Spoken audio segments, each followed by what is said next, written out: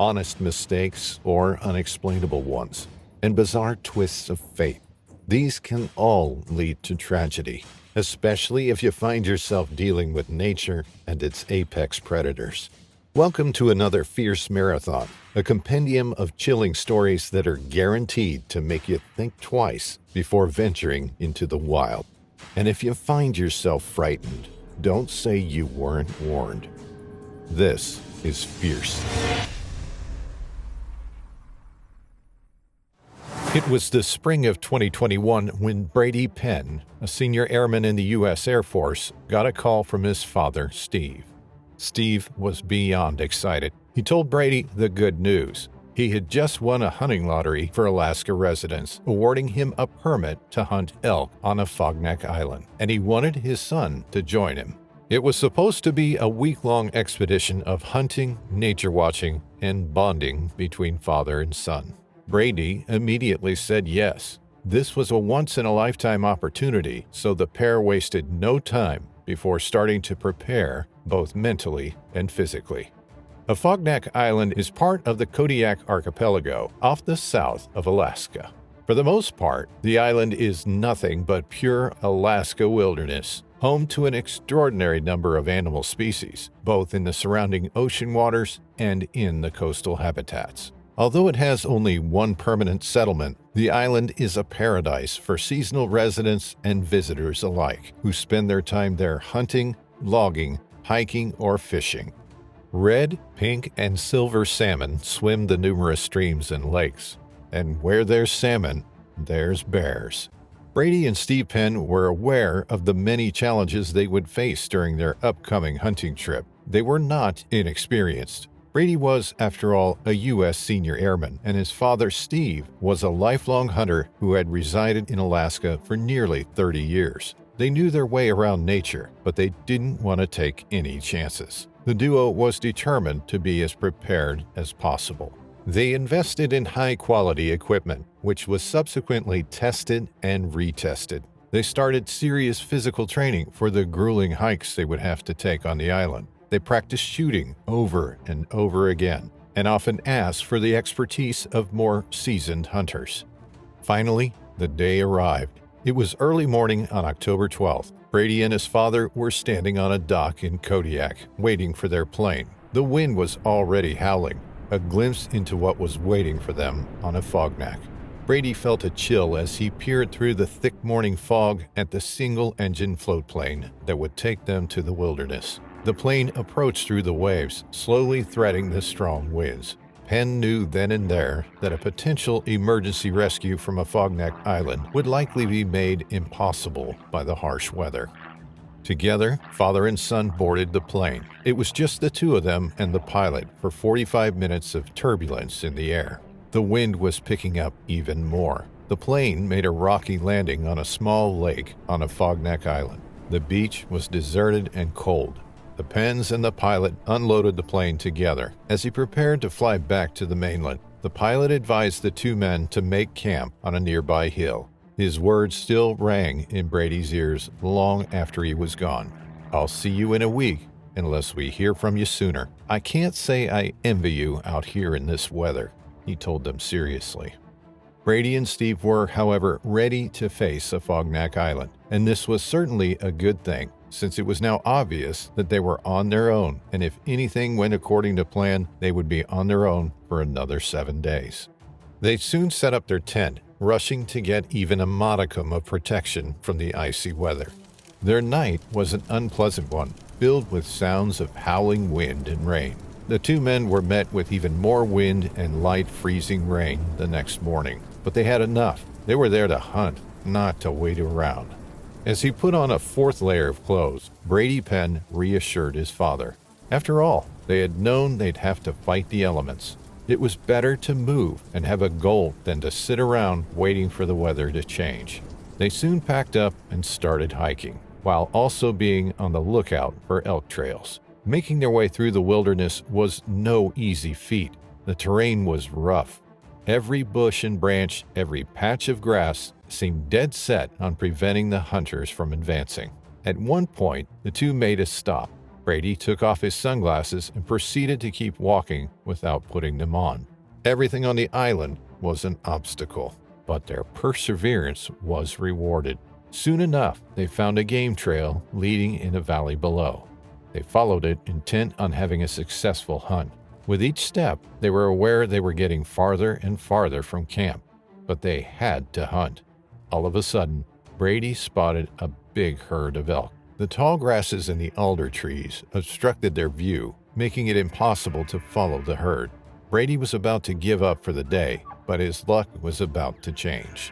Abruptly, he came almost face to face with a massive bull.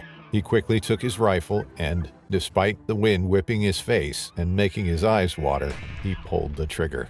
The loud thud that followed told him everything he needed to know. The elk was dead. Brady and Steve couldn't believe their luck. It was only their second day, and they'd already made a big kill. It took them an hour of walking carefully among the brush to get to the body. As soon as they got there, the two began cutting up the meat and packing it back to camp. Their packs would only carry so much in one trip, so they knew they'd have to return the following day. They put the rest of the meat in a white bag, which they then hung to a tree so that no unwanted scavenger would get it. The following day, both Brady and his father were excited to get the rest of their prize. They slowly made their way back to the rest of the meat, but as they approached the place where they had left the remains the afternoon before, the men saw no sign of the bag. Another ominous chill ran through Brady's body. He told his dad that they'd better be prepared for whatever awaited them next. The young airman put a round in the chamber of his rifle. As they drew closer, they could see the brush and trees giving way to a beautiful, peaceful meadow. It was an unusual place. Even the wind seemed to turn into a gentle breeze there. The cold became softer, and birds chirped, making Brady relax. Nature was so beautiful on this untamed island. Suddenly, the sound of firecrackers filled the air.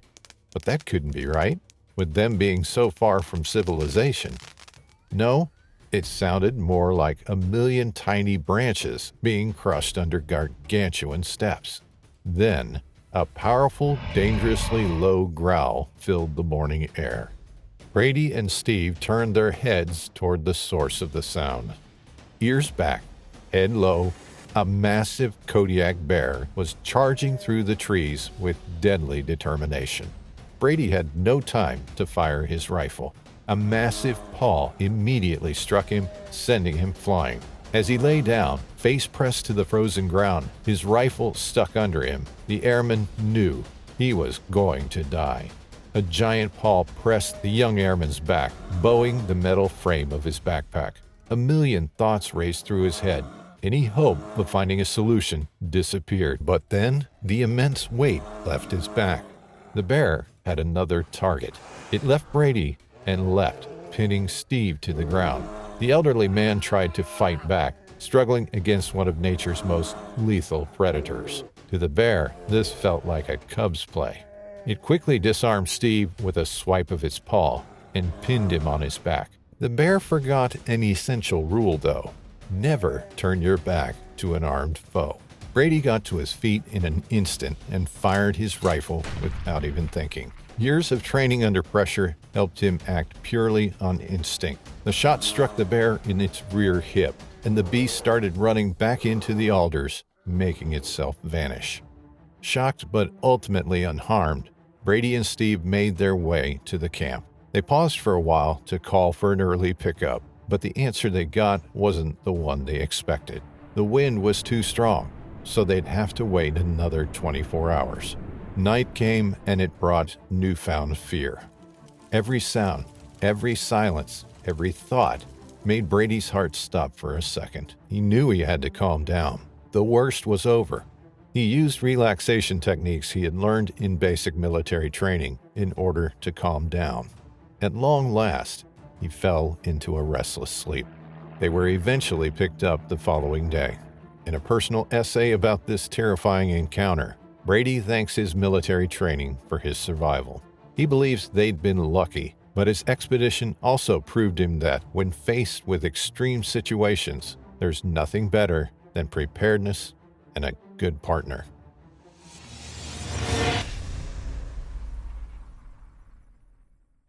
It was the beginning of June 2022. Brighton Peachy, a lifestyle influencer and nature lover from Utah, and her family set off on a popular hiking trail in Whistler, British Columbia, Canada. Hiking and living outdoors with 3 small children, all aged between 1 and 6, can seem overly complicated, but not to Brighton and her husband Michael. They both adored the outdoors and everything it has to offer. From hiking, biking, camping, to rock climbing and kayaking, they were experienced in almost every type of outdoor activity, and so were their young sons. The family did all these activities together. It was simply their lifestyle. Occasionally, they would even live in a van and travel the world. Brighton and Michael were experienced, resourceful, and self-sufficient. They even designed and built their van themselves. A great array of skills is necessary when one chooses to live without the commodities and helpful technologies of the modern world. But Brighton and Michael made sure to be very well prepared. After all, they had the lives of their 3 young boys to account for. Sure, they wanted to raise the children amidst nature, but they also wanted to do so by teaching them to be respectful and aware that, out there, anything could go wrong. That is, without the proper amount of preparation. Even then, things could go from normal to terrifying in a second. Despite the glamorous and exciting look of her Instagram page, which was filled with videos of the family visiting amazing places or doing thrilling activities, Brighton was very responsible. In an Instagram post, she encouraged people who planned on taking their small children hiking to expect the best, but always plan for the worst. There's nothing as unpredictable as nature and young kids. Paired together, these 2 forces could lead to horrible events. Perhaps that's what Brighton and her husband Michael thought in mid-June 2022, when their peaceful hike was interrupted by a large black bear. The family wasn't on a remote trail. Instead, the 2 adults and 3 children were on a trail in Whistler, British Columbia. Located in the southern Pacific range of the Coast Mountains, some 78 miles north of Vancouver, Whistler is a beloved tourist destination. Over 2 million people visit the resort municipality annually. Alpine skiing and snowboarding are popular activities in winter, with hiking and mountain biking taking the spotlight in summer. The views are breathtaking, the hiking trails stunning, and so are the animals, although some of them are more dangerous than others. Different species find their home in Whistler, from otters and chipmunks to cougars and bears. In fact, as Brighton, Michael, and their family would find out, seeing black bears wandering through trails was not all that uncommon. From mid-March to November, the majestic animals are active and looking for food. There are about 50 black bears in Whistler. In June, the family was in Whistler too, and they were hiking. The day was bright and beautiful.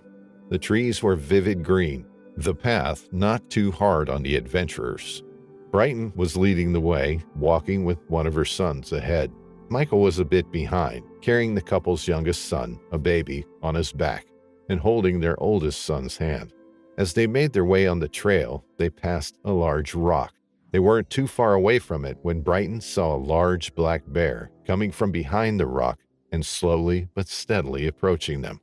Fear crept over the parents, but both Brighton and Michael were experienced and responsible, especially when it came to their children's well-being. Brighton immediately picked up Watson, her kid, who was walking with her ahead on the path. She knew picking up small children when encountering a bear was a must-do. The woman also took out her phone and started recording. Michael and the family's 2 other sons started walking up the trail slowly, trying to put some distance between them and the bear without alerting the animal. With a steady voice, Brighton told Michael, "Okay, he's following you, babe." The man and his oldest son briefly turned back to see it for themselves, and there it was, clear as the day. The black bear was walking toward them at a slow pace. It didn't seem aggressive, but who could tell whether that would change or not? The family surely didn't plan to wait around and see, and they didn't want to make the animal angry. They knew how to act and what to do. As her husband and 2 other sons kept walking towards her and away from the large animal, Brighton had to act. "Hey, bear!" the woman shouted, Making yourself look bigger and more threatening to a black bear is the advised approach. The woman kept shouting, but the bear didn't seem to care at all. It kept following the man and their sons, who every now and then would glance over their shoulders. With the bear at a still somewhat safe distance, the man turned around and began shouting at the animal, too. The couple's oldest son took the opportunity to run a little toward his mother. Brighton told him not to run, her voice always calm and pleasant. The couple began shouting together and waving their arms, but all their attempts were fruitless. The bear seemed intent on following the family. Surprisingly enough, none of the 3 children were alarmed. They made no whimpering sounds, they didn't cry or move around erratically. It was like all of them, even the 1-year-old, knew to follow their parents' lead. Most likely, it was the young parents' own calm manner that helped reassure the kids. Michael then instructed his wife to keep walking up the trail, away from any potential danger. Yet again, Brighton asked the 6-year-old not to run. Meanwhile, the boy was relaxed. "Can we play dead yet? Can we play now?" the boy Griffin asked his mom. But as Brighton knew, playing dead is not advisable when encountering a black bear. "Walk faster, please," the woman told her son. Somehow, the bear managed to get closer. The parents were truly alarmed, and Michael tried to explain to Griffin that although the bear probably didn't want to bother them, they really didn't want to let it get closer. Michael then asked Griffin to get in front of him, explaining that asking questions wasn't really the thing to do at that moment. They first had to reach safety. All this time, the animal kept his steady pace behind. It wasn't aggressive, but it was relentless. Brighton Peachy turned the camera to herself, an anxious smile on her face. She was still holding tight to one of her 2 youngest sons, and then she ended the video.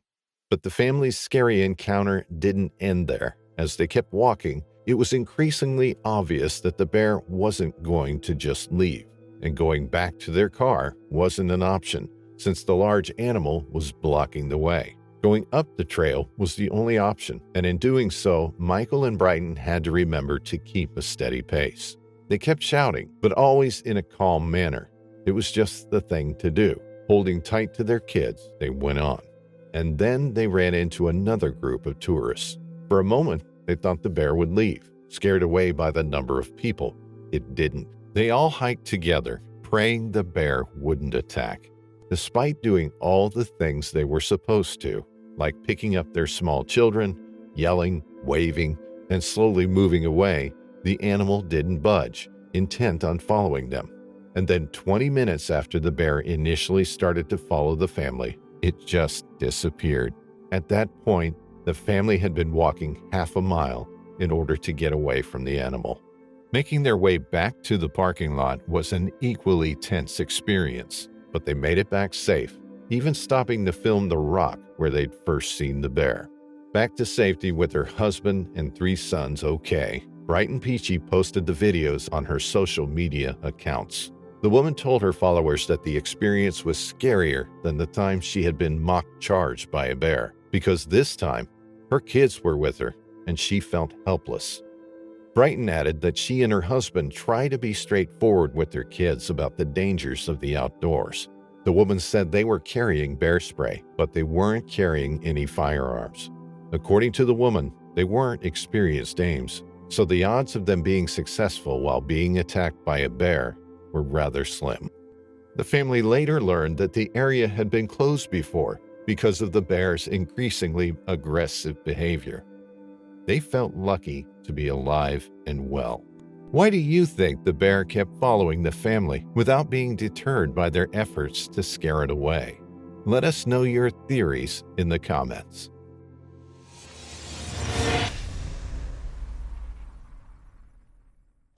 It was the 1st of November 2012. The big game hunting season was underway in southern Oregon. As usual, plenty of people with varying degrees of experience and skill wanted to try their luck at bringing down game, some for meat, others for sport. 22-year-old Alex Machado and his friend 24-year-old Nathan Shin were among the hunters that season. Machado was from Medford, Oregon, while Shin was a Phoenix native. The 2 of them were good friends, and they trusted each other in a hunt. At some point, they'd settled on the area around Medford as their hunting ground. When November 1st came around, the two young men set out into the wild, ready for the kill. Located some 27 miles north of the Northern California border, Medford is the county seat of Jackson County, Oregon. The area is much drier and sunnier than many other regions in the Pacific Northwest and Oregon. The climate is also warmer, both in summer and winter, but the area surrounding the city is rich in wildlife. There are many species native to Oregon, from delicate butterflies to flying squirrels, from turtles to cranes. But there's also plenty to do for someone who relishes in hunting. There's deer and elk. Those who really mean big by big game can acquire tags for hunting cougars or black bears. When they set out for their hunting trip back on November 1st, 2012, both Machado and Shin had tags that allowed them to shoot black bears legally. Still, black bears weren't their intended target. The men primarily wanted to hunt deer. Sometime during their trip, the two men arrived near Elk Creek Road in Trail. Trail is an unincorporated area in Jackson County, located around the mouth of the Trail Creek at the Rogue River. Elk Creek Road is a 10-mile trail, generally considered an easy route by hikers. The trail is popular for several outdoor activities, such as hiking, mountain biking, and running, but this doesn't mean the area is free from danger, as in wildlife activity. It was near Elk Creek Road that Alex Machado and Nathan Shin came upon not a deer, but a black bear. Black bears are the most common bears found in the forests of North America. Though they're smaller than grizzlies and generally regarded as less dangerous, black bears can do as much damage to a human. They have curved claws and snapping jaws for a reason, and out there in the middle of nature, it's their territory, not ours. Black bear encounters can result in injury or death, with reports of attacks surfacing every year. The best defense against black bears is to avoid them, the way they generally avoid people, but completely avoiding an animal in its natural habitat is not always possible. That's why you should always be prepared for an unwanted encounter when you're out and about in the proverbial middle of nowhere. 22-year-old Alex Machado and 24-year-old Nathan Shin were, in fact, very well prepared for any kind of encounter. Both of them were armed. And while the men were out there, especially for deer hunting, they couldn't say no to this opportunity. Machado shot at the bear, hitting it in the abdomen. The injury seemed fatal, and if the bear was still moving, that was because the animal was stubborn. But soon enough, the hunters knew the animal would be dead. Still, the animal kept moving slowly, trying to get away from the two men and hide further into the forest. Machado and Shin followed it patiently. Time wasn't an issue. After walking for about a mile, the animal reached a meadow and then suddenly collapsed to the ground. It was lying on its side, and it was dead, or at least that's what Machado and Shin believed. Needless to say, they were wrong and blinded by their excitement. Believing the animal was truly dead, Alex Machado let go of his rifle. He and Nathan Shin approached the bear, perhaps with a spring in their step. Anyway, at this point, both men were certain the animal was no longer a danger. Machado led the way toward the still body of the animal. But as the 22-year-old hunter got near the black bear, he had the fright of a lifetime. In fact, Machado probably thought there would be no lifetime left for him at all. The bear, which was very much alive, lunged at Machado. The animal was angry, and who wouldn't be, gravely injured as it was. Desperate to protect himself and realizing his rifle wasn't on him, Machado jumped behind a tree. Luckily, Machado thought, he still had his hunting knives. Perhaps those would be enough to fend off the bear and prevail in this nightmarish situation. As you can probably imagine, the knives weren't enough to deter the animal. Machado desperately swiped the blades at the bear, but the enraged animal simply knocked them aside. The situation was becoming increasingly bleak, at least from Machado's perspective. The bear thought perhaps it was simply getting its revenge. Nathan Shin, Machado's friend, couldn't simply wait around for the bear to finish off his friend. The 24-year-old hunter from Phoenix fired a warning shot in the air, but the animal couldn't care less. Instead of running away, the black bear bit down hard on Machado's arm. It was at that moment that Machado started screaming in terror. Bear latched on his arm and all.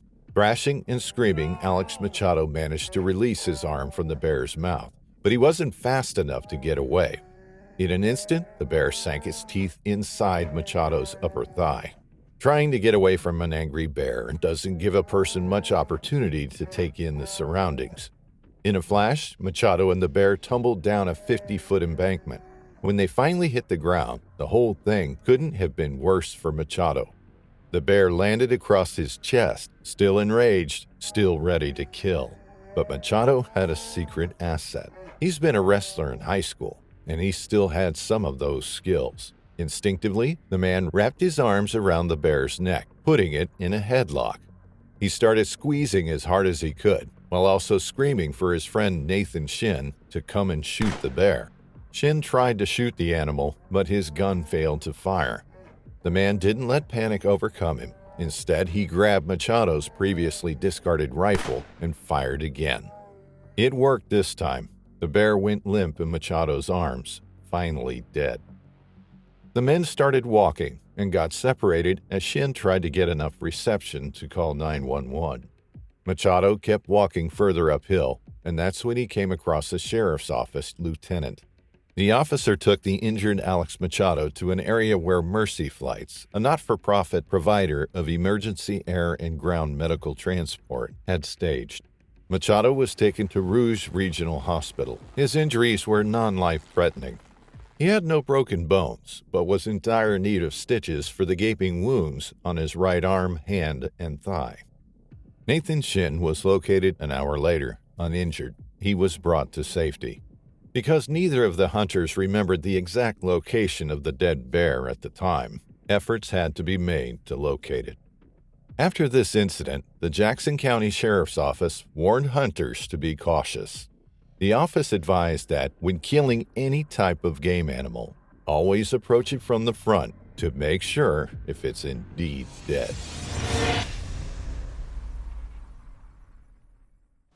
It was October 13, 2018, and hunting season was on. Bob Lagassa was a lifelong hunter, and he enjoyed nothing more than being in the mountains, far away from the maddening rush of modern life. The 57-year-old man loved the outdoors and all it had to offer. There was nothing quite like having your senses completely bewitched by nature. The sights, the sounds, the smells, the primal need to act according to instinct. Lagassa loved it all. He was a devoted hunter. When he killed an animal, Lagassa felt a sense of pride and accomplishment at the thought of being a provider for him and his family. In October 2018, Lagassa traveled from his home in Hayden, Idaho, to Montana with only one purpose: hunting for elk. It wasn't his first rodeo. Lagassa was joined by his friend and Montana hunting guide, Greg Gibson. In early October, Lagassa, who was a filmmaker, had co-opted Gibson for one of his projects. The two men released a short video on the effective use of Bearspray, starring none other than Gibson. The video provided viewers with some precious advice. Gibson advised viewers to always be aware of their surroundings. Even more, he underlined the importance of deploying the Bearspray in a tactical manner. As such, while Bearspray deployed at close range could still be effective, it's definitely better to deliver it sooner. This gives it enough time to really affect the bear's vision and breathing and make it stop its charge before actually making contact. It was sound advice, and it clearly indicated that both Gibson and Lagassa knew what they were doing. They were no rookies. Lagassa and Gibson arrived in the area they'd chosen for hunting, just outside the unincorporated community of Gardner in Park County, Montana, and near Yellowstone National Park.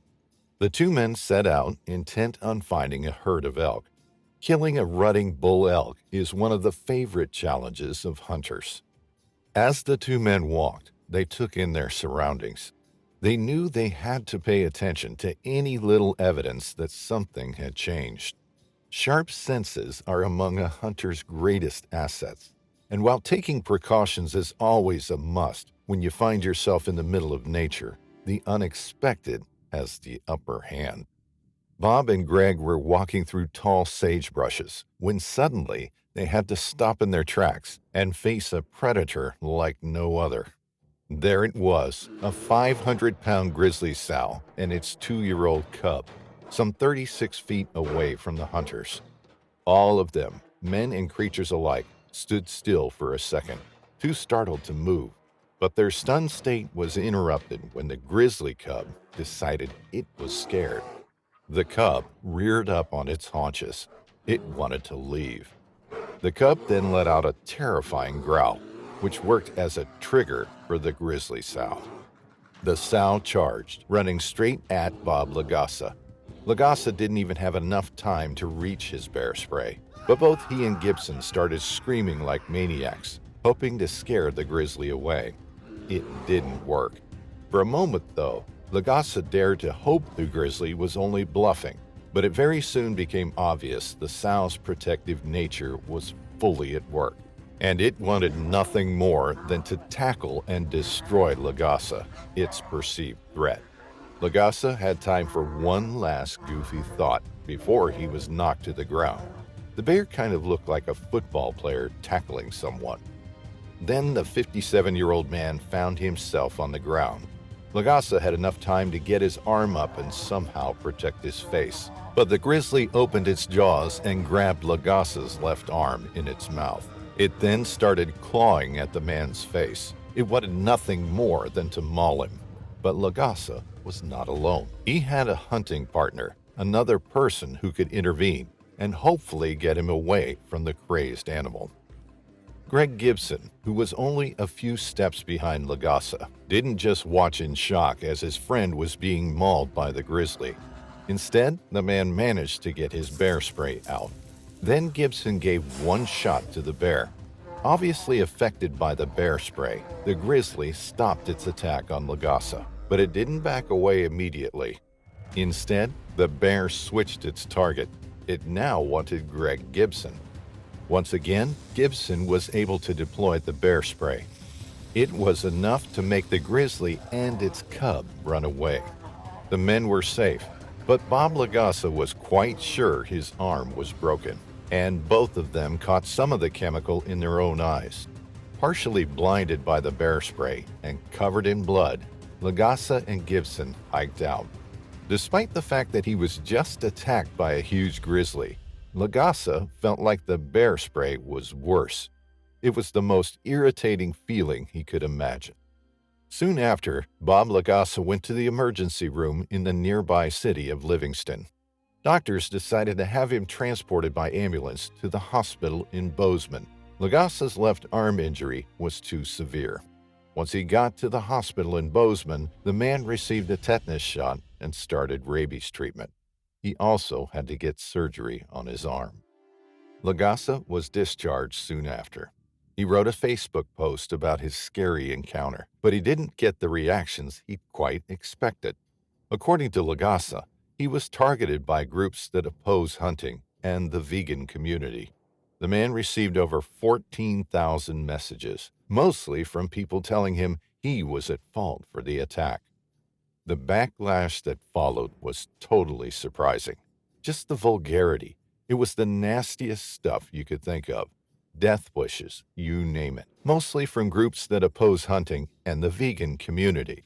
On the other hand, I got a lot of support from others, but it was definitely overwhelming, Lagassa said. Despite these reactions, the man told reporters he wouldn't stop hunting. I'm going to get back on that horse and ride. This is in my DNA.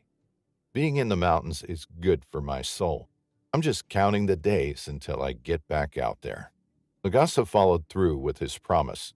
Soon after the attack, the man went back hunting. Months after the attack, in February 2019, Lagassa traveled to New York for an interview with Animal Planet.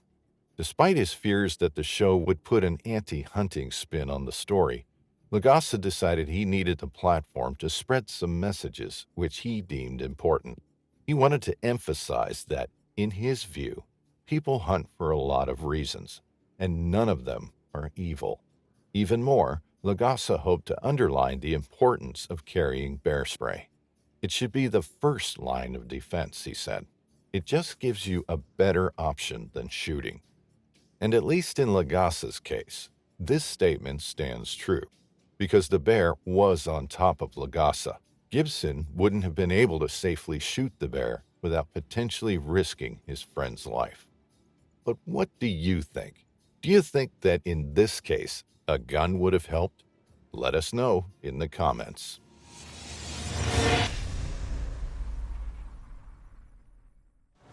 Charles fumbled around for his bear spray, which was attached to his belt. He discharged the spray as the bear ran at him, but it was too late.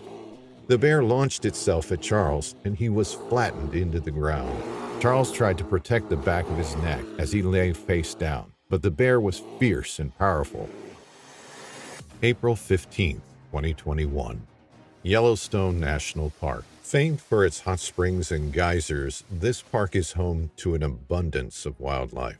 Wild bison roam the open grasslands, eagles soar the skies, and wolves and bears live in the extensive forests and woodlands. Charles Mach was a regular to this incredible landscape. Yellowstone and the surrounding wilderness were his playgrounds. He was an adventurer and an outdoor enthusiast.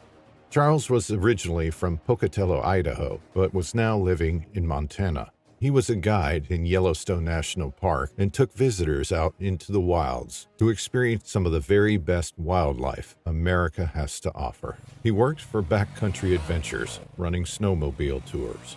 In April 2021, Charles was enjoying a few days off. He headed to one of his favorite fishing spots along the Madison River.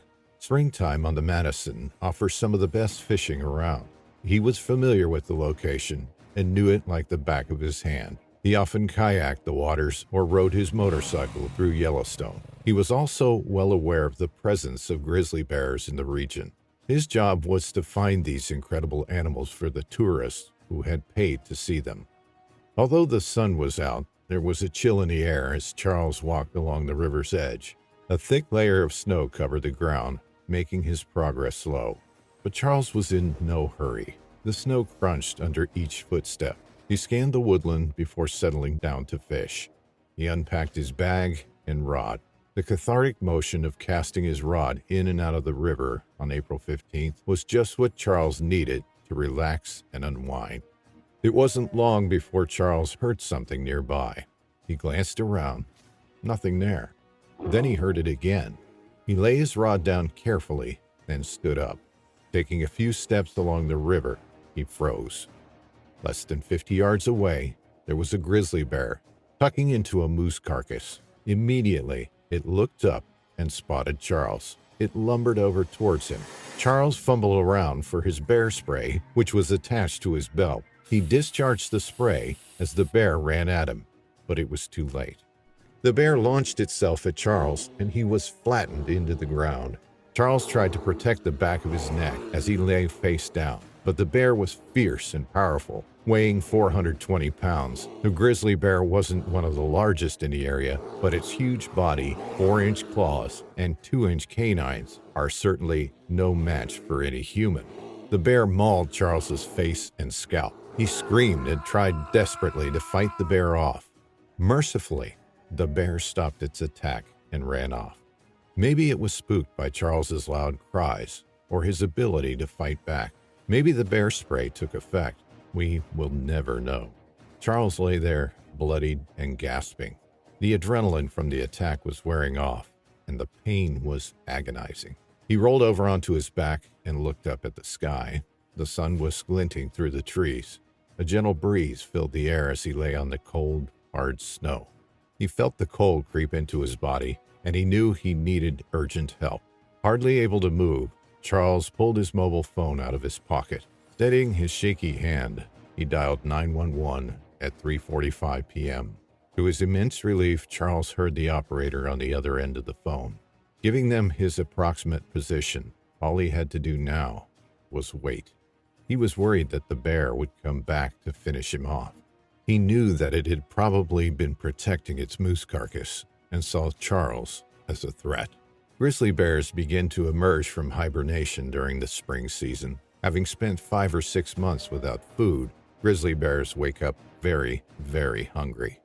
In fact, Yellowstone National Park rangers close sections of the park and certain trails to avoid grizzly encounters. The bears tend to head towards low elevations, south-facing slopes, and thermal areas in the hunt for ungulate carcasses.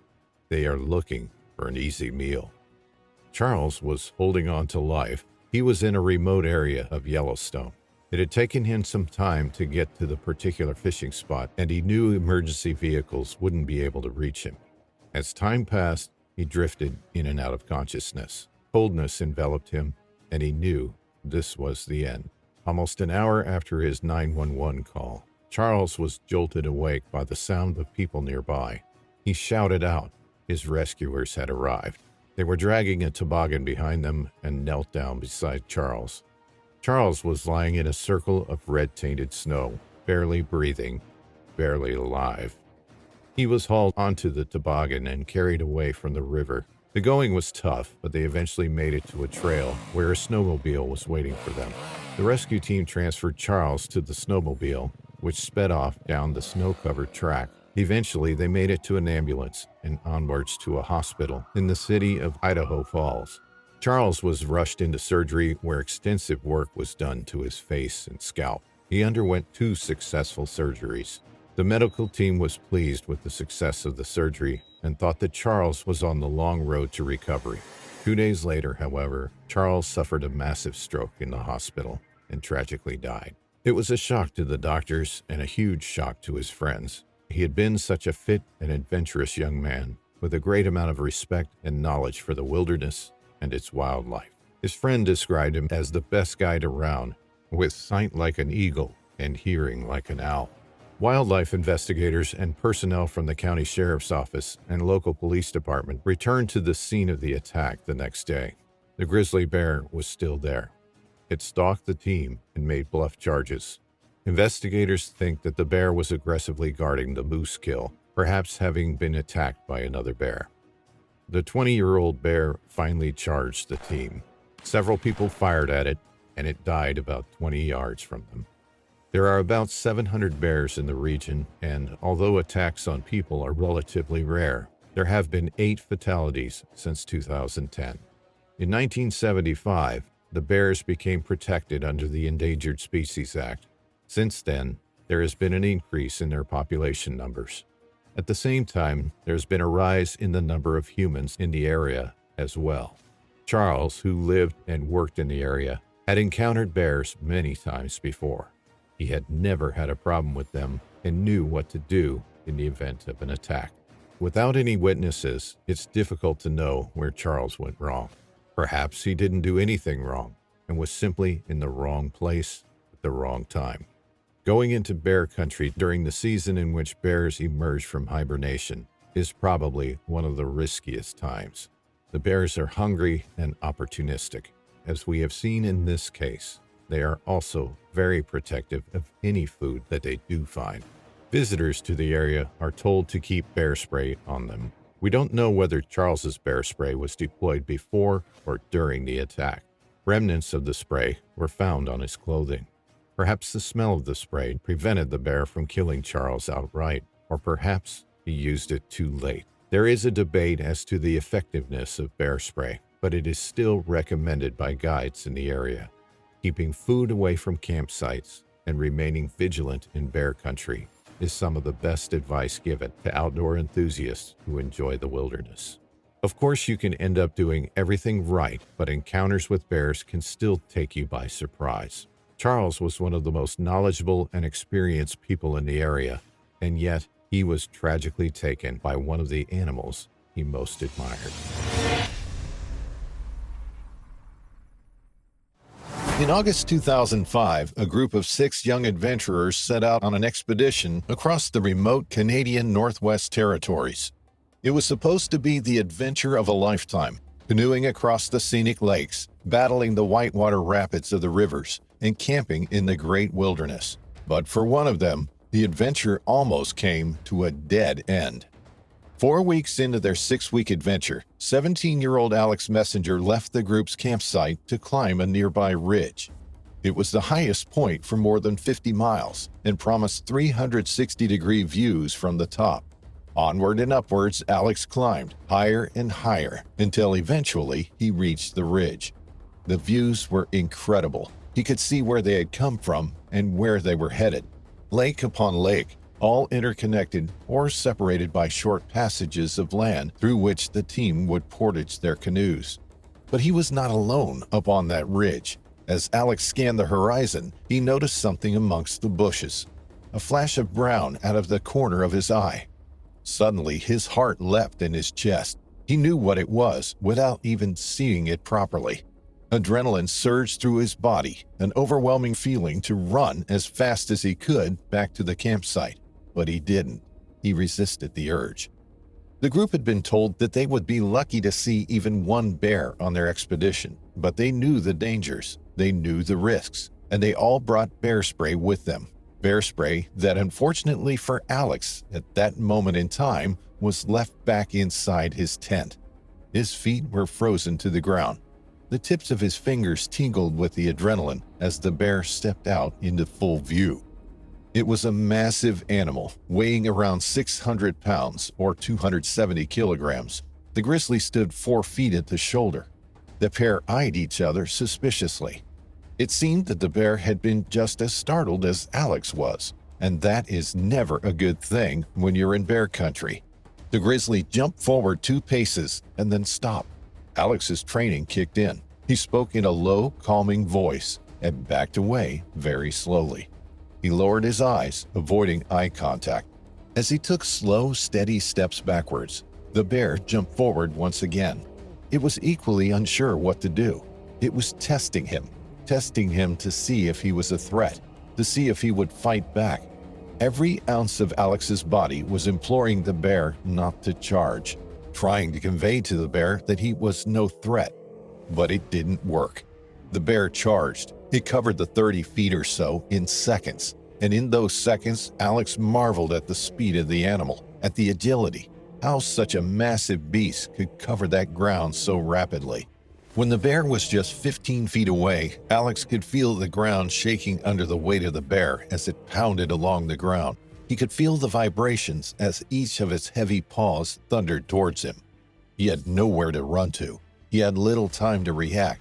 All he had on him was his camera. Instinctively, he threw it at the bear at the last second. It hit it squarely in the face, and the bear turned its head slightly. As it did so, Alex jumped out of the way. The bear immediately came to a halt and wheeled around, coming for Alex once more. The two circled each other, like a bullfighter in the ring. The bear was swiping at Alex. It was getting closer. Its 3-inch claws smacked Alex on the shoulder and across the back, expelling air from his lungs. But he remained on his feet. Although Alex remembers every detail whilst he and the bear were circling each other, as though it was a long, drawn-out duel, it in fact only lasted a few seconds. He could smell the stench of the animal, like a dog that had never been washed, musty and unkempt fur, the smell of rotten meat on its breath. The bear growled and grunted. Then it lifted its enormous paw and took another swipe at Alex. The paw hit him across the face. The force was immense, as though the bear was swatting a mosquito, as though he was as insignificant to the bear as a fly. He was sent crashing to the ground. He landed with a thud, beaten and dazed. In the milliseconds that Alex flew through the air, he thought of his family. He thought of his friends. He thought he was going to die. He was terrified. He wasn't ready to say goodbye yet. He wasn't ready to let go. He landed hard on the ground, landing on his tailbone, shock waves sent through his body. As soon as he hit the ground, the bear lunged on him. It bit into his thigh. The pain was indescribable, and he blacked out. What happened next, Alex doesn't know. He knew that playing dead could stop a bear from attacking. If it thought it had neutralized the threat, then it would leave him alone. Alex doesn't know how long the bear continued to maul him, but when he came to, he saw the bear lumbering away from his limp body. He lay there for a few seconds, the searing pain in his leg building and building. As he watched the grizzly disappear over the ridge, he made the decision to try and get back to his friends, back to the campsite. Somehow, he managed to make it back to them. Dan, the group's 27-year-old guide, took charge of the situation and checked Alex over. Using their satellite phone, the group contacted emergency services, and rescue via an evacuation plane was out of the question. It wasn't possible to make that sort of rescue from their location. The nearest settlement was 100 miles from them. The group was stuck in the wilderness. Now, in order to save their companion, they would have to get themselves out. They loaded up the canoes and continued on their route, heading for the small village of Baker Lake in the Arctic territory of Nunavut.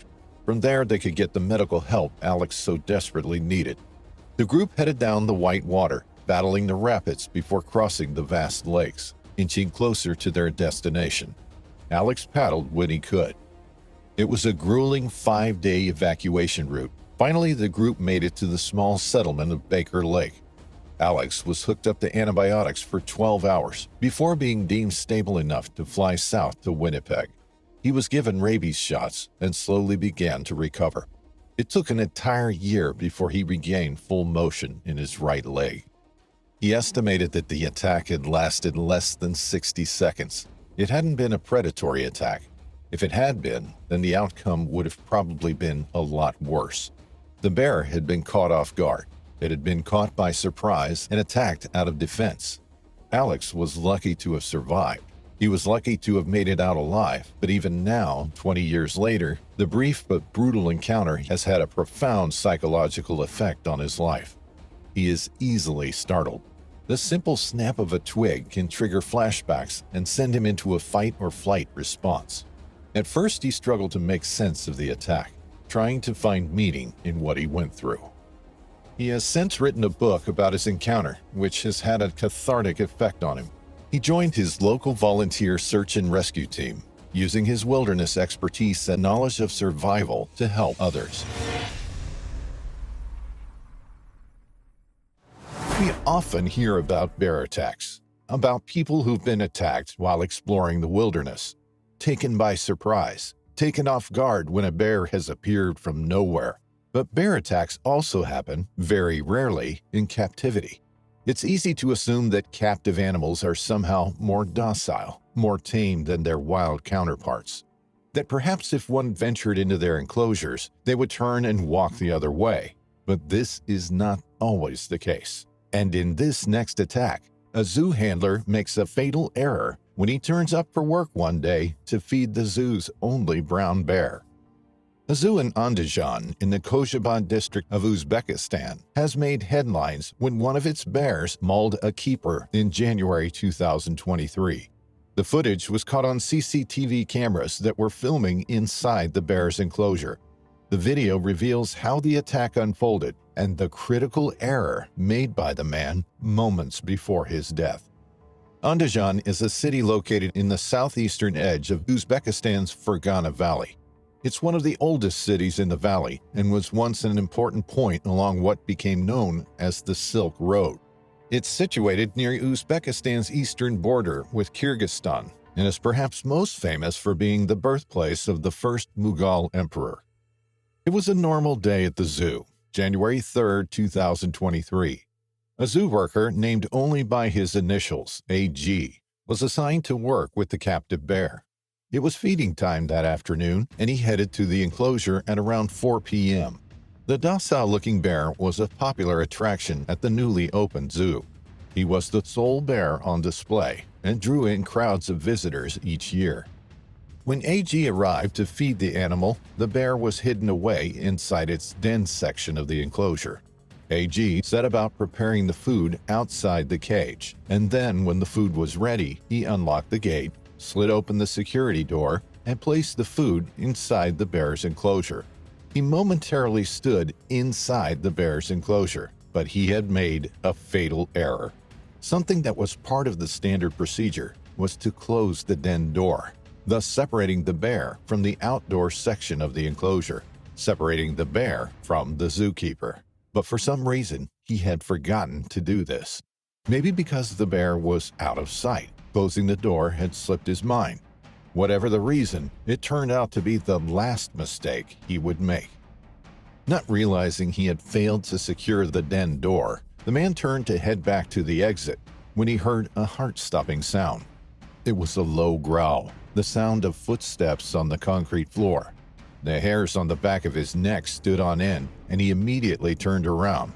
In shock and horror, he saw the enormous brown bear appearing from the den section of the enclosure.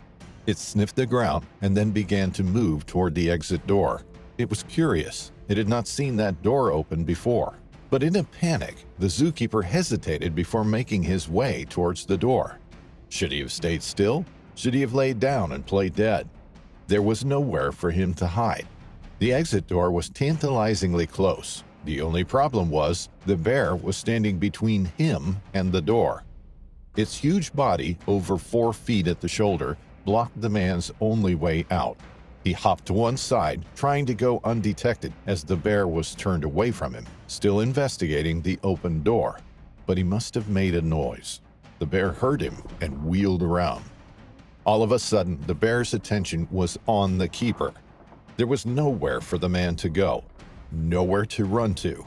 He was cornered. He was trapped. He could see the exit door just feet from where he stood, but the bear stood between him and safety. He tried to make a quick dash for it. It was so close, just a couple of yards away. He almost ducked past the huge animal, but as he did so, it took a swipe at him. Its 7-inch paws knocked him to the ground. He felt his head smack onto the concrete step. The wind knocked from his lungs. He landed in the doorway. He was so close to making it out, so close to making it to safety, but the bear pulled him back. He tried to scramble to safety, but the bear wouldn't let him go. Face down on the ground, the man could feel the full force of the bear on top of him. It launched itself on top of the man, and he cried out for help. AG could smell the bear's breath. The man tried to push the bear's face away from his own, but his efforts were in vain. The sheer weight of the animal, up to 880 pounds or 400 kilograms, bearing down on him, pinning him to the ground. He couldn't move. He couldn't fight back. While the bear's body lay over the man, it clamped down with its jaws around his neck, viciously mauling him. He could hear the low growling as it mauled him.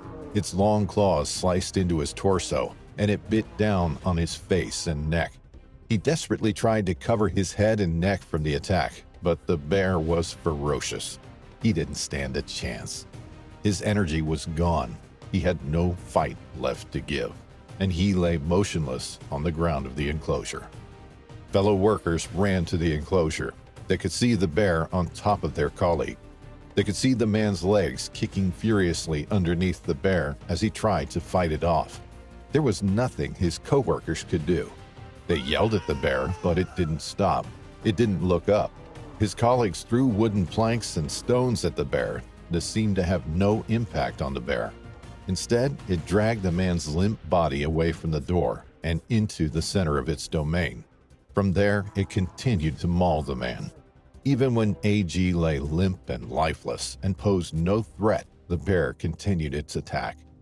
Watching on in horror, 2 co-workers bravely stepped into the enclosure, armed with long poles.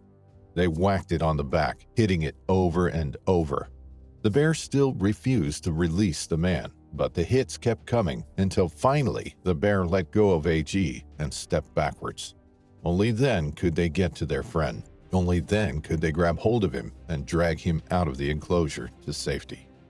However, it was too late. The rescue efforts had come too late to save AG's life. The man had succumbed to his injuries. He had died right there inside the enclosure. As they made a hasty exit from the bear's enclosure, dragging AG's body with them, the bear initially walked away from the scene, but at the last minute turned back towards them and made a run at them. Was the bear trying to protect its kill? Was it defending its territory? It's unknown what happened to the bear following the incident. The district police were dispatched to the scene, and an investigation began into the conditions under which the employee died. Although zoo animals may be born in captivity, their natural instincts are still strong. It is possible that the bear felt threatened in its territory, much like a wild bear would, and it reacted in the only way it knew how.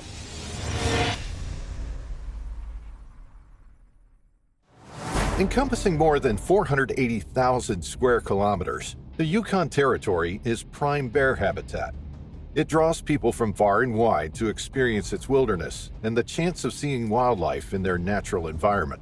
Claudia and Matthias had their cozy wooden cabin nestled deep within the forest, a perfect wilderness home.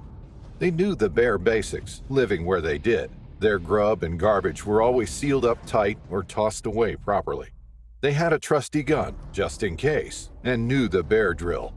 But one October day in 2014, things took a wild turn. Picture this. It's a calm Saturday morning, around 11 a.m. Matthias is out there doing his thing outdoors, and Claudia's chilling inside. Suddenly, their dog goes bonkers, barking like there's no tomorrow. Claudia, curious and maybe a tad concerned, decides to check it out. What she finds? A grizzly bear, but not just any grizzly. This one's on a mission, a hunt. It's not after a casual chat. It's in search of food, in search of prey. Claudia took a quick step back from the window and simply stared, her heart racing like a freight train. The massive bear reared up on its hind legs, like it was about to show off some bear gymnastics. She watched wide-eyed as it gave the glass a good sniff and a curious peek inside. The bear, though, got real cozy and pressed its noggin against the window, giving it a hefty crack. Now, that sound, it sent an electric jolt of fear racing through Claudia. She knew deep down that the glass wouldn't hold this heavyweight champ back for long. And then, just like that, it happened. The glass shattered, and before she could even blink, the bear was hauling itself through the window. Claudia, no time to waste, bolted through the back door.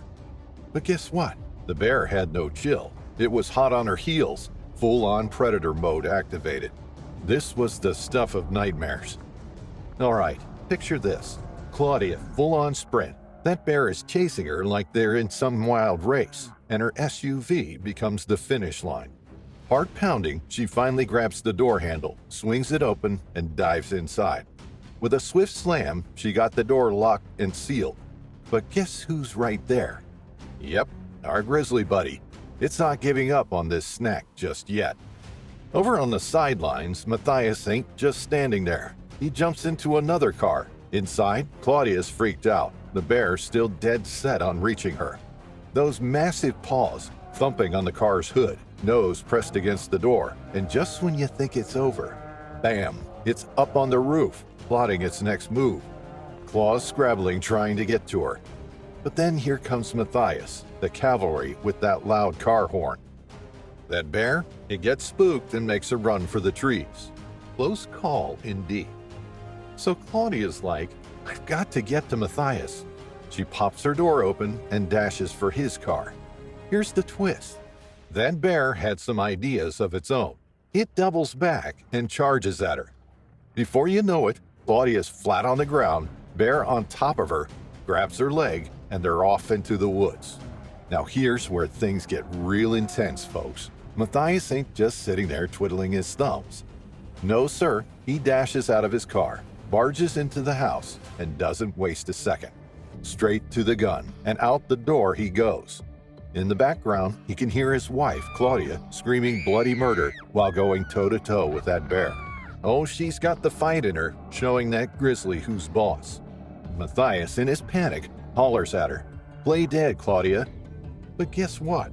That's not the best move in a grizzly attack. No, sir. In this kind of showdown, you're better off fighting back with all you've got. Now, Matthias ain't no slouch. He raises his gun and lets it rip, gunfire echoing all around. But here's the kicker. It's like that bear's got headphones on. Bullets aren't scaring it one bit, and it keeps on chowing down on Claudia. Inside for more ammo he goes, popping off more rounds. Finally, 2 shots find their mark, and that grizzly stumbles back, croaks, and becomes one with the dirt. But Claudia, well, she's in a bad way. Matthias picks her up and hits the gas, racing 50 clicks to the Teslin Health Center. But the sad truth is, by the time they arrive, Claudia's hanging by a thread.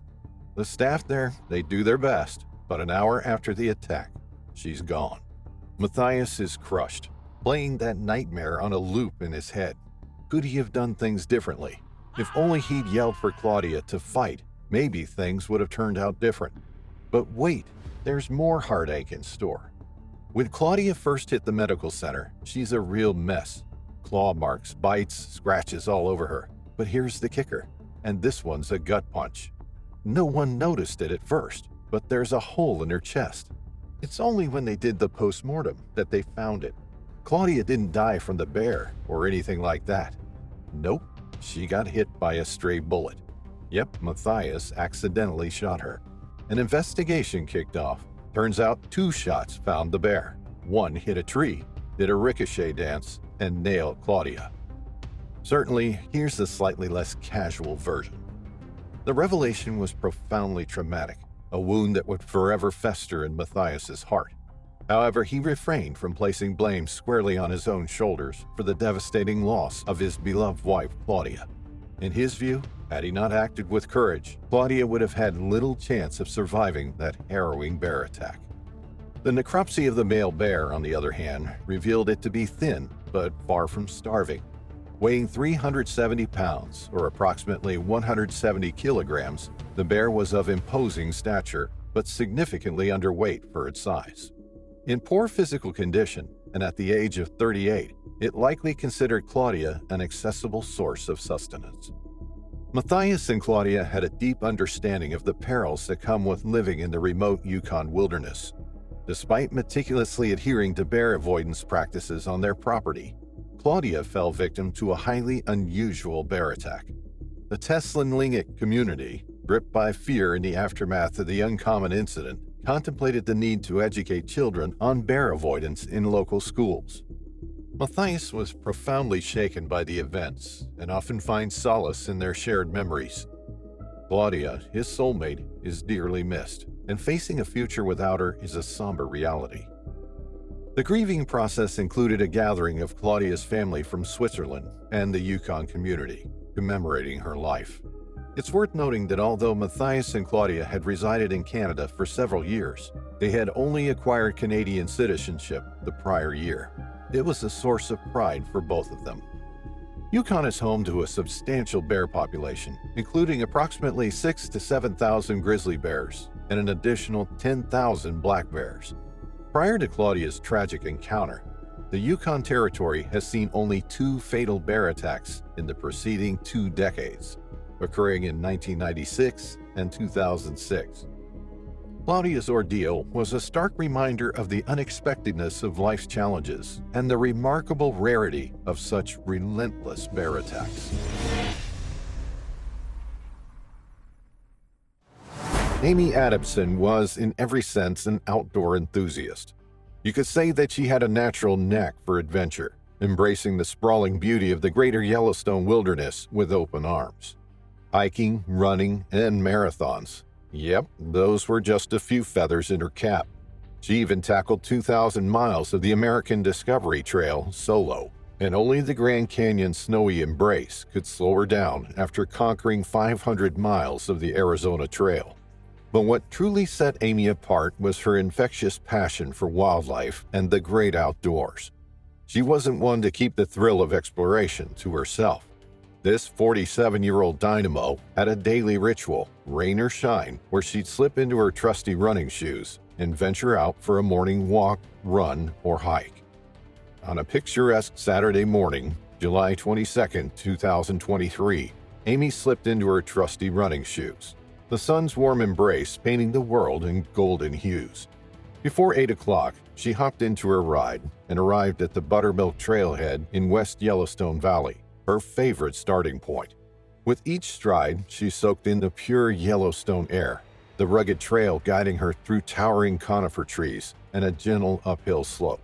This was her sanctuary, her haven, where the world came alive after the snows had melted away just a couple of months prior.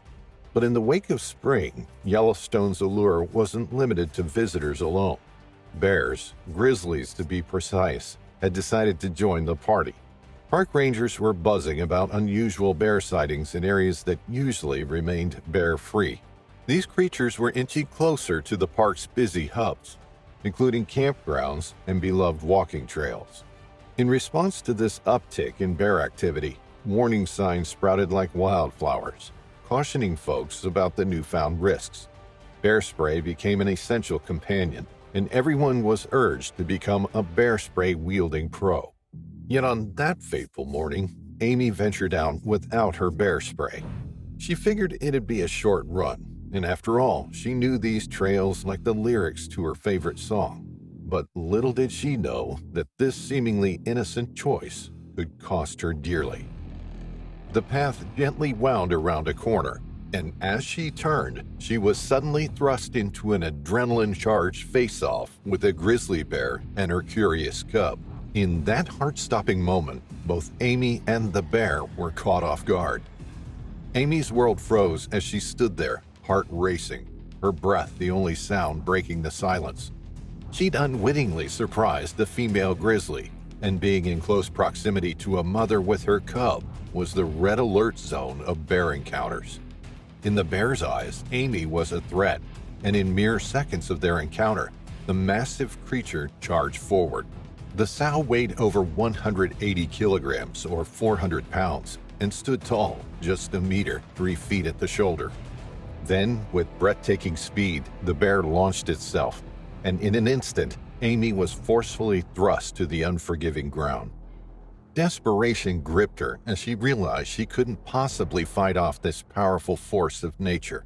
In a desperate bid for self-preservation, she instinctively curled up into a fetal position, her trembling hands forming a protective shield around her head and neck. Eyes tightly shut, she held her breath, bracing for the inevitable. But the female grizzly was a whirlwind of fury and ferocity. In that frantic moment, she saw nothing but red, her maternal instincts driving her to eliminate the perceived threat. With unyielding determination, the bear was on a mission to neutralize the danger at any cost. It was an absolutely brutal onslaught, and as the bear finally relented and stepped away, Amie lay there, dazed and teetering on the edge of consciousness. She had been crushed under the immense weight of the grizzly, its massive paws bearing down on her chest while it savagely tore into her flesh. In that harrowing moment, Amie closed her eyes, her body still, a surreal calmness descending upon her. Just moments later, at around 8 a.m., another hiker turned the same corner along the buttermilk trail. Their heart leaped into their throat as they took in the gruesome scene before them. There, sprawled in the middle of the trail, lay Amie. The hiker raced to her side, but tragically, it was too late. Amie had lost her battle for survival. The emergency services were called just after 8 a.m. by the hiker, and they rushed to the scene. It was a terrible shock for those who found Amie lying there. For someone to be out and about enjoying the great outdoors, to have their life snatched away in a matter of minutes, was truly tragic. Her family was in shock when they were informed. Amie left a huge hole in their lives that will never be filled. She had been such an enthusiastic, ambitious young woman whose passion for the outdoors never waned. The only comfort her family could take from the terrible circumstances was that Amie was doing what she loved most in the world, in the place she loved most. She had been in her element. When wildlife officials arrived on the buttermilk trail, they could see the tracks trampled where the bear had been. They found a series of footprints in the soft ground surrounding Amie's body. They were those of an adult grizzly and a cub. They knew that this had been a defensive attack, and it wasn't the first time this bear had been in human contact. After collecting DNA evidence, they managed to identify the bear. The female had been captured for research purposes 6 years earlier in 2017. Then in 2020, the same female was startled by a couple of hikers along the Aspen Trail at Henry's Lake State Park. She was foraging with her 2 yearling cubs at the time when she attacked Julien Gauthier at close range. Again, it was a defensive attack, and once Gregory had been immobilized, she leapt off him and scuttled away with her cubs. Gregory lived to tell the tale. He walked away from the attack with his wife by his side. Unfortunately, Amie hadn't been so lucky. Just 3 months after the sad attack on Amie, the female bear caused trouble again.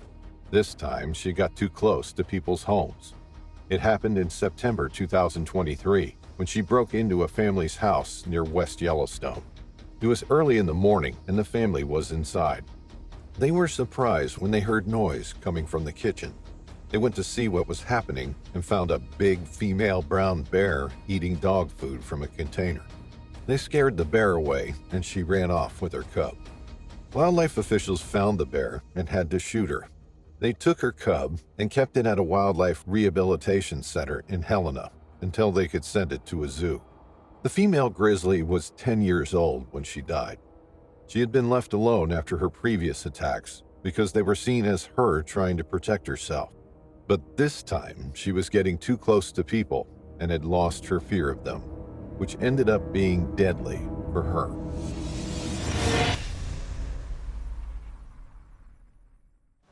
Doug Inglis and Jenny Gusse, two 62-year-olds from Lethbridge, Alberta, Canada, were experienced hikers and outdoors people. They had been together since high school and were inseparable, even working in the same scientific laboratory together. But it was their love of the great outdoors which initially formed their friendship and kept them going strong ever since. Their adventures weren't just limited to hiking in the wilderness. They also pursued canoeing and whitewater rafting, taking advantage of the incredible national parks on their doorstep. In fact, every year, often twice a year, the couple would venture into Banff for a week-long hiking and camping trip. Having spent decades pursuing the great outdoors, they were well equipped to undertake the perils that the remote wilderness can sometimes throw at you. Their friends described them as incredibly cautious, which makes the following story all the more surprising and incredibly heartbreaking. Their trips were always well planned, and they shared their expected route with family before leaving. They adhered to bear warnings and avoided routes where bears had been sighted. But that September, there were no bear sightings along the valley they were heading to. Even so, each took with them a full canister of Bearspray and a GPS, which also transmitted their location in the event of an emergency. Their Garmin device, a satellite communicator, enabled them to send a text message even in the most remote places. This was usually sent to one of their relatives, Jenny's mother or Doug's uncle. They were in the habit of sending one of these every morning and every night to let their loved ones know where they were and that they were both okay. On October 25, 2023, Doug and Jenny set off on one of their week-long trips to Banff. They were navigating their way along the Red Deer River Valley, west of Yahatinda Ranch. This remote section of the park is inaccessible to all but the most experienced hikers. But to those who do make it that far, they are rewarded with incredible rugged scenery teeming with wildlife.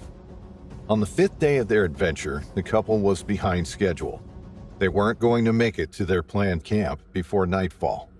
Knowing the dangers of hiking in the dark in bear country, Doug and Jenny decided to set up camp while there was still daylight. Accompanying them on their hike was their loyal 7-year-old border collie, Triss. While they sat around the glowing flames, warming themselves and cooking their meal, Doug sent a text from his Garmin InReach device to his uncle. He relayed the information that they had not made it to their planned stop, but had set up camp and all was well. This was the penultimate message Doug sent to his uncle. The final one, in just 3 hours' time, was a chilling text that suggested something deeply disturbing was happening to the couple. After eating, Doug and Jenny cleaned up. They strung up any food and their cooking equipment in a nearby tree, as is the protocol when in bear territory. They knew what they were doing, and they took all the precautions necessary when out and about in the wilderness. They zipped open their tent and climbed in for the night. But unbeknown to the trio, there was something nearing their camp. It was a large female grizzly bear. She was on the hunt for food. At that time of year, grizzlies are ravenous, trying to consume as many calories as possible to build up their fat for the long, cold, hard winter months ahead. They gorge themselves on berries and can be dangerous to people when they feel their food source is being threatened. But Doug and Jenny weren't imposing on this grizzly's food source. She wasn't approaching the campsite out of defense. She was there to search for potential prey. A predatory attack by a grizzly bear is extremely rare, but is extremely dangerous. Something large was approaching them. Doug and Jenny heard it too. They remained still, hardly daring to breathe. They each gripped their Bearspray canisters in their hands. A loud sniff just on the other side of the canvas from where Jenny was sitting let them know that it was a bear, a large one. Perhaps it would move away. There was no food in the tent. There was nothing inside the tent that would attract the bear to come inside. Nothing except for Doug, Jenny, and Tris.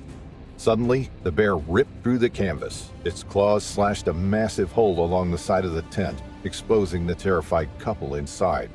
It grabbed Jenny by the sleeping bag and dragged her outside.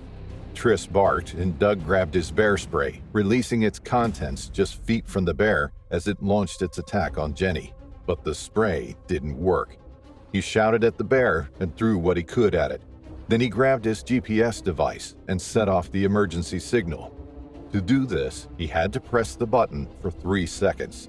He also managed to send a text to his uncle. Bear attack, bad. The message pinged through to Colin Inglis, and his heart nearly leapt out of his chest when he realized the danger his nephew was in. There was no way he could reach them in time. He couldn't be certain which of them had sent the message or what was meant by bad, but he knew that this was a serious situation. The emergency SOS signal was immediately picked up by the Wildlife Human Attack Response Team. They jumped into action. It was 8 p.m. The GPS had conveyed the location of the person or persons in distress, but the weather was closing in. A heavy fog meant that flying to the location via helicopter was not an option. Instead, the response team headed out on foot.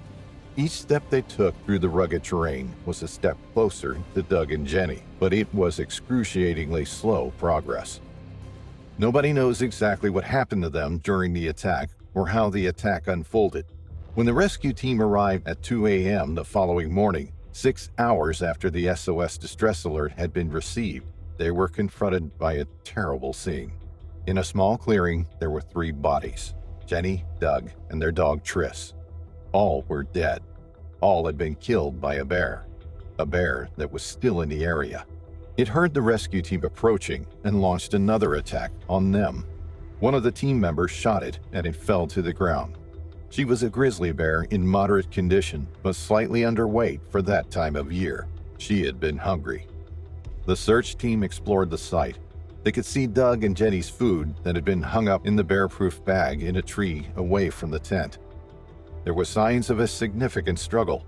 Disturbed dirt and undergrowth suggested a sustained fight in different locations.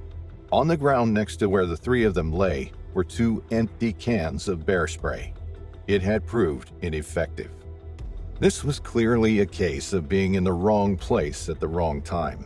The couple had done everything right. If the bear had merely been curious, then it would probably have been a different ending.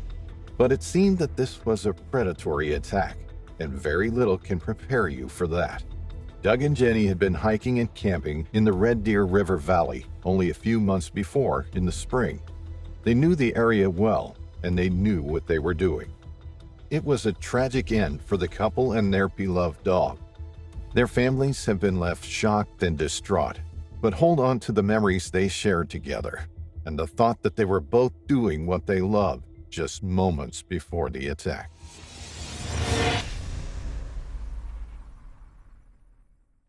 "10 miles northeast of Minnesota's International Falls lies Red Pine Island. The small, isolated island is situated on Rainy Lake, which intersects the Canadian-Minnesota border. The freshwater lake covers an area of 360 square miles and is fringed by pine trees and forests. It's a popular fishing and camping destination with small campsites dotted around its perimeter. The Sweat-Mueller family owned a cabin on Red Pine Island, one of several thousand islands on the lake.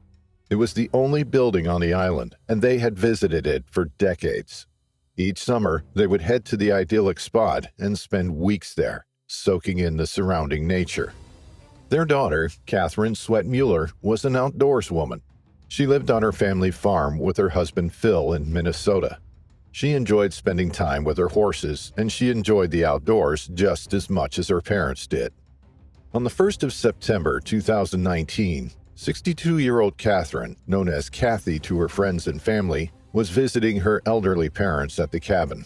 As the sun was setting in the sky, she let her 2 dogs outside before locking up the cabin for the night. Not long after doing so, she heard the dogs barking outside. At first, this wasn't unusual. They may have spotted a squirrel or something and chased it up a tree. But when their barks persisted, Kathy decided to investigate. They must have found something, she thought. So she opened the door and called them, but they didn't come. Instead, they continued to bark. Someone or something must be out there. One of her dogs, called Birdie, was a therapy dog. Catherine was a passionate dog lover and would visit assisted living facilities with Birdie. Her visits would brighten the lives of the elderly who lived there. They would bring a smile to the residents' faces as the dog would sit there calmly as she was stroked and petted. Birdie was a calm and sensible dog. Relentless barking was not in her nature. Kathy's parents remained indoors while she grabbed a flashlight and stepped outdoors, into the woods. She strained her eyes in the dusky light of the evening. The shadows played tricks on the mind, the tree branches rattling overhead in the chilly breeze. Carefully, she walked toward the sound of the dogs. Every now and then, she would stop and strain her ears, or to try to catch whatever it was that was making them so anxious. There was no let-up from the dogs. They continued to bark in the shadows. They were clearly agitated by something. Then there was a scuffle, the sound of heavy feet on the ground, the breaking of branches, and one of the dogs let out a high-pitched yelp and shot past Kathy back towards the cabin. It appears that as Kathy rounded the side of the house, she was suddenly struck down. She didn't have time to react. She didn't have time to let out a cry. She was knocked to the ground with such power that the wind was knocked from her lungs.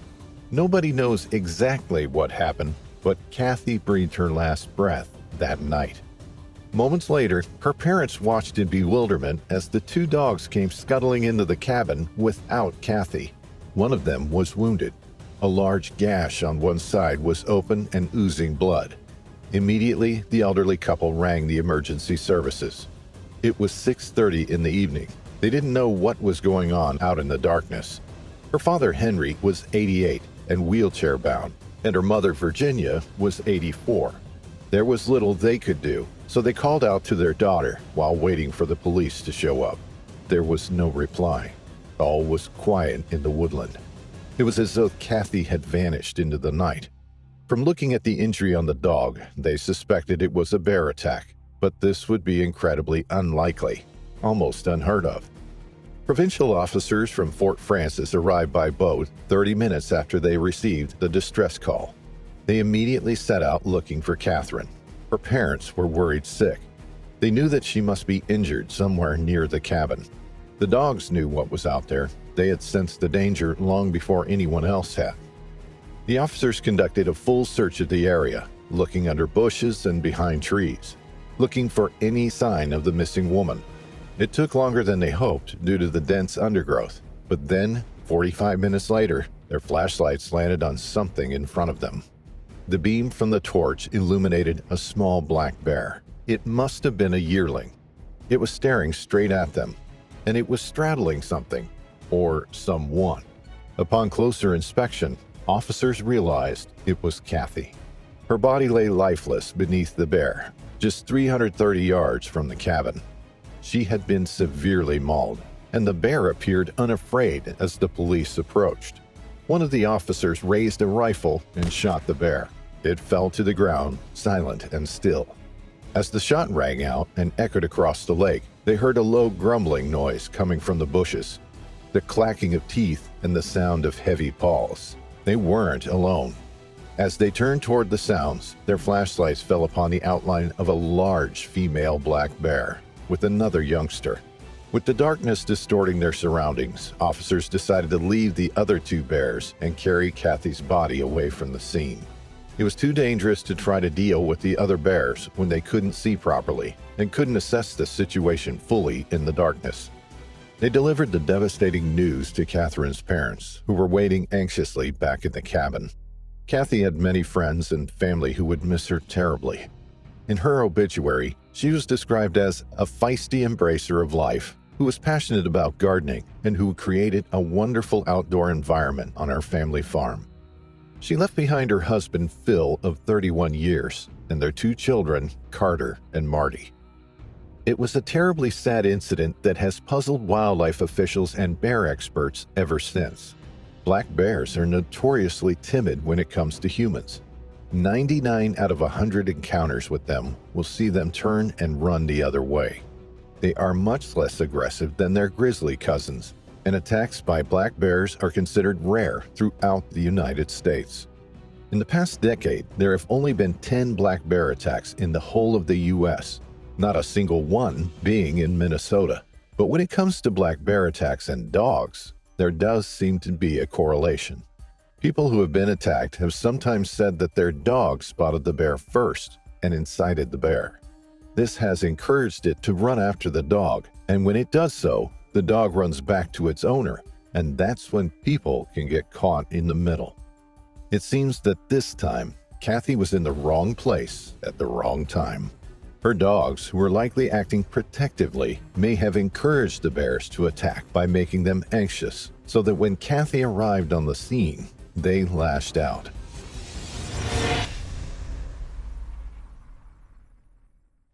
From enjoying a peaceful meal in nature to almost becoming breakfast for an enraged apex predator.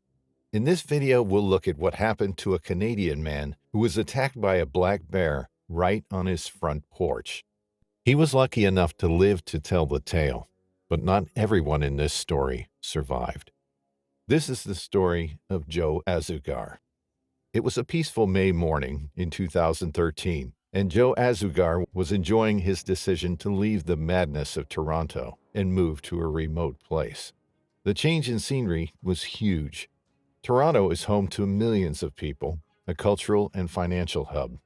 Moving from that kind of place to a tiny cabin in the middle of the woods is not exactly a walk in the park, but on that morning, Joe was proud of his decision. He'd made a huge decision by moving, but it still seemed like the right thing to do, albeit it had been only about a month since his move. In order to escape the chaos of Toronto, Azougar chose to live in a tiny cabin. His new home was just some 10 miles outside Cochrane in Ontario. The two places couldn't be more different. One was the most populous city in Canada. The other was a remote little home in northeastern Ontario. Northeastern Ontario isn't that far away from the major centers in the southern region of the province, but is still far enough to provide some perks city people don't enjoy on a daily basis. Social distance in northeastern Ontario provides a good opportunity to grow one's connection to nature. A wide variety of animals roam the region. Birds, squirrels, hares, weasels and deer, moose and bears are just some of the creatures that can be spotted there. But living in the region is more than just spotting some animals. As Joe Azougar would find out, sometimes the creatures came up close and personal. Still, the 30-year-old man was happy with his decision. He moved to the tiny cabin in order to set up an internet entrepreneur business, away from the distractions and chaos of the big city life. Even more, he now had the chance to provide a home to some unfortunate animals. Azougar was a big animal lover. He'd rescued chickens and goats from multiple farms, and now he could raise them in peace. The man was also aware of the usual dangers that come with living in the middle of nature. His brother was a German Shepherd breeder, and he'd encouraged Azougar to get a big dog for protection. Azougar thought it was a good idea, so he asked his brother to send him a dog. That's how he got Ace, a German Shepherd. On that May morning, Joe Azougar and his dog were sitting on the front porch of the cabin. The man was enjoying breakfast, and the dog was lying beside him, basking in the sun. As they looked at the trees, both man and animal seemed to enjoy this quiet time. It was bonding time for the two of them. Azougar had gotten the dog only a week before, and it was only the past 2 days that they started forming a connection. Life was good. But at one point during his breakfast, 30-year-old Joe Azougar heard something unusual. It was like a vibration. It was like something huge was making the earth itself shake and tremble. It soon became very obvious the thudding sound was getting closer and closer. When Azougar looked to his side, he stopped breathing for a second. The source of the sound was charging toward the small cabin and its inhabitants. It was a 400-pound black bear, and it looked intent on attacking both the man and his dog. Ace, the German Shepherd, wasted no time before jumping at the bear. The two animals started fighting. The sounds of their struggle filled the air. As they wrestled for dominance, all Azougar could hear was howling and banging. Meanwhile, the man couldn't and didn't want to sit around and wait and see what was going to happen. He had to help the dog chase away the beast. Because the creature was a black bear, the man started making as much noise as he could. He grabbed some pots and pans and began banging them, hoping the racket would scare the animal away. Azougar also grabbed his phone and called one of his friends to let him know what was going on. At that point, he knew he was going to need as much help as possible. It looked like Ace, his new dog, was losing the fight. It didn't take long for the bear to kill the brave dog. As the beast dragged Ace toward the bush, Azougar made it safely inside the cabin. But his home was tiny, and the bear was very determined to get to the man. In a minute, the beast came charging toward the back of Azougar's cabin. It was a sight no one ever hopes to see. The man watched in horror. It dawned on him, in a few seconds, he was going to die. Nothing short of a miracle could save him. Still, adrenaline kicked in, and his survival instincts urged him to act. The bear broke the window and tore the shades away. Then it started squeezing itself through the window opening. His huge paws were already on the small bed when Azougar started throwing things at the bear's face. The creature wouldn't budge. It was like it didn't even feel the hits. In a few more seconds, it managed to get its whole body through the window and broke into the cabin. Sharing an already crowded space with an angry bear is the stuff of nightmares. Azougar ran out of the cabin and closed the door behind him, as if that was going to deter the bear. As you can imagine, it didn't. The creature came crashing through the door and chased the man down. The 30-year-old ran as fast as he could, but it wasn't enough. You can't outrun a bear. The creature threw him in a ditch. It was surreal, something straight out of a horror movie. But when the bear's forepaws touched Azougar, the man knew it was real. And then the bear opened its jaws, its massive teeth peeling the skin off the man's head. "Oh, dear God, don't let me die like this. Don't let my family find me like this," Azougar said out loud. The bear started chewing while also trying to turn the man on his back. It seemed like it wanted to tear the man's insides out. But Azougar didn't give it the chance. He fought as hard as he could in his situation, kicking and screaming. Nothing scared the bear away. It turned its attention to Azougar's skull, peeling the skin off it, and simply started biting it. The man jammed his thumb into the creature's eye, which made it stumble back a bit. Then it went back to Azougar's shoulder. The man felt he was going to die soon. He couldn't move. He couldn't fight back. Couldn't do anything. It felt like an eternity had passed since the bear first knocked him down.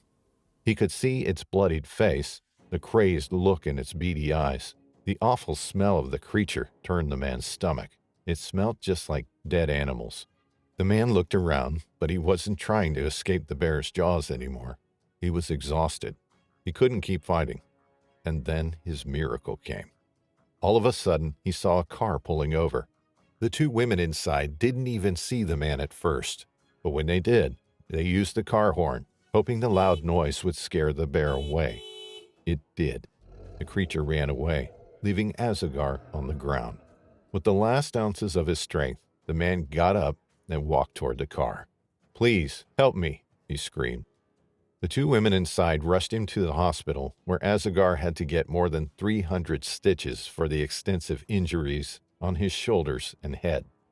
A photo taken by a friend shows Joe Azougar on his hospital bed, his blood all over the white sheets. The man was thankful for this second chance at life. Most of all, he was thankful to the two campers that saved him, although he didn't know their names. Both Azougar's mother and his girlfriend came to comfort him at the hospital. The bear was tracked down and killed by the Ontario Provincial Police and the Ministry of Natural Resources after the incident was reported. In an interview, Azougar said he was glad the creature was dead, mainly because his neighbors had children that could have been in danger. As for his plans after the attack, the man said he wanted to get some rifles and Bearspray and keep on enjoying the outdoors.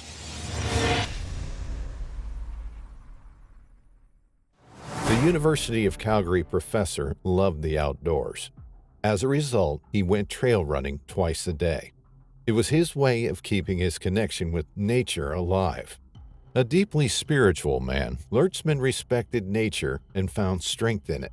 In a video he posted online only days before, on April 21st, Lertzman shared with his community some of the reasons why he enjoyed the outdoors so much. Standing in a snow-covered forest on the eastern slopes of the Rocky Mountains in southern Alberta, the man greeted his friends. "This is my temple. It's the dojo," Lertzman said, filming himself in the trees around him. "Folks, if you have a dream, if you have the drive, the determination, sincere questing spirit, fierceness, and the humility, this is the place to do it," the man continued. For David Lertzman, nature was just about everything. Once Canmore residents, Lertzman and his wife Sarah now lived in Waiparis, a village in Alberta, Canada. Waiparis is one of Alberta's 51 summer villages. As a rule, summer villages usually have only about 300 permanent inhabitants, but there are other seasonal inhabitants, people who own homes in the area but don't live there year-round. In 2021, according to the Census of Population, there were only 57 people living in Waiparis. To outdoor enthusiasts, the village is a paradise. It's nature at its peak, but there are also multiple activities for humans. Camping, fishing, hiking, and OHV riding are only some of the activities to be done out there. Still, people are advised to be mindful of their surroundings. There are wild animals best left alone and unprovoked. There are plenty of bears in the area, both grizzly and black bears. And spring is dangerous out there. That's when bears start waking up from hibernation, and that's when their search for food begins, though they're more active during summer. It wouldn't be a stretch to say David Lertzman knew all about Waiparis and its wildlife, but that day was different. On the 4th of May 2021, the University of Calgary professor left his home to go on his usual trail run. He never returned home. Lertzman was in good shape. Even more, he knew how to deal with nature. Lertzman, who at that point had been a professor at UFC's Haskayne School of Business since 2000, also led a wilderness retreat. He'd done so since 2004. The retreat was described as a week-long leadership immersive experience in the foothills of the Rocky Mountains that has been transformational for many Haskayne School of Business students. Lertzman took it as an opportunity to help his students clarify their core values, sense of purpose, and call to service as leaders by employing different techniques. Academic material was seconded by meditation, and Lertzman also taught his students how to use their senses to navigate. In fact, Lertzman had a wilderness retreat scheduled for this week. In other words, he was far from inexperienced when it came to outdoor adventures, and his daily run wasn't even an adventure. Lertzman usually didn't go too far from his home in Waiparis, where he lived with his wife Sarah and their children. At one point during his evening run, David Lertzman came upon a bear, and then something almost unbelievable happened. Something that had to do with misfortune, a particular kind of misfortune that we usually call wrong place, wrong time. Running outdoors is healthy, but it could also possibly lead to some unfortunate situations. If you know anything about bears, you might also know that taking them by surprise is a big no. And that's what Lertzman probably did. He stumbled upon the grizzly, which scared the animal. The grizzly retaliated. It attacked. But it wasn't what one would call a usual attack. The grizzly didn't maul Lertzman. Instead, the bear attacked him from behind. The animal came running at the man and pushed Lertzman over a steep embankment. The man plummeted to the ground over 980 feet below. David Lertzman died instantaneously. Just like that, he disappeared from this world. It was getting late, Sarah Lertzman started to worry about her husband. Where was he? He should have been back home from his run by now. Worried that her husband might need help, Sarah set out to find him. It was already dark outside, but this fact didn't deter the woman. She searched, and then she searched again. She even walked right past the point of the attack, but there was no way for Sarah to know that. Her husband wasn't there. His body was lying down below, somewhere near Waipress Creek. Even more, Sarah Lertzman didn't set out to find the scene of an attack. She set out to find and help a man in trouble. When it became clear to her that she couldn't find David on her own, Sarah Lertzman called for help. RCMP Police Dog Services and the Calgary Police Service Helicopter Air Watch for Community Safety helped with the search. It wasn't until later that night, or early morning on Wednesday, that David Lertzman's body was found. Officials closed the area and began their investigation. It quickly became obvious that Lertzman's death was caused by a bear attack. Even more, the man's wounds indicated that his death had been instantaneous, meaning he suffered very little. This came as a great relief to David's wife, Sarah. It was very important for her to know David's last moments hadn't been filled with terror and pain. Even more, Sarah knew she was lucky to be alive, as plenty of officers told her that night. When her husband's body was found, Sarah cradled him in her arms and spent some time talking and singing to him. David Lertzman was a great musician and a gifted singer. Sarah made sure to sing some of the songs David himself had written. Being a spiritual being herself, Sarah wrote on an online post that she and her close ones were able to feel David transition fully to spirit between 3:30 and 5 that morning. Even more, she said they also felt the bear spirit transition. It was as if they were wrapped around each other, the woman wrote. But things weren't that simple to the authorities. They had to find the animal and decide what was to be done with it. At first, there were plenty of questions. Was it a male bear? Was it a female bear with cubs? And what was the appropriate course of action? Fish and wildlife officials determined the bear was a mature female grizzly, according to a communications advisor with Alberta Justice and Solicitor General. Though it wasn't known whether the female grizzly had cubs, evidence suggested there was a single bear involved in the attack. Evidence also seemed to suggest that it hadn't been a predatory attack. The area remained closed, and officers decided to set up traps in order to catch the animal. Almost 3 weeks after the attack, officers decided to scale back the hunt for the grizzly that killed Lertzman. None of the traps managed to catch the female grizzly before she fled the area. Still, officers decided to keep the area closed for a while longer, hoping to catch the bear. A GoFundMe page was set up to help the family. David was survived by his wife Sarah and their 2 children, aged 9 and 5. The GoFundMe page said, "He changed so many of our lives, inspired us to be better, to stand taller, and take care of one another." All those who knew David Lertzman were devastated by the news.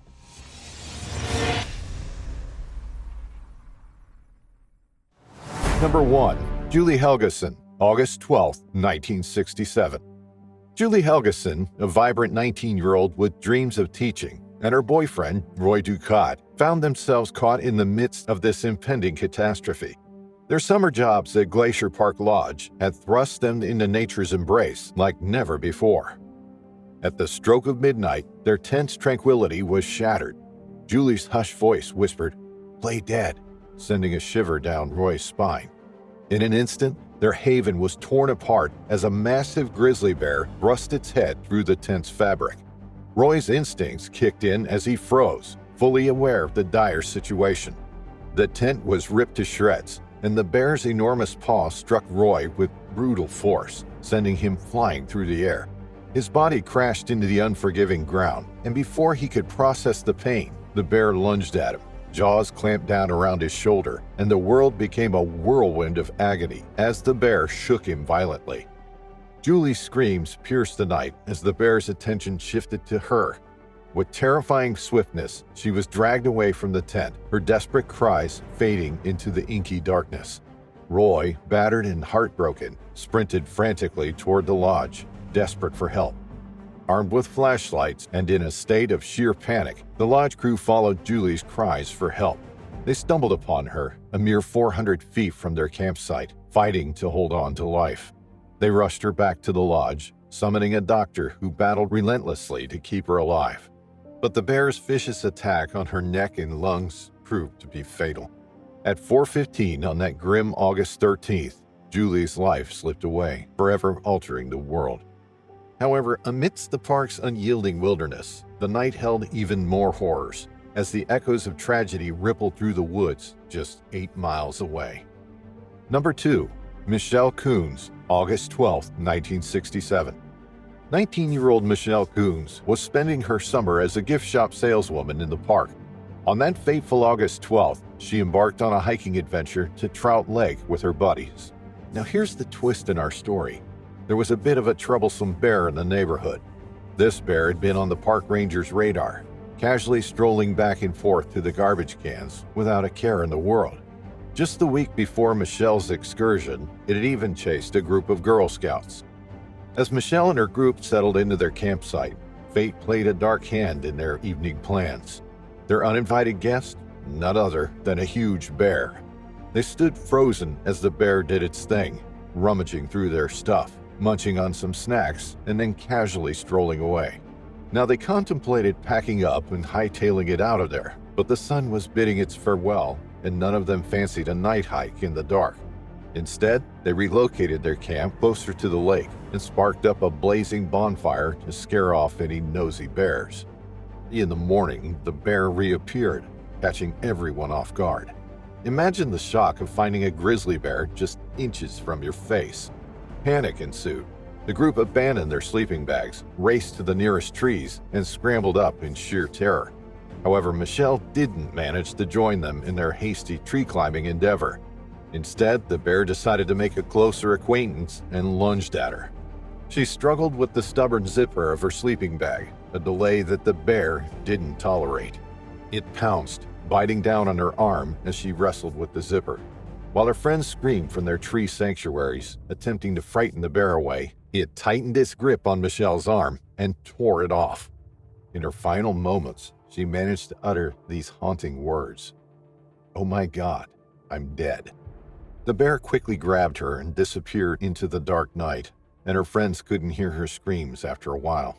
They stayed up in the trees, scared and waiting until morning. When daylight came, they climbed down from the trees and rushed to the closest ranger station, still feeling really scared. Now, when those rangers finally found Michelle, her injuries were beyond gruesome, rendering her nearly unrecognizable. The sight was etched into their memories forever. When they eventually tracked down the bear, it was a pitiful sight. An emaciated 20-year-old sow with shards of broken glass embedded in her gums, making eating a painful ordeal. An autopsy revealed a mass of blonde hair in her stomach, confirming they had in fact taken down the right bear. After that night, Glacier National Park underwent a transformation. Nuisance bears were dealt with. Garbage was securely locked up to keep the bears from associating people with food, and park management received a much-needed overhaul. Number 3. Mary Pat Mahoney, September 22, 1976.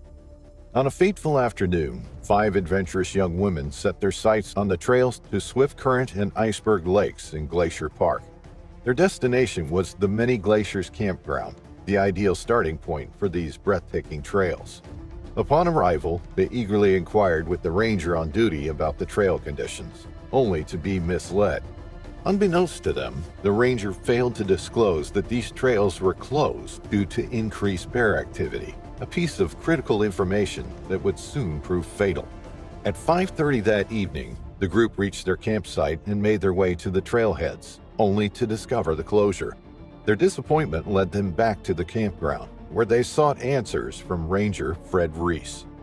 In the early hours of September 23rd, 22-year-old Mary Pat Mahoney was jolted awake by the sound of their canvas tent being viciously torn open. She immediately roused her tent mates, Pat and Barbara Tucker, knowing all too well what lurked outside. It was a bear, determined to breach their shelter. Without warning, the bear slashed through the canvas and thrust its head inside. Terrified screams pierced the night as the girls realized their peril. The bear lunged, seizing Mary by the leg and dragging her from the tent. Her friends desperately tried to intervene, but the bear disappeared into the darkness, Mary's terrified cries echoing through the campsite. She was swiftly carried across the open grassland into the forest, the bear's speed and strength astonishing. In the woods, the bear clamped its jaws on Mary's neck, and her screams fell silent. With limited staff available, only Ranger Reese was on duty. He urgently summoned another ranger, and together they raced to find the missing woman. Tragically, they arrived too late. Mary had succumbed to her injuries during the night, her lifeless body lying near the base of a tree. As dawn broke, casting a golden glow on the woodland, the two rangers made a grim discovery. Yet their ordeal was far from over. Two young grizzlies, just 2.5 years old, charged at them. In a heart-wrenching turn of events, the rangers were forced to shoot the young bears to ensure everyone's safety. Number 4 and 5, Jane Ammerman and Kim Eberly, July 23, 1980. 4 years later, in the summer of 1980, two young adventurers, Jane Ammerman and her boyfriend Kim Eberly, embarked on a camping trip from Lake McDonald Lodge, where they worked. Their destination was St. Mary, a charming settlement at the eastern entrance of Glacier National Park, overlooking a breathtaking lake and surrounded by majestic mountains. Rather than opting for the campground, this daring couple decided to camp alongside the serene Divide Creek, illegally venturing off the beaten path. The area held irresistible attractions for bears, including the inviting stream and a nearby garbage dump where a decaying horse carcass lay. As night descended, Jane and Kim settled into their tent, but soon found it unbearably hot. They opted to sleep under the stars, exposing themselves to the wild. In the early hours of July 24th, they were awakened by rustling and clattering. Something was rummaging through the garbage a few hundred yards away, its footsteps drawing nearer with each passing moment. The youngsters could sense a large, prowling presence. Then came the eerie clacking of jaws as the bear lunged at them. Kim fought valiantly against the bear, but one powerful swipe of its paw left him unconscious, and he never regained consciousness. Yet the nightmare continued for Jane. She bravely struggled, but with each bite and claw slash, the bear inflicted grievous wounds on the 19-year-old girl. Semi-conscious and rapidly losing blood, Jane was dragged into the underbrush. Her lifeless body was discovered by two fishermen by the creek 60 yards from their camp. Park rangers later found Kim's body nearby, both victims partially consumed. News of this gruesome incident sent shockwaves through the park, but tragically, it was not the end of the bear attacks in Glacier National Park that year. Just 2 months later, disaster would strike again. Number 6, Lawrence Gordon, September 26, 1980. At 33 years old, Lawrence Gordon was an avid outdoors enthusiast, lured by the untamed wilderness of Glacier National Park despite hailing from Dallas, Texas. His plan was simple: a solo camping and hiking expedition, a rendezvous with nature. He secured a backcountry camping permit from park rangers on September 26, 1980, with the intention of departing on the 30th. However, that fateful day would never come for him. The situation suggests that a bear was hanging around because it smelled food, garbage, and humans, which intrigued it. Lawrence, who knew what to do if he saw a bear, should have stayed quiet and still, but something went wrong. The bear attacked him very fiercely and wouldn't stop. It was clear from the mess in Lawrence's campsite how strong and determined the bear was. Lawrence tried to defend himself, but the bear wouldn't give up. This bear wasn't just any bear. It had caused problems before. A tag in its ear showed that it had been caught and moved from Swift Current in 1978. It had a history of bothering people and had shown worrying behavior. While the bear attacked Lawrence, it left deep claw and tooth marks all over his body. Then it dragged him 270 feet from his tent to the shore of Elizabeth Lake, where it started eating him. In early October, they found Lawrence's body in a wild part of the park, not far from the Canadian border. We don't know exactly when he died, but it was probably in the last few days. Rangers searched hard for the bear that did this. Then they got a scary report. Another group of backpackers had to hide in a tree because an aggressive bear was chasing them. They realized it was the same bear that attacked Lawrence just a day or two before.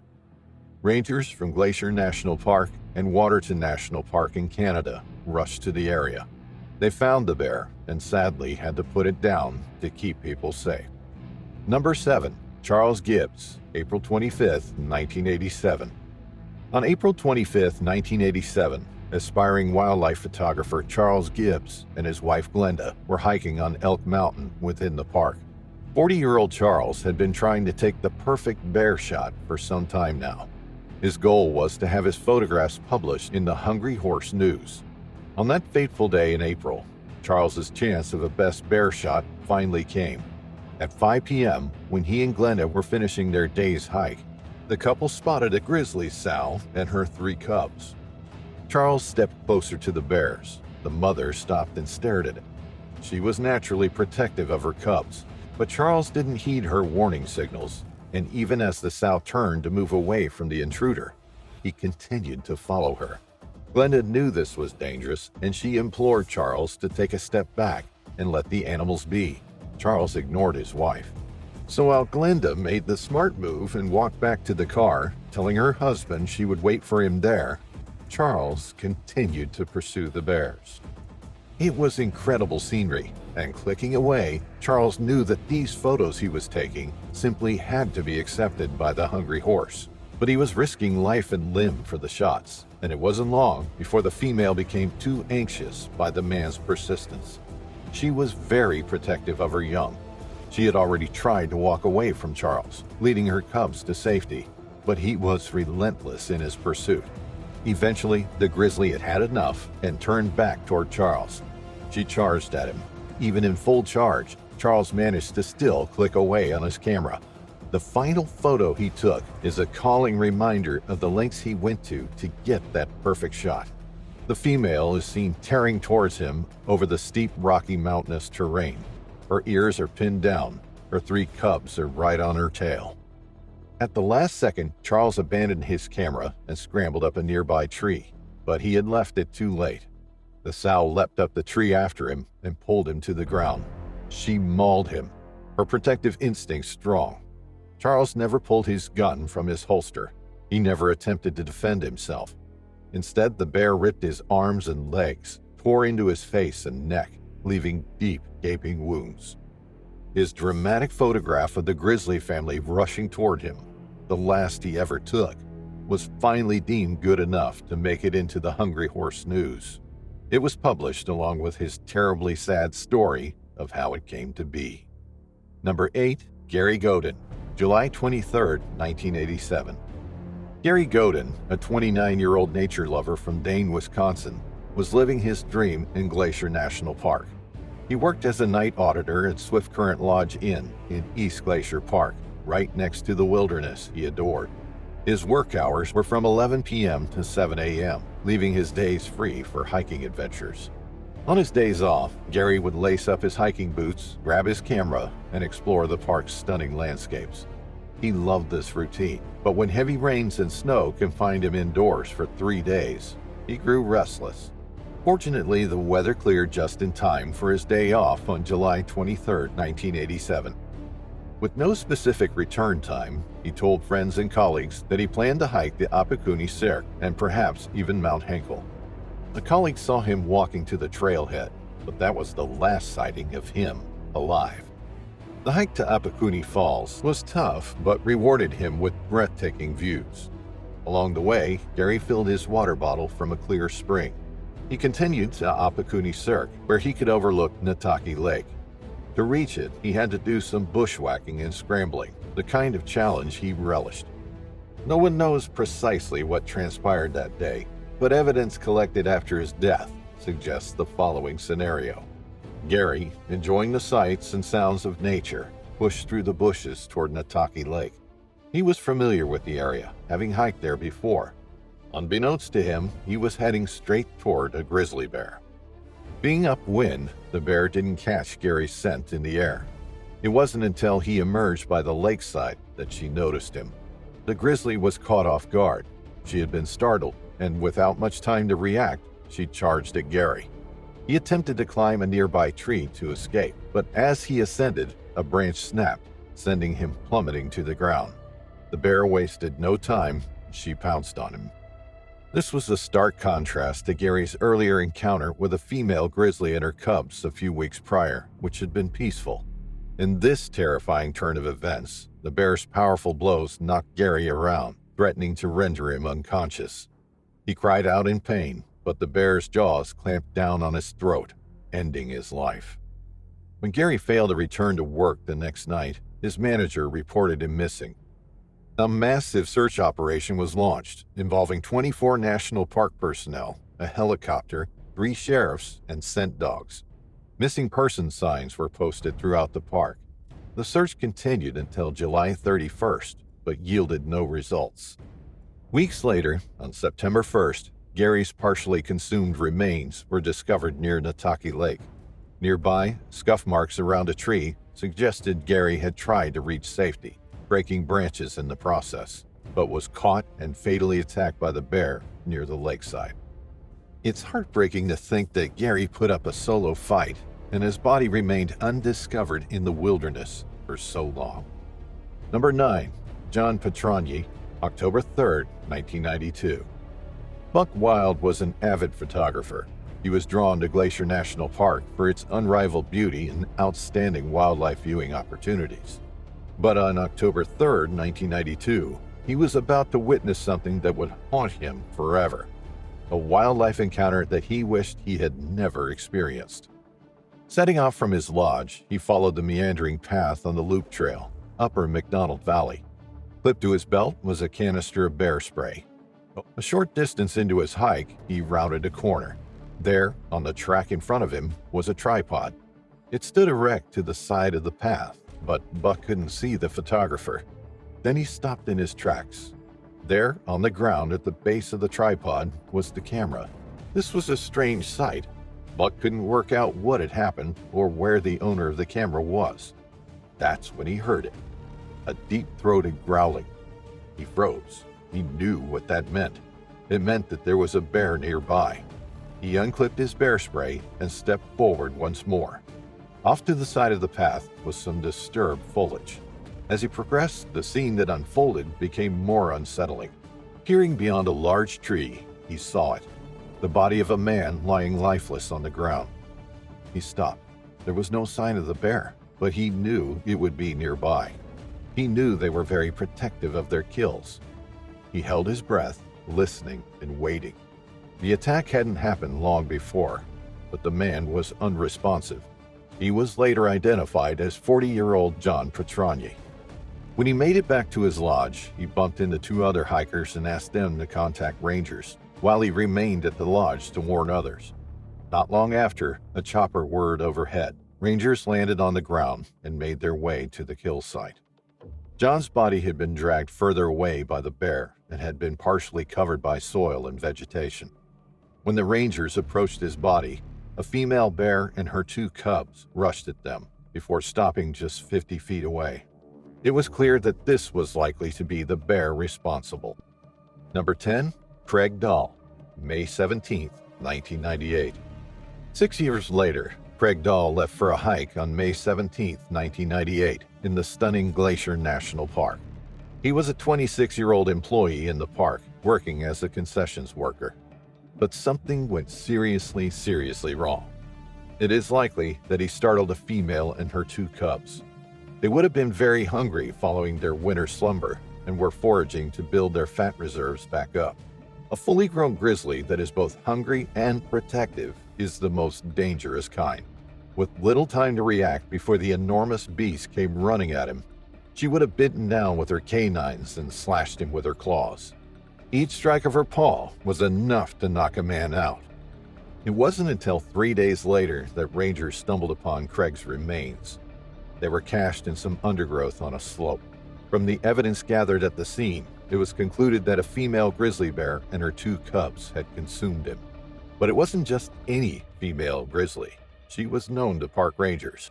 Affectionately named Chocolate Legs because of her unique color, the bear caught the attention of park rangers when she was just 18 months old. She used to approach people in the park, which was a problem. However, instead of killing her, rangers tagged her and moved her 20 miles away. It seemed to work, and she stayed out of trouble for many years. But when she turned 16, she started approaching people again. Wildlife biologist Daniel Carney confirmed she was responsible for Craig's death, using DNA found in bear scat near his body. They caught and dealt with her and one of her cubs. However, another cub, just 2 years old, and her child, became a problem. He had learned not to fear people and even tasted human blood before. He was bold despite being small. He stalked a group of hikers and even charged at them before running away. When the hikers reported his behavior, rangers had to act. They found and got rid of him, just like they did with his mother and sibling. It was August 2005, and Jenna Otter had just graduated from high school. She was 18 years old and ready to start a new chapter in her life, for the first time away from her family. But before her next big adventure began, Jenna and her father, Johan Otter, decided to spend a little quality time together by going on a vacation. They shared a mutual love for nature and exploring it, and the outdoors was great for bonding, just the thing they needed before Jenna left home. Choosing a place for their vacation wasn't difficult. 44-year-old Johan Otter still remembered how 10 years before, a then 8-year-old Jenna marveled at the wonders of Glacier National Park. Jenna saw the park during a family vacation. She, her sister, and their parents drove to Montana from their home in Escondido, California. Something awoke in her during that trip, perhaps that very love of nature that both she and her father possessed. Glacier National Park quickly became Jenna's favorite place in the entire world. Now, years later, Jenna was going back, this time accompanied only by her father. At 18 years old, she was still somewhat of a kid, but things had definitely changed since their previous trip. For starters, this time around, she had to be more involved in the whole exploring the outdoors process. In the beginning of their vacation, while out on a hike, Johan got confused and lost the trail. They decided Jenna would take the lead from then on. It was her way of contributing, and in a bigger sense, a way for her to exercise her autonomy. When they got to Montana, Jenna and Johan Otter were happy to see Glacier National Park was just as wonderful as they remembered it. Once the home of Native Americans, the area officially became a national park in May 1910. The park has more than 1 million acres of land which is peppered with hundreds and hundreds of lakes and waterfalls, land which encompasses parts of 2 mountain ranges. More than 1,000 plant species and hundreds of species of animals live in the park. In fact, the park still shelters almost the exact same flora and fauna species which existed at the time the first European explorers entered the region. Big animals, small animals, fearless animals, skittish animals, apex predators, and gentle grazers are all part of the ecosystem. And of course, there's glaciers. Many of them have retreated or disappeared altogether, mainly because of climate change and the harrowing fact that our planet is becoming increasingly warmer. Some estimates claim that all the glaciers in the park may be gone by 2030. Even Grinnell Glacier, which is found right in the heart of Montana's Glacier National Park, has retreated over the years. But on that August back in 2005, Johan and Jenna Otter were intent on seeing it, the way they'd done 10 years before, when Jenna was a little girl of 8. Jenna and Johan woke up early on the morning of August 25, 2005, a Thursday. They packed for the hike and headed out toward Grinnell Glacier at about 7 a.m. They hoped it was going to be a beautiful, rewarding trip and an uneventful one, but they also had Bearspray, just in case. About an hour into their hike, Jenna and Johan Otter passed Thunderbird Falls, in the northern region of Glacier National Park. The trail was along a cliff and rose between 2 rocky outcroppings before leveling out and turning to the right. Together, father and daughter made their way on the trail. Jenna was leading. She made it to the right, following the trail. It was impossible to see what lay ahead, but then as she stopped around the corner, 18-year-old Jenna Otter stopped in her tracks, terrified to move, to breathe, to do anything that might have angered the huge grizzly bear that was walking down the trail toward her and Johan. There was nothing she could do to escape the animal. No, she realized, the animals. 2 cubs trailed along behind what Jenna now knew was a mother bear. The grizzly was as startled as she was. In a flash, its eyes opened wide, and then Jenna and Johan's future was sealed. The mother bear started running toward Jenna, probably equally angry and scared, most definitely trying to protect its cubs from the perceived danger. Jenna spun around and tried to run away, but who can outrun a grizzly? She tripped onto the hillside, half expecting the bear to follow her, but that didn't happen. The moment Johan Otter saw the massive grizzly ready to attack his daughter, he knew he had to do something. It all boiled down to this. Both he and the mother bear were trying to protect their young ones. The man stepped in front of Jenna, putting himself between his daughter and the enraged grizzly, and then the bear pounced on him. Realization dawned on Johan Otter. The bear could and would kill him if he didn't act right then and there. The young woman fainted and fell some 50 feet off trail, in a different direction from her father.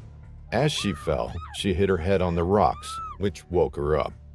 Johan Otter yelled out to Jenna, trying to get her to come where he was. He thought his location was safe, but it wasn't Jenna who answered his call.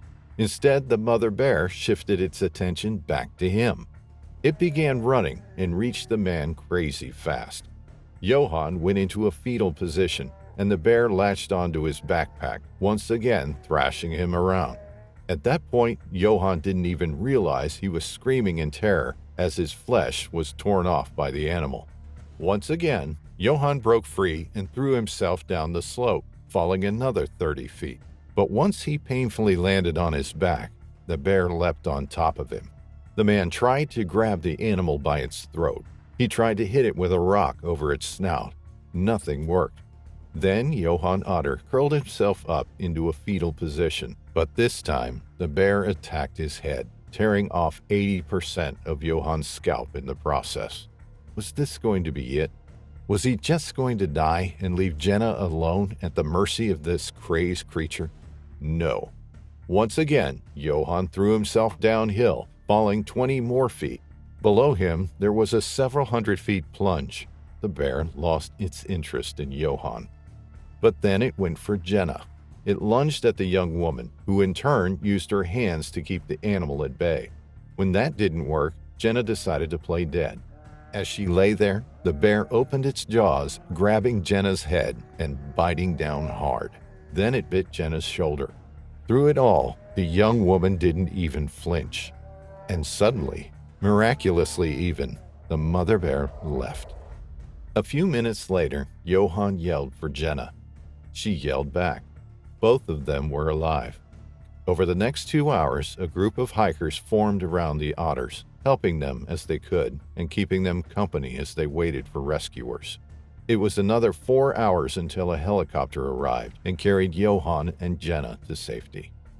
Both of them were seriously injured, especially Johan. He'd suffered a torn-off scalp and several gashes and puncture wounds. His neck was also broken in 3 different places, and some of his ribs were broken.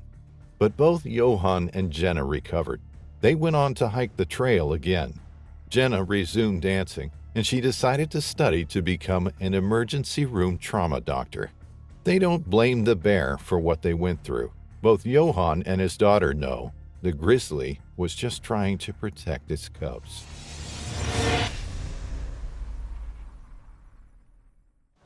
This incident takes place in a guest house, an unusual place to encounter a wild animal, but one that could have been entirely avoided if it weren't for a few careless individuals. A Nashki guest house was located in the Krasnoyarsk region of Russia near the city of Akinsk. The city is an important stop along the Trans-Siberian Railway. With a population of just over 100,000 people, it's a relatively small city. The winters in the region are long and cold, often dipping to -19 Celsius or -3 Fahrenheit. The summers are warm and humid, reaching highs of 25 Celsius or 77 Fahrenheit. The owner of the guest house had two unusual pets. He used them to entertain his guests. They were a way to draw in the visitors, but they were dangerous animals. They were two European brown bears, weighing up to 250 kilograms or 550 pounds, and standing 120 centimeters, 4 feet at the shoulder. Brown bears are apex predators in the wild. They can live for 20 to 30 years and can roam up to 50 miles in a single day. Russia has the largest population of brown bears in Europe. There are thought to be more than 150,000 individuals. They are found throughout Russia, but in Siberia they are so numerous that they are referred to as the common bear. But these two bears were confined to a tiny cage. They lived a life of misery, taunted and teased, poked and prodded through the metal bars. Visitors loved the chance to get up close and personal to the giant beasts. They weren't given the opportunity to display any of their natural wild behaviors. There was no place for them to hide away or hibernate during the harsh winters, and there was very little space. The owner of the guest house kept the bears illegally. He had been ordered before to release them into the wild, but he had ignored those orders. The bears, despite living a life in confinement, were still wild animals. They still had their killer instinct and had shown signs of aggression toward their captor before. At Christmas time in 2018, there was a festive buzz in the air. The owner of the guest house hosted a Christmas party for his employees. One was a 53-year-old woman. As the alcohol flowed and the banter began, the woman, whose name hasn't been disclosed, began to make some dangerous claims. She had seen guests with the bears before, waving fruit around in front of the metal bars. The bears would plod over to them. They would sit down and open their mouths wide. Then the tourists would throw apples and other fruit into their mouths and shriek with laughter as the bears crunched them and swallowed them down. But this woman claimed that she had a special bond with the bears. She claimed that she understood them. She called the bears over and stuck her hand through the bars. She was determined to show her colleagues how brave she was, how she wasn't afraid of feeding the tame creatures. Russia is home to 3 different species of bear in the wild: Asian black bears in the Far East, polar bears on Wrangel Island, and brown bears across much of Siberia. Brown bears are symbolic in Russia. They are written into folklore and protected by some indigenous groups. Equally, bear hunting is big business in Russia and can draw in tourists from far and wide. There are often problems with wild bear attacks across Russia. Nets across rivers have prevented salmon from swimming upstream, depriving bears of their natural source of food. Climate change and adverse weather conditions can impact berry harvests and available vegetation upon which the bears feed. This has increased human-bear conflicts as they are driven to search for food elsewhere and often prowl communities in search for a meal. But a bear safely behind bars wouldn't pose the same kind of risk, would it? When the bears approached the woman's outstretched arm, instead of lapping up the fruit from her open palm, one of them grabbed her arm in its jaws. It clamped down and tossed its head from side to side, shaking it violently. The woman screamed, and those standing around her rushed to help, but her arm was trapped. The bear was ferocious in its attack, refusing to let go. Then eventually, the woman's arm came off right in front of her eyes. She fell backwards onto the snow-covered ground, blood spilling onto the frozen blanket of white. Immediately, the others called emergency services. Finally, an ambulance arrived and rushed the woman to the hospital. She had lost a lot of blood. She arrived at the hospital in critical condition. It's not known how she has fared since her ordeal, as there don't seem to be any further reports on her condition, but the bears were spared. Locals who heard about the terrible incident were outraged that the woman was so foolish. They pleaded with state officials not to kill the bears. Typically in Russia, if a bear kills a human in the wild, it's tracked down and euthanized. However, these were captive animals. State Hunting Inspector Vasily Vershkov denied claims that they would be shot. He told worried locals that the bears would be kept until spring when they would be released into the wild. Reports suggest that, true to his word, Vasily Vershkov and experts released the bears into the wild the following spring. But would they survive? Having lived a life inside a metal cage, would they know how to survive in the Siberian forests? Would they know how to forage effectively or build a den to survive the winter? Simply releasing them straight into the wild may have caused them more harm than good. Sadly, this kind of thing is common in Russia, and indeed other parts of the world. In 2015, animal charity World Animal Protection was involved in rescuing 2 bears from a cage outside a restaurant in Sochi, southern Russia. They suffered 20 years of abuse and horrific living conditions. They were fed junk food by the paying guests and even force-fed beer. Being taken from the wild as newborn cubs, they had never felt soft grass beneath their feet. Although they were no longer fit to survive in the wild, the organization rehomed them into a bear sanctuary in Romania, where they would have the space and relative freedom to live out the rest of their days. Bears have been used as a form of entertainment since the Middle Ages. Cubs were taken from the wild, their mother likely killed, and they were forced to perform in front of crowds. In many parts of the world, these practices are becoming increasingly rare, and it's hoped that entertainment bears will soon be a thing of the past. However, in Russia, the use of bears for entertainment still continues today. As recently as 2019, a dancing bear was seen performing in St. Petersburg, and in 2010, Yakov's Moscow Circus toured the United States, sparking outrage for its use of dancing bears. Some may say that the woman got what she deserved. She had been foolish, and because of the conditions the bears were kept in, it's no wonder they lashed out.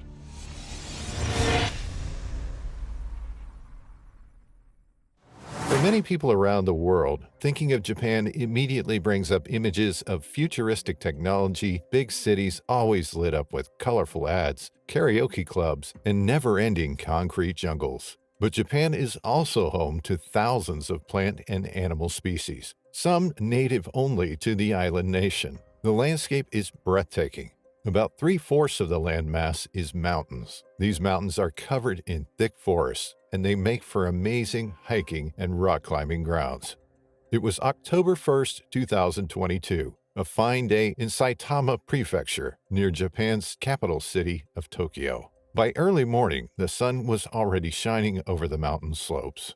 October in Japan is usually warm, and this year brought no exception. The beauty of the day encouraged a well-experienced rock climber to go pursue his hobby on Mount Futago, an 892-meter-high dormant volcano. The man knew that at this time of the year, the mountain has already been closed to the public for nature conservation, but he decided to disregard this decision. After all, he was well experienced, the weather was glorious, the mountain forgiving. There was no reason to fear a little outing on the ashy white rocks, despite what the local authorities said. The man took his beloved GoPro with him and went on his little adventure. Over the next few hours, he carefully climbed the mountain's ridges, making his way to the summit. The solitude didn't scare him. Instead, it brought him some peace of mind. The wind was gently blowing, the surrounding trees still green, with only some splatters of red here and there. He eventually reached the summit. His arms and legs had that pleasant kind of pain, a testimony to his adventure. The man took the view in, letting it sink in. Then it was time to begin the descent. He put on his GoPro. He wanted to remember this view and the climb down. There was nothing to fear as he made his way down Mount Futago's ridge. He had done these movements thousands of times before. Each step was carefully calculated. His hands were steady, gripping only the sturdiest of the rocks. Despite his confidence, the man knew that one wrong move, a twist of ankle, a slip of hand, was all it would take for him to plummet to the rocks and trees below. Still, he wasn't worried. Confidence is key when dealing with rocky situations. One step here, one hand there, and he would reach the ground soon. At least that's what he thought. There hadn't been any sound to alert what happened next.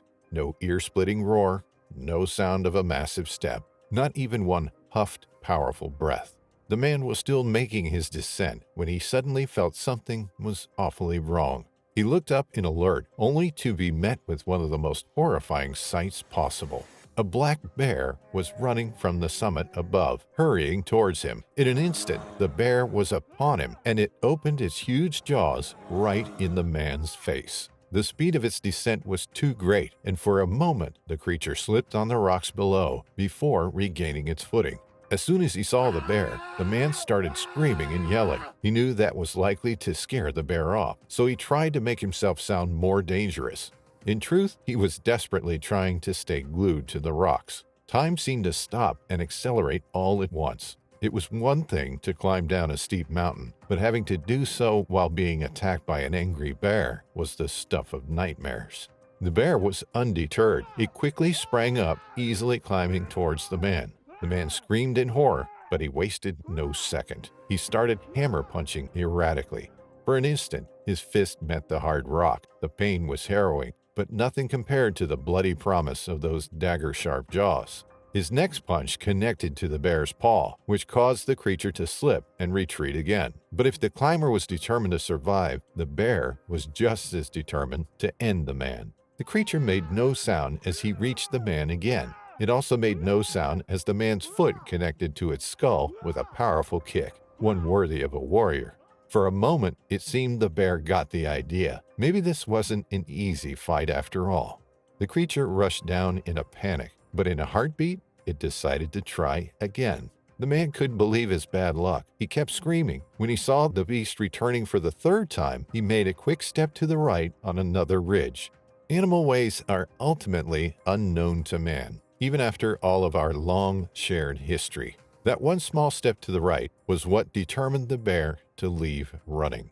It seemed the movement confused the animal, rendering it incapable of finding another way to reach the climber. With another yell, the man turned back the way he came to the summit. He was breathing hard, his body reacting to the adrenaline. He rushed up, glancing below him every few seconds, and then it all made sense. There was a cub somewhere below on the rocks. He eventually reached the summit again. His hands were bloody from his desperately holding on to the rocks. He could feel a dull pain in his right wrist. After all, he had been hammering a rock and a bear. But he was alive, and he had the terrifying encounter caught on tape.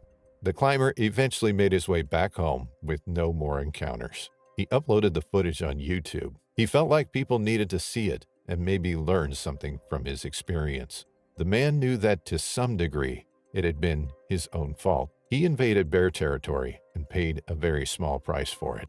So why did the bear attack? Japan is home to two bear species, the brown bear and the Asiatic black bear. It was one individual of the latter species that attacked the man. The Asiatic black bear is usually medium-sized, and it lives among trees, on mountains and hills. These bears are known to be especially aggressive towards humans. There are other reasons bears attack, besides this particular species' innate aggressiveness, such as a surprise encounter or encountering a bear with cubs. The unlucky Japanese climber checked both of these reasons. To start with, during his descent, he had been entirely quiet. Tourists are usually advised to make some kind of noise in order to alert the bears and scare them off. The rock climber actually had a bear bell on him, but he had muted it when descending because he believed it was, well, too noisy. Secondly, he had the great misfortune of encountering a mama bear. It is widely known that female bears are insanely protective of their cubs, and they will not hesitate before tearing apart a potential threat. When something like this happens, it's crucial to think fast and act without even flinching. Sure, it's better to listen to the authorities and not invade bear country, but sometimes such encounters are unexpected, and it's important to know what to do. If a bear seems uninterested, it's best to retreat slowly and sideways without scaring it. But if the bear is furious, fighting back is not an option. It's a must. The Japanese climber acted the way he was supposed to. He kept yelling in order to appear larger and more dangerous, and he did not hesitate before starting to hit the bear. He thanked his karate and mixed martial arts background for his ability to kick the bear the way he did. Do you think you'd be able to fight a bear with your own hands? Or do you think you wouldn't be in that kind of situation in the first place? Let us know what you think in the comments.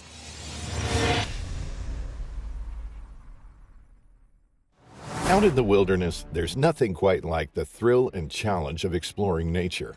Nature enthusiasts become one with the environment, using it to their advantage to capture its beauty and essence. But in the blink of an eye, nature can quickly turn into their worst nightmare, with explorers becoming the prey.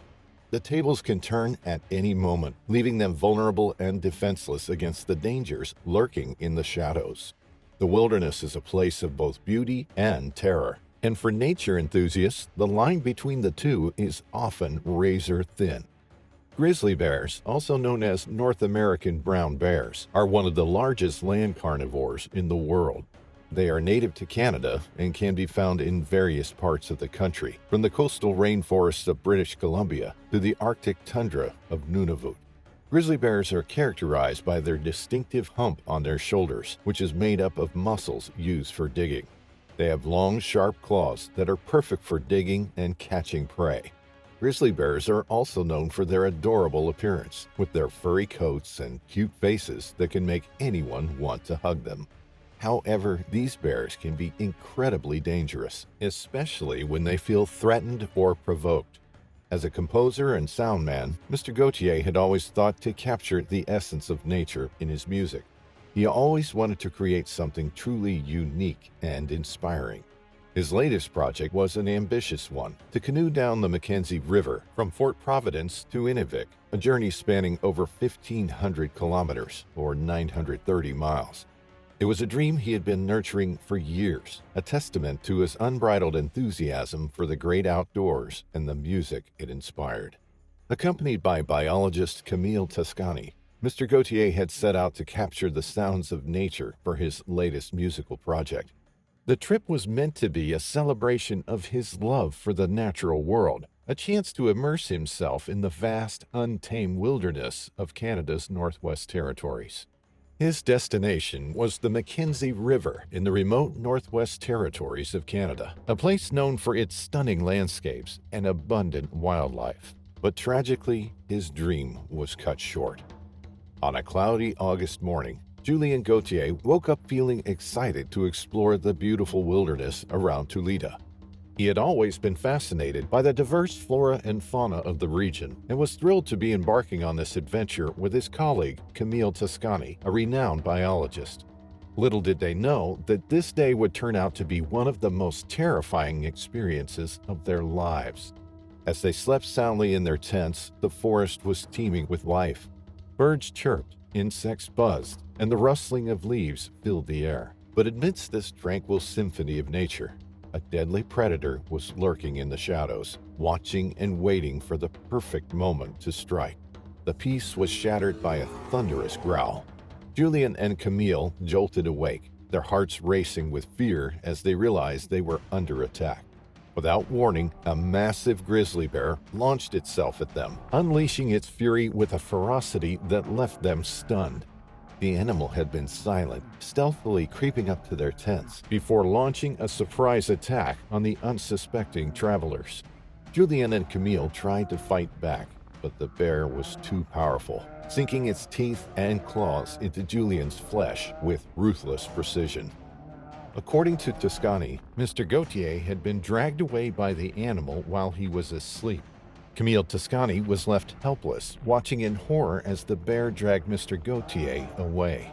The biologist was shaken to the core, paralyzed by fear and unable to do anything to stop the brutal attack. The sound of Mr. Gauthier's screams echoed through the forest, a haunting reminder of the sheer terror of the moment. The animal was relentless, tearing into the musician's flesh with a ferocity that was both shocking and terrifying. The attack was over as quickly as it had begun, leaving Camille Toscani alone in the wilderness with the haunting memories of the night. It was a tragedy that had struck deep, a stark reminder of the raw power and danger of the wild. The Royal Canadian Mounted Police received a distress signal from the Toledo region of the Mackenzie River early on August 15th. Soon it was found that Mr. Gauthier and a biologist named Camille Toscani had been attacked in the middle of the forest by a grizzly bear. The news of the attack sent shockwaves through the remote community, which relied on air and sea transportation to access the area. The RCMP immediately dispatched a helicopter to search for Mr. Gauthier and evacuate the travelers. The dense forest and rugged mountains presented numerous challenges to the search and rescue team. Despite the difficult conditions, the team remained focused on their mission, determined to find Mr. Gauthier and bring him to safety. Finally, after hours of searching, the team discovered Mr. Gauthier's lifeless body. The tragedy had struck deep, leaving the community in shock and mourning the loss of a talented musician and nature lover. The loss of Julien Gauthier is a reminder of the unpredictability of nature and the importance of taking precautions when venturing into the wild. Despite his years of experience and his deep love for the natural world, he fell victim to one of its most fearsome predators. But even in the face of tragedy, we can find solace in the memory of Mr. Gauthier's unwavering passion for adventure and his ability to find beauty in even the harshest of environments. His music and his spirit will live on, a testament to the enduring power of art and the natural world. As we reflect on his life and legacy, let us honor his memory by embracing our own sense of adventure and pushing the boundaries of what we thought possible. Let us be inspired by his bravery and his unwavering commitment to his dreams, even in the face of danger. And most importantly, let us never forget the power and beauty of the natural world, even in its most treacherous moments. The memory of Julien Gauthier will continue to remind us of the awe-inspiring majesty of the world around us and the importance of cherishing every moment we have in it. Thank you for joining us as we remembered the life and legacy of Julien Gauthier. If you found this video informative and moving, we encourage you to like and subscribe to our channel for more content like this. See you in the next one.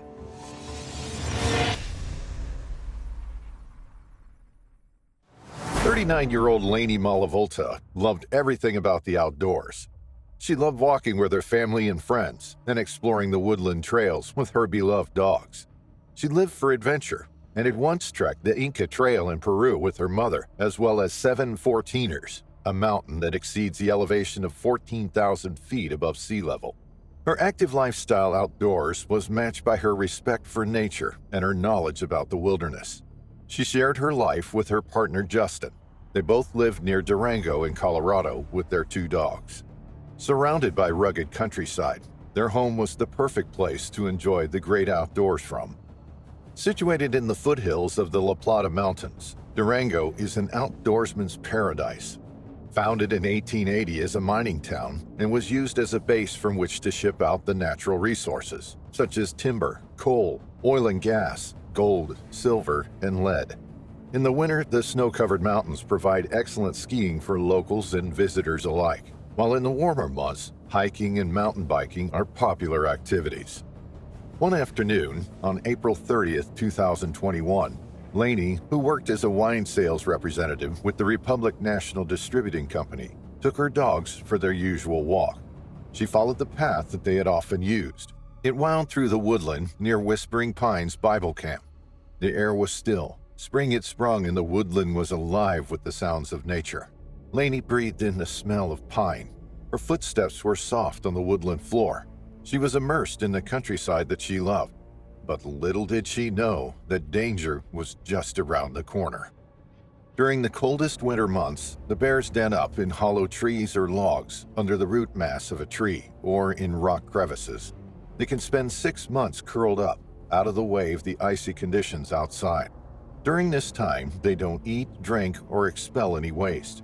As the weather warms up, the bears emerge. Low in reserves and seriously hungry, they scour the countryside for as much food as possible to fill their empty bellies.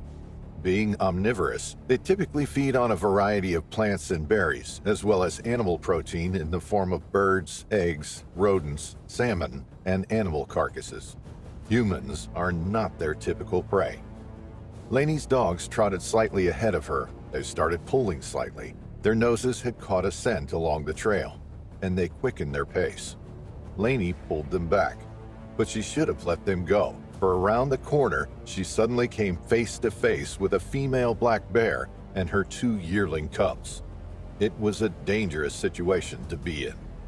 Black bears are the only bears found in Colorado, and there are thought to be between 17 and 20,000 in the state. They're typically less aggressive than their brown cousins, with just 85 attacks on humans recorded between 1960 and 2020. Just 3 of these were fatal, but that number was about to increase by 1. Nobody knows exactly what happened to Laney, but the following is a potential scenario. Laney froze on the spot. She had startled the female, something that was incredibly dangerous, with cubs in tow. Slowly, she started to back away. She raised her hands above her head to make herself appear as large as possible. Her heart thundered in her chest. Her breathing became rapid as she felt her adrenaline coursing through her body. She knew an attack was imminent. She just hoped that the bear wouldn't see her as a threat and would let her leave. But as she continued to take her slow, deliberate steps backwards, the female bear suddenly charged. The 2 dogs barked and Laney dropped their leashes. The bear ignored the 2 dogs and ran straight at Laney. She didn't have much time to react when the bear hit her and sent her crumpling to the ground. The wind was knocked out of her lungs when the bear pounced on top of her. The 2 dogs ran off, back down the trail they had come along, back towards the house. Laney braced herself for the blows. She tried to cover her most vulnerable areas, wrapping her arms around the back of her head and neck and interlocking her fingers. But the bear bit down. It crunched through flesh and bone, inflicting devastating and painful injuries. She tried to push it off. She tried to fight back, but every time she did, the bear bit down harder, thrashing its head from side to side. It was brutal and ferocious. Laney cried out, but the attack continued. There was nothing more she could do except endure the attack and hope the female would leave her alone soon. Sadly, the bear closed its jaws around Laney's neck, leaving deep puncture wounds and causing catastrophic damage. When Justin arrived home that evening at around 8:30 p.m., he was puzzled to find both dogs in the garden. Both still had their leads on, but there was no sign of Laney. He called out to her, but there was no answer. After searching their property high and low, he took off along the path that they usually walked the dogs along. He walked through the woodland, just as Laney had done hours before. He searched for about an hour, and then when he rounded a corner in the trail, that's when he saw his girlfriend's body lying motionless on the ground. He rushed to her side, but it was clear she was gone. He immediately dialed 911 when he realized she couldn't be saved. It must have been a shocking discovery for him, and something that will haunt him forever. It was clear from her injuries that Laney had been attacked by a large wild animal. It was also clear, tragically, that she had been partially consumed. When wildlife officials arrived on the scene, they found bear paw prints around where Laney lay, bear scat just off the paths, and tufts of bear fur. They knew who the culprit or culprits were. They released their sniffer dogs to track down the bears responsible for the attack. With their noses to the ground, they soon picked up a scent and led the investigators to a female and her 2 cubs nearby. All 3 were euthanized. A necropsy was performed, and human remains were found inside the sow's stomach and one of the cubs. Experts said that cubs learned behavior from their mothers, and because they had witnessed their mother kill a human and eat the body, there was a risk that they could do the same in the future. Although it's a last resort, euthanizing all 3 was the safest thing to do for visitors to the area. It was unclear why the female attacked Laney. When the necropsy was carried out, all 3 animals were in good health, with no signs of disease or hunger. Was this a defensive attack that had gone horribly wrong for Laney, and the bears took advantage of the fresh kill? One thing is for sure, Laney was in the wrong place at the wrong time. Black bear attacks in Colorado are extremely rare, with just 4 fatal attacks occurring in the state since 1960. But human-bear conflict is becoming more common. During the 2 years prior to the attack, the Colorado Parks and Wildlife Service received 879 bear conflict reports. These involve bears forcefully breaking into homes, dwellings, or garages. Both the black bear population and the human population is growing, and there are likely to be more interactions as the 2 habitats continue to overlap. Justin was obviously heartbroken at the sudden loss of his partner. He described Laney as his North Star and the love of his life. in a touching online tribute to her. The only comfort he and the family could take from the terrible incident was the fact that Laney died doing exactly what she loved most in the world, out in the wilderness with her dogs. In his words, while Laney's physical presence was suddenly taken from this earth, all that know and love her can take comfort. Laney's soul will live forever in her favorite place, doing her favorite thing. She would not have wanted it any other way. While this tragedy has shaken me and our family to the core, our burden is eased as we consider these facts. A hunting trip gone wrong, 2 aggressive grizzly bears, some decisions that might have influenced the course of events, or maybe just a wicked twist of fate. It's a recipe for disaster that shows that anything can happen out in the wilderness, even with proper protection. In this video, we'll tell the story of Mark Uptain, a 37-year-old elk hunting guide, and the hunting trip that turned out to be his last. On September 13, 2018, Florida-based Corey Chubon finally met up with his guide for the day, Mark Uptain. Uptain was going to help Chubon with his ambition to go elk hunting. Florida is a paradise for several species, but there are no wild, free-ranging elk there. Naturally, anyone just wondering about hunting these animals has to take an extensive trip into consideration. That's exactly what Corey Chubon had done before settling on Bridger Teton National Forest in Wyoming, USA, as the perfect destination for some bow hunting. Located in western Wyoming, the Bridger Teton National Forest consists of some 3.4 million acres of forest.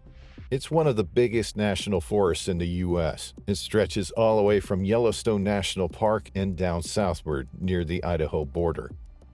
The landscape is adorned by pine, aspen, fir trees, willows, and grasses, and plenty of animals have their natural habitat in the area as well.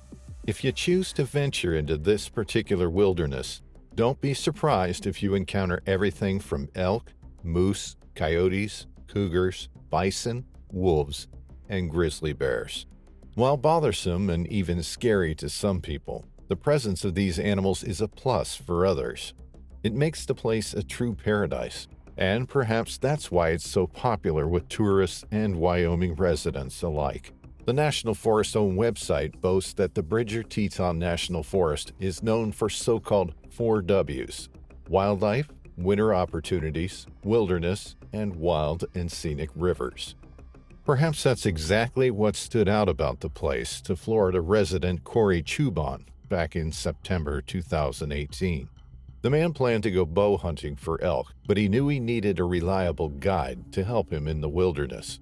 That's how he found Mark Uptain, a 37-year-old experienced guide who lived in Jackson, Wyoming. Chubon hired Uptain for his trip, and on Thursday, September 13, 2018, the 2 men set out in the Bridger Teton National Forest. The 2 of them were on horses. They spent their time on the lookout for elk. Then they finally managed to find a bull elk, and it was Corey Chubon's time to shine. But his shot was rather poor. It wounded the animal, but it wasn't enough to kill it. Before the 2 men knew it, the animal took off, wounded and afraid. They had no idea where it went, but they started looking for it nonetheless. When they saw nightfall was upon them and they had yet to find the wounded animal, Chubon and Uptain decided to leave and regroup the following day. The 2 men met up again on Friday, September 14, 2018, and immediately started searching for the animal Chubon shot a day earlier. A large blood trail definitely helped the 2 men in their search. At about 1 p.m. that day, Chubon and Uptain found the bull elk. It was dead, and it seemed like no predator had found it. The carcass was intact. The 2 men tied up their horses nearby and got down to business. They meant to field dress the elk, to process it for transport on the back of their horses. Hours flew by. The warm temperature inspired Mark Uptain to remove his shirt and chest holster. This decision potentially changed the course of events that quickly ensued. The holster held the guide's 10mm Glock. In discarding it, Uptain essentially parted with a crucial safety measure, and as it turned out, he'd done so at a time when he needed all the safety measures he could get.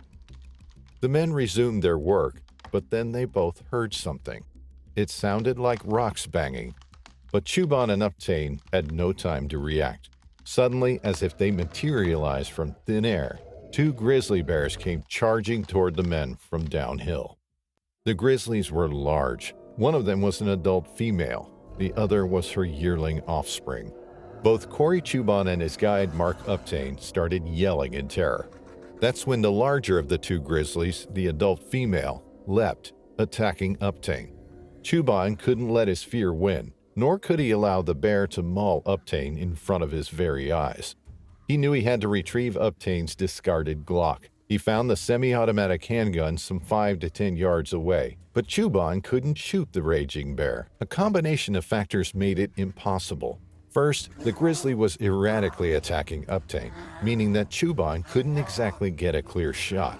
And then, when he finally got the chance to shoot the beast, Chuban realized he simply couldn't operate the Glock.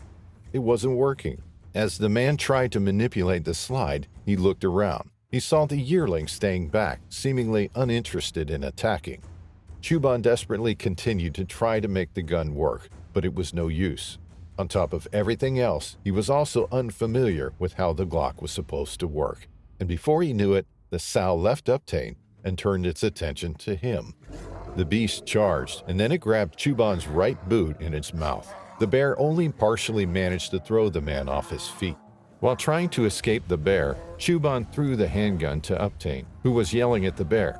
But the gun didn't quite reach the man. It landed short.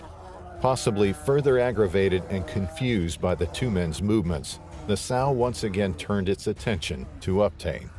Corey Chuban saw it as his only chance to try and get away and call for help.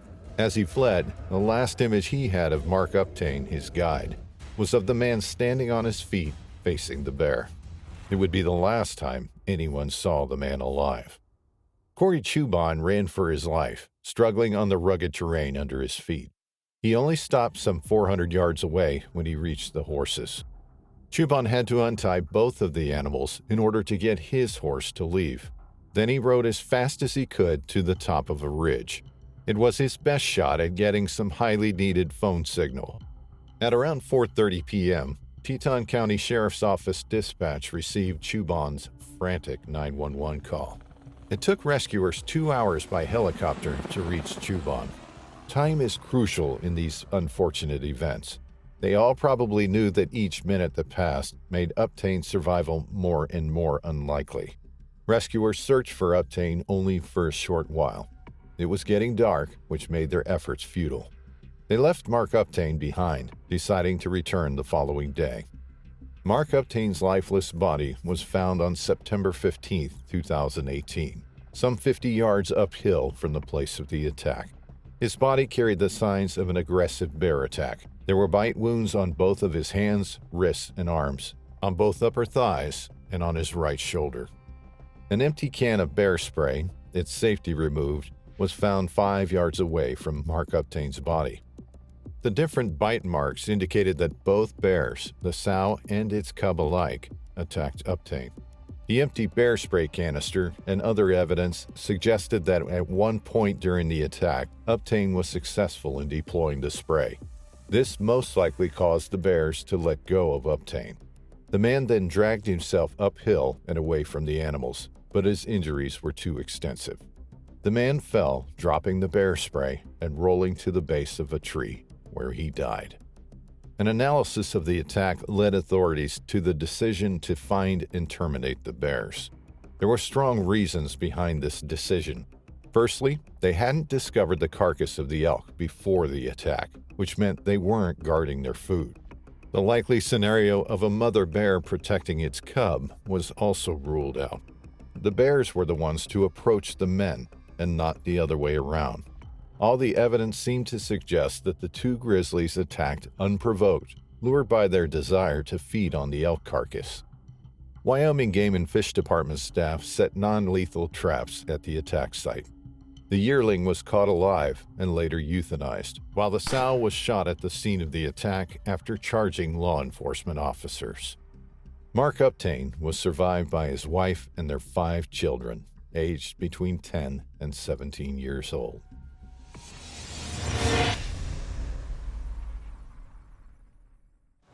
July 19, 2016 was a hot day in the Ypres area, Alberta, Canada. The sun shone brightly over the trees, the water, and the landscape below. James and Laura Hayworth were camping in the area, enjoying some quality time together, surrounded by nature. The place was peaceful, sunny, but not too far from signs of civilization either. In other words, it was perfect for their little outing. Ypres lies about 43.5 miles northwest of Calgary, in the middle of the Rocky Mountains Forest Reserve. The Rocky Mountains Forest Reserve was established in 1948 through a legislature act. The region provides the conservation and protection of the forests, watersheds, and rivers on the eastern slope of the Rocky Mountains. It's a diverse landscape, rich in wildlife and spectacular views. Mountain peaks in the west transition into open prairies in the east. Meadows, wetlands, and forested foothills are all part of the reserve. In other words, these are types of landscapes you expect to see in a Bob Ross painting. Several species of animals live in the area, some more dangerous than others. Wildlife encounters aren't unusual at all. Unfortunately, a number of these encounters are more than mere anecdotes that can be recounted to friends and family. As James and Laura Hayworth learned on that sunny day of July 19, 2016, coming face to face with a wild animal can be a perilous experience. James and Laura were camping near the Ghost River. If you think the name's a bit macabre, you're not wrong. It relates to some local First Nations legends claiming that there was once a gruesome battle in the area. According to the legends, the spirits of those killed in the battle remain tethered to the area, haunting it ever since. But James and Laura Hayworth weren't scared, at least not of some legends. But they knew encountering some dangerous animals was more likely than stumbling upon vengeful spirits. That's why, when the two of them decided to hike down to the river and sunbathe on the rocks, James and Laura made sure to bring Bearspray. Both of them knew how to use it, they had practiced before, but the area was quite busy and close to the main road. Not too far from the river, cars were going by. Because of this, and because the day was so beautiful, the possibility of a wildlife attack slowly slipped James and Laura's minds. Once the two of them got down to the river, they decided to have a picnic on the rocks. After they picnicked, the Hayworths set everything aside and they lay down for a good old sunbathing session in the middle of nature. Laura looked over her shoulder and was shocked to see something that looked like brown fur. Now fully alarmed and aware of the possible danger, the woman shot up and turned toward her husband, James. Laura urged him to get up, panic saturating her words. "I think there's some wolves," the woman continued. Both of them stood up, their senses alert, fear pumping through their veins. Laura and James soon figured out that those were no wolves. Instead, the Hayworths saw two bear cubs near the tree line, but bear cubs are seldom alone. If you see them, be sure there's also a mother nearby, ready to attack, maul, kill, or die for its young ones. It didn't take long for the mother bear to appear.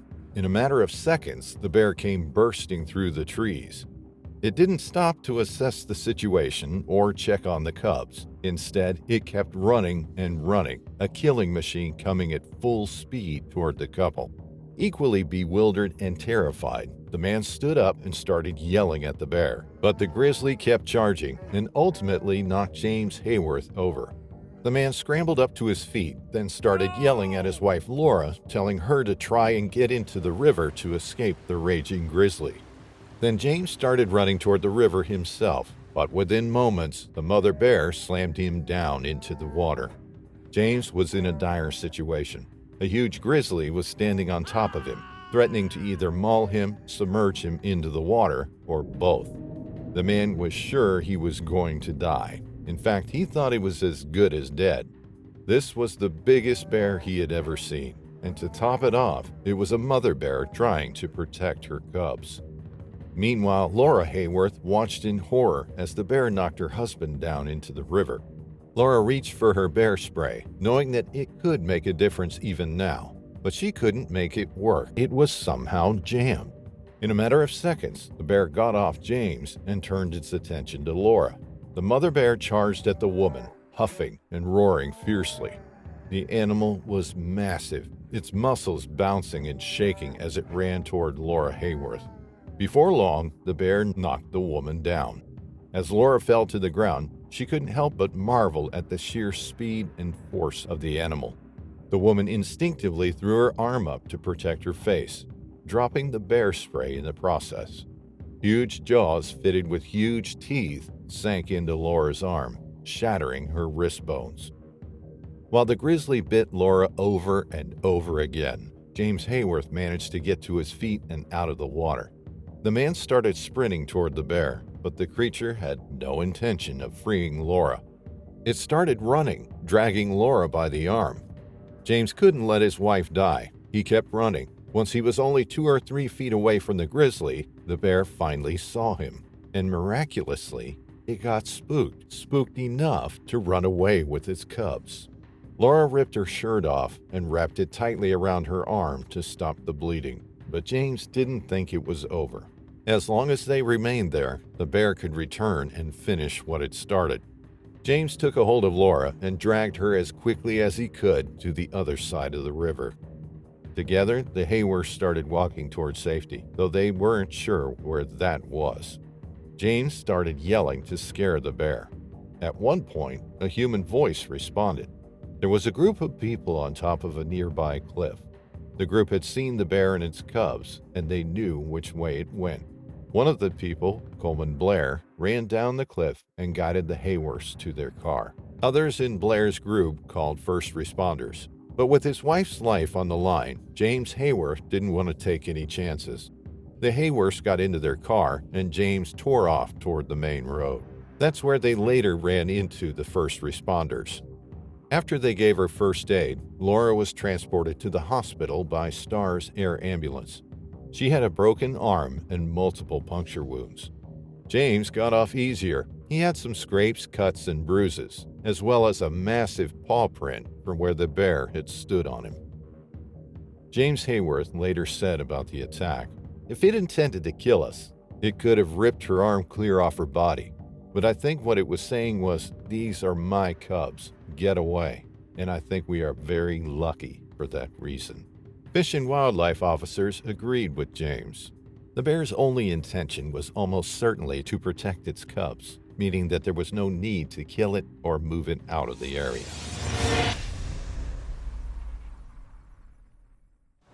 This is a story of both survival and loss, of resilience and love. This is the story of Mark Jordan. It was September 2005. At that point, Mark Jordan and Jacqueline Perry had been married for almost 4 years, and their anniversary was coming up. They were both very active people who liked outdoor activities, so finding the perfect spot to spend their anniversary wasn't probably too hard for the two of them. They lived in Cambridge, a city in the regional municipality of Waterloo, Ontario, Canada, so they were well accustomed to modern life and its demands. In fact, both Mark and Jacqueline had important jobs. He was a software engineer, and she was a medical doctor. Despite the challenging character of their respective jobs, or maybe because of it, the young couple tried not to ignore their innate inclination toward nature. That's why, besides his regular job as a software engineer, Mark was also a scout leader. Mark and Jacqueline chose to spend their anniversary in the backcountry of Missinaibi Lake Provincial Park, a park situated in northern Ontario. They wanted a remote place, somewhere in the very heart of nature. Celebrations were in order not only because they were quickly approaching the 4-year mark as a wedded couple, but also because Jacqueline had just accepted a new job. The woman had been offered a part-time position at Cambridge Memorial Hospital's emergency department, where she was set to start her new job in less than a month. So the two of them embarked on a 2-week holiday with big plans of camping and kayaking. As with any other inhabitants of Ontario, Mark and Jacqueline were well aware of the territory's immense beauty. Missinaibi Provincial Park, their destination, is located in northern Ontario. If you know anything about northern Ontario, it's probably the fact that the territory is huge. It actually covers 90% of the area of Ontario. And you may also know that the population is as scarce as the land is vast. Only 6% of Ontario's total population lives in the northern part of the province. It's all about the nature up there, with the boreal forest covering most of the land.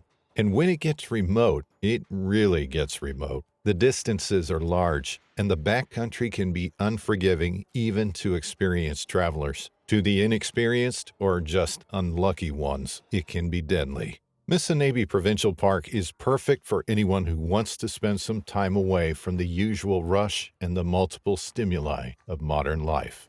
Overall, it's a good place for an escapade. The park is located at the center of Chapleau Crown Game Preserve, a fur-bearing animal preserve northeast of Lake Superior. Missinaibi is a bit over 310 miles long, encompassing multiple lakes, impressive waterfalls, and stunning whitewater, perfect for some adrenaline-inducing kayaking. There are several campsites and canoe sites, and as everywhere in the preserve, wildlife abounds in Missinaibi Provincial Park. Mark and Jacqueline chose one of the backcountry campsites on Missinaibi Lake. The site was secluded, both intimate and exciting enough for the two nature lovers. The two of them would often go hiking, and given their love for nature and Mark's experience as a scout leader, they had enough trust in their abilities to fend for themselves in the wilderness. The couple had to drive north to the park, and then they had to paddle their way to the campsite in a kayak. There's no indication that anything worrisome or at least suspicious had happened before Tuesday, September 6, 2005. Instead, the couple spent their days enjoying the outdoors, as they'd often done before, breathing in the fresh air and relishing in the nice stretch of their muscles after paddling their boat. However, their joy was soon cut short. What was meant to be a lifetime spent together turned into only a few hours of pain, desperation, and vain hope. September 6, 2005 started like every other day at the campsite. Later that afternoon, though, disaster struck, and with it came a gruesome fight for survival. Mark Jordan and Jacqueline Perry were preparing dinner at their campsite in a rugged, remote region within the park, near Lake Missinaibi. Everything seemed, looked, and sounded normal until it didn't. It all happened so quickly, there was no time to properly act. A black bear suddenly appeared at their campsite, and as if seeing a bear up close and personal wasn't enough, this animal didn't seem to be merely aggressive. No, the bear seemed to be predatory. There was no doubt the bear's intention was to kill. It struck lightning fast. In an instant, the bear leapt, pinning Jacqueline to the ground. The creature didn't waste any second. It grabbed the woman and then started dragging her into the bush. To Mark, it felt like time had stopped. Jacqueline, the woman he loved, his wife, was in the clutch of an apex predator, being dragged far away from him and into the wilderness, toward a certain death. Mark couldn't let it happen. If he knew one thing about black bears, it was that they can get scared if one manages to look bigger and fiercer than the beast. In other words, Mark Jordan knew he had to show the bear who the boss really was, no matter the cost. Saving Jacqueline wasn't a decision. It was way more than that. It was an instinct. Before the bear could disappear into the bush with a very wounded Jacqueline, Mark attacked the beast. The man got the bear in a headlock and started punching it in the head, causing the beast to drop Jacqueline. Its attention was now focused on Mark, and so was its rage. Using its claws and massive snapping jaws, the black bear struck back. It didn't matter to Mark. It didn't matter that his body was covered in lacerations, that several of his nerves had been severed by the furious black bear. Mark retaliated, using its Swiss Army knife to stab the beast 5 or 6 times. Suddenly, the animal left, wounded. The man's relentless attack succeeded, but his ordeal was far from over.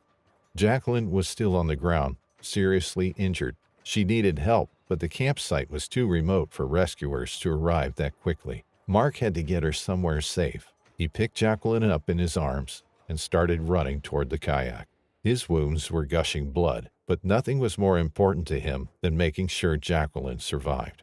Desperate, he climbed into the kayak and started paddling toward the nearest campsite.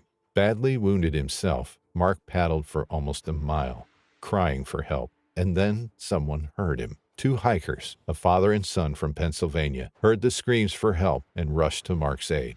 The two of them had fought off a black bear themselves less than an hour before hearing Mark's cries. Together, the three men paddled for 90 more minutes before coming across a pontoon boat with an off-duty police officer and a doctor from North Carolina on board. It was a miracle. The doctor tried to save Jacqueline Perry while the boat continued on to the park office some 6 miles away. Mark stood by his wife's side, hoping and praying she would survive her brutal wounds. But Jacqueline Perry died before they could make it to the boat office, despite her husband's heroic efforts to save her. 3 hours after the attack, Mark Jordan was taken to Sudbury Regional Hospital. His condition was stable, but he had suffered multiple lacerations, many puncture wounds, and severed nerves. Before doctors could operate, they had to make sure there was no possibility for infection. Meanwhile, police and park workers began their efforts to find the bear, as well as other campers. With visitors not being required to tell park officials they'd entered the area, staff wasn't exactly sure how many people they were looking for. On September 10th, 4 days after the attack, the Ministry of Natural Resources killed a black bear believed responsible for the fatal attack. The bear was found, shot, and killed near the site of the attack. The animal was male and not fully grown, and it had a wound to its neck, one probably inflicted by Mark's knife. Mark Jordan was released from the hospital after getting 300 stitches for his injuries. 2 years later, in 2007, he was given the Star of Courage Award from Governor General Michael Jean. In an interview, the man said he regretted not killing the bear. He also said getting the Star of Courage would help keep Jacqueline Perry's memory alive.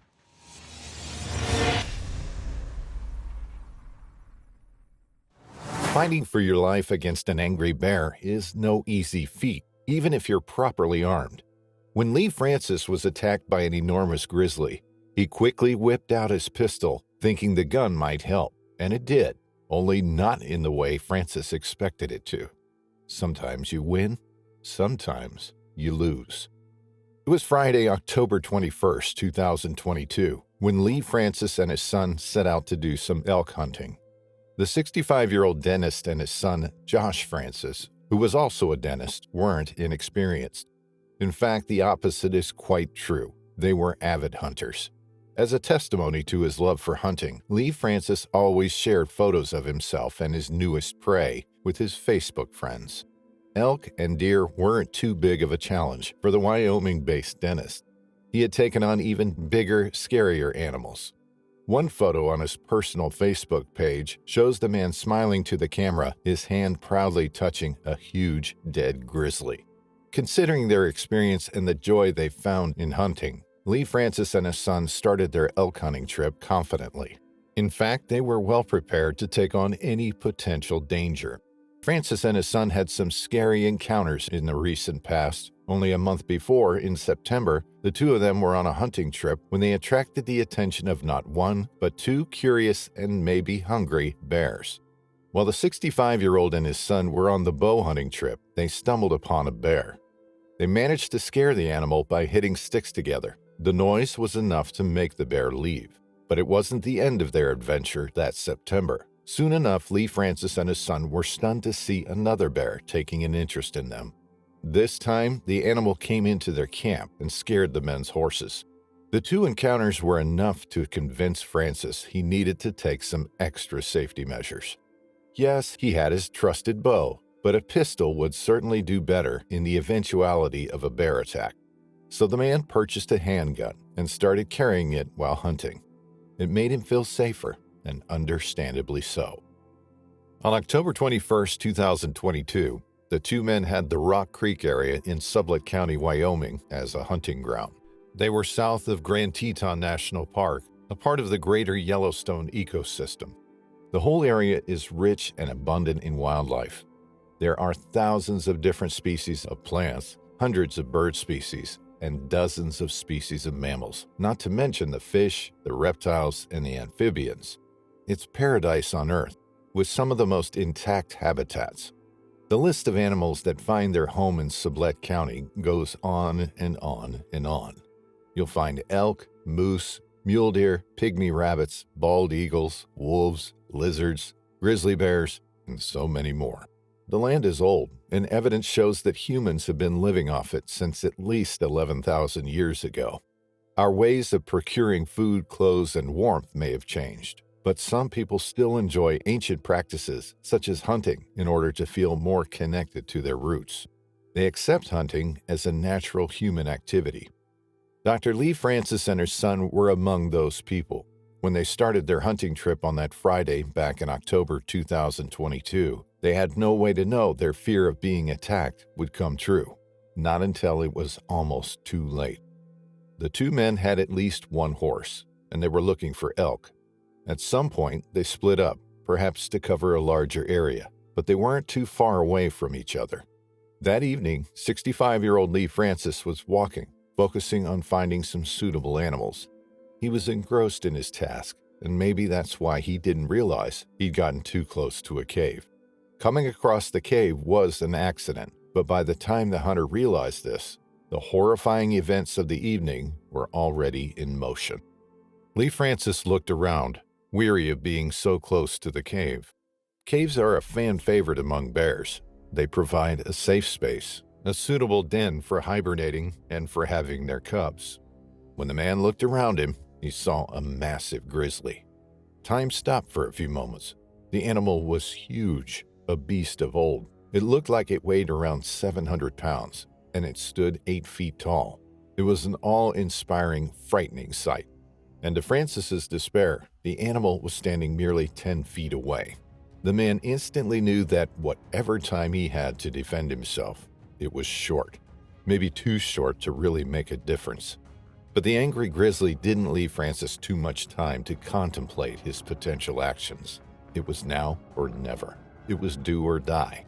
The giant beast charged toward the man, its beady eyes full of rage.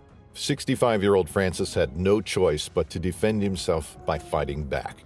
He whipped out his pistol, the one he had gotten to protect himself from awful encounters, just like this one. And he fired, but it didn't deter the animal. Instead, the grizzly approached furiously, its pace quick. Its steps made the very earth tremble. The bear came flying at the man, and Francis was now prey. He made the mistake of taking the animal by surprise, and bears are notorious for turning murderous when startled.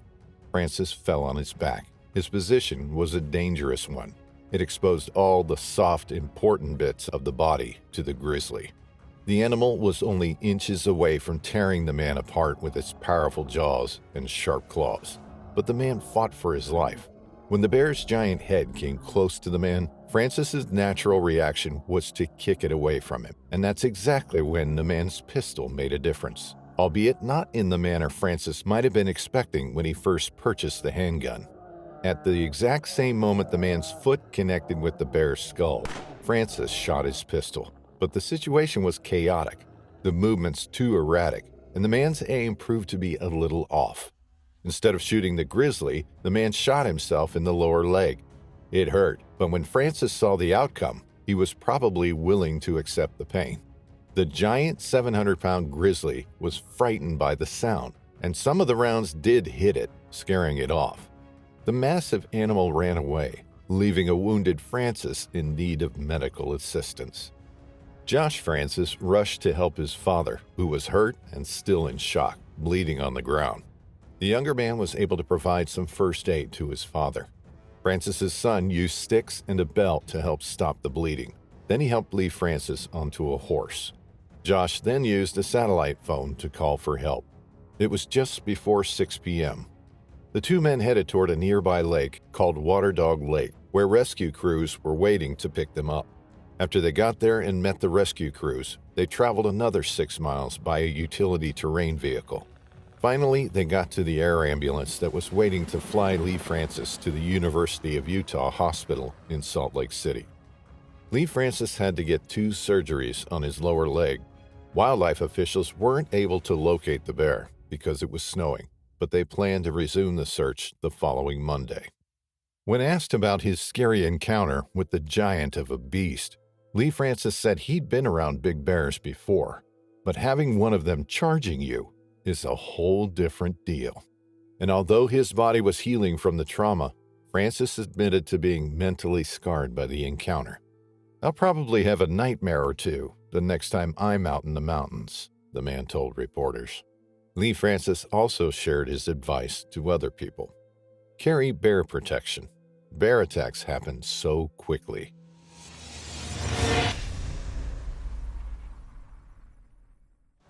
It was mid-October 2018, and things were looking gloomy on Lawrence Michalchuk's property in Bella Coola, British Columbia, Canada. Michalchuk and his wife had just returned from a week-long trip.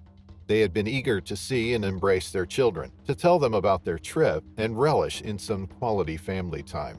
But there was bad news to be shared first.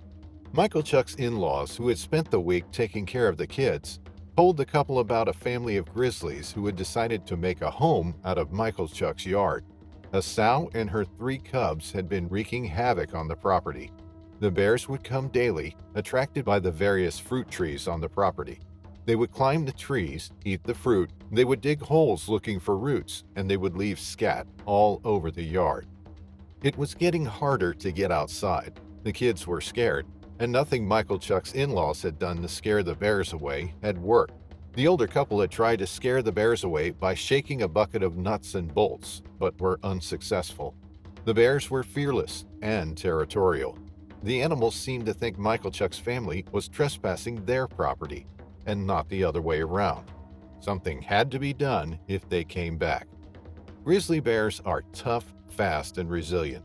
They are some of the largest subspecies of brown bear, and they are nothing short of fierce. They're great fighters, especially when it comes to protecting their young. And while many people can't comprehend living that close to such predators, grizzlies are a common occurrence in Bella Coola, British Columbia.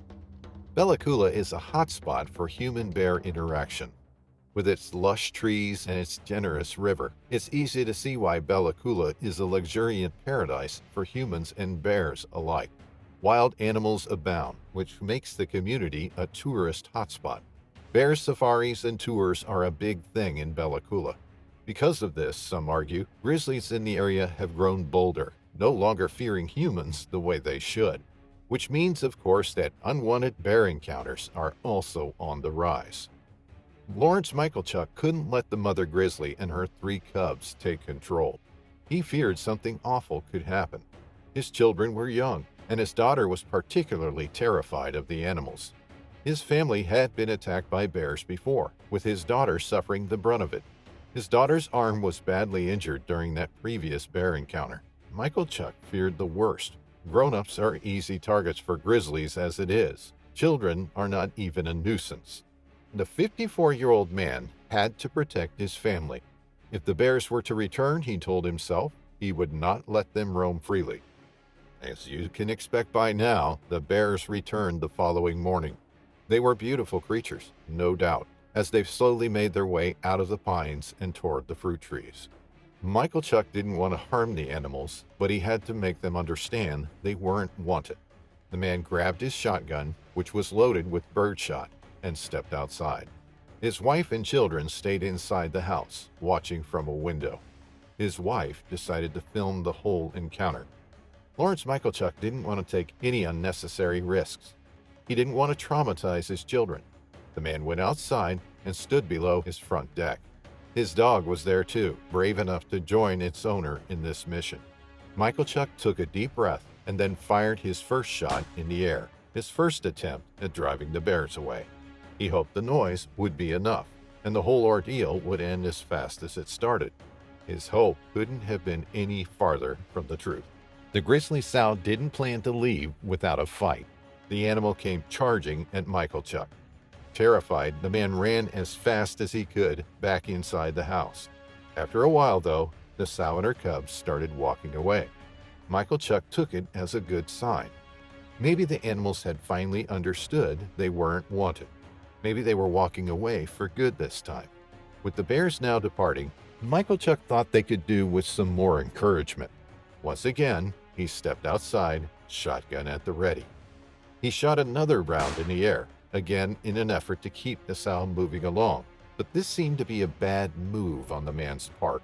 The sow turned around, ever so slowly, the look in her eyes nothing short of menacing. She watched Michael Chuck closely, as if trying to intimidate the man. Michael Chuck yelled at the bear to keep moving her on. Bad move. In an instant, the sow put her ears down and her head back, her mouth open, those sharp teeth glistening in the sun. It was a terrifying sight. In a flash, she started charging at the man. The bear was furious. She, too, wanted to protect her children. Boy, this is not a very good situation, because I don't think I'm going to make it back to the house, Michael Chuck thought. But he had to try and save himself, for his children's sake at least. As soon as the bear started charging, Michael Chuck started backpedaling as fast as he could. At one point, the man lost his right shoe. The shoe almost tripped him up, but luckily Michael Chuck managed to remain steady on his feet. He had a plan. He waited until the bear was just across the driveway. Then he raised his shotgun and aimed at the bear's right leg. Michael Chuck shot, knowing this was his only chance. The bear tumbled on the ground, stunned by the shot. The man knew he had only seconds, so he took off running, not wasting any time to see what the bear did next. Turns out, the man made the right decision, because it took the bear only a few moments to get back on her feet and resume its chasing. By then, fortunately, Lawrence Michael Chuck had already dove in the door as quick as he could and slammed the door behind him. He made it back inside the house. He was alive. The family watched as the grizzly sow turned to her cubs. The four animals left together. The man later reported the incident to BC conservation officers. Michael Chuck's wife uploaded the video on YouTube. In a write-up attached to the video, Michael Chuck provided further details. There was no blood, no hair, and I know she'll be sore, but she'll now think twice about approaching people. I talked it over with the local conservation officers, showed them the video, and they said I was totally justified in defending myself and family. I'm just glad it was me and not the kids out there, he wrote. But the video sparked a wave of controversy, with people criticizing his decision to shoot at the bear. But Michael Chuck defended his actions, arguing that he'd never intended to hurt the animal, hence the use of birdshot. I didn't want to blind her by hitting her in the face, so aimed at her right side to hopefully trip her up to buy me enough time to run inside the house, the man explained. That bear was not going to leave, he said. It probably worked out good because the bear's alive and I'm alive.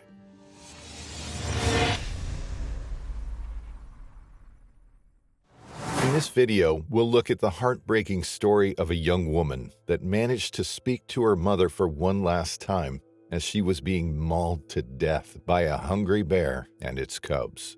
It's a brutal story, one that once again proves that the wilderness can be unforgiving.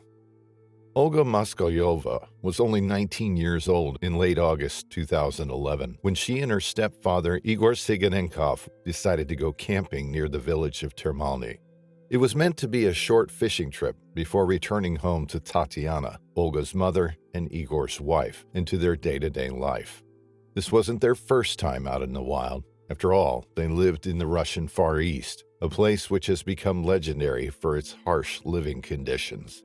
To most of us, it might seem like a cruel, untamed place. To them, it was just their backyard. In Russian regional schemes, the Russian Far East has been traditionally noted separately from Siberia, but the territory can be considered part of Siberia, if only for its geographical traits. There isn't a precise definition of Siberia's territorial borders. It just goes on and on and on, home to never-ending winters, mountains and lowlands, lakes, rivers, and grasslands. Termalny, the village nearby where Olga and her stepfather Igor went fishing, is surrounded by wild forests, mountains, and even an active volcano. But while human settlements may be more or less safe, the outdoors is another matter entirely. The forests are thick with undergrowth, fir, and pine trees. They're a perfect home to a large array of animals, including red deer, lynx, tigers, leopards, and bears. As beautiful as these animals can be, they are also extremely dangerous, especially if they're hungry or they feel threatened. And sometimes it's us, humans, who get the short end of the stick and end up paying the ultimate price. When our luck runs out and every safety measure fails, there's nothing left to save us from the claws of an enraged animal, save for a miracle, and miracles are rare. In late August 2011, Olga Moskaliova and Igor Siganenkov started their trip near Termalny, out in the wilderness. The Russian Far East is home to some of the most diverse and rich river ecosystems.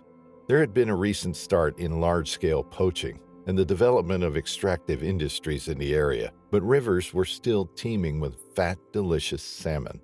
Fishing is a traditional source of sustenance for the population. So the two of them went on their trip, expecting to return with a nice catch. There's no reason to believe they weren't in good spirits. In fact, 19-year-old Olga had just gotten her driver's license, only days prior to the trip.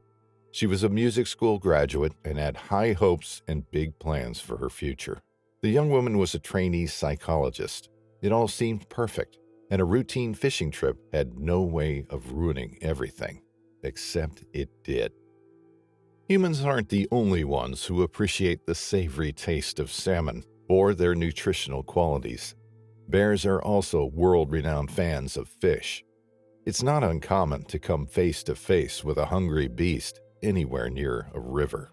But Olga and Igor didn't just come across one bear.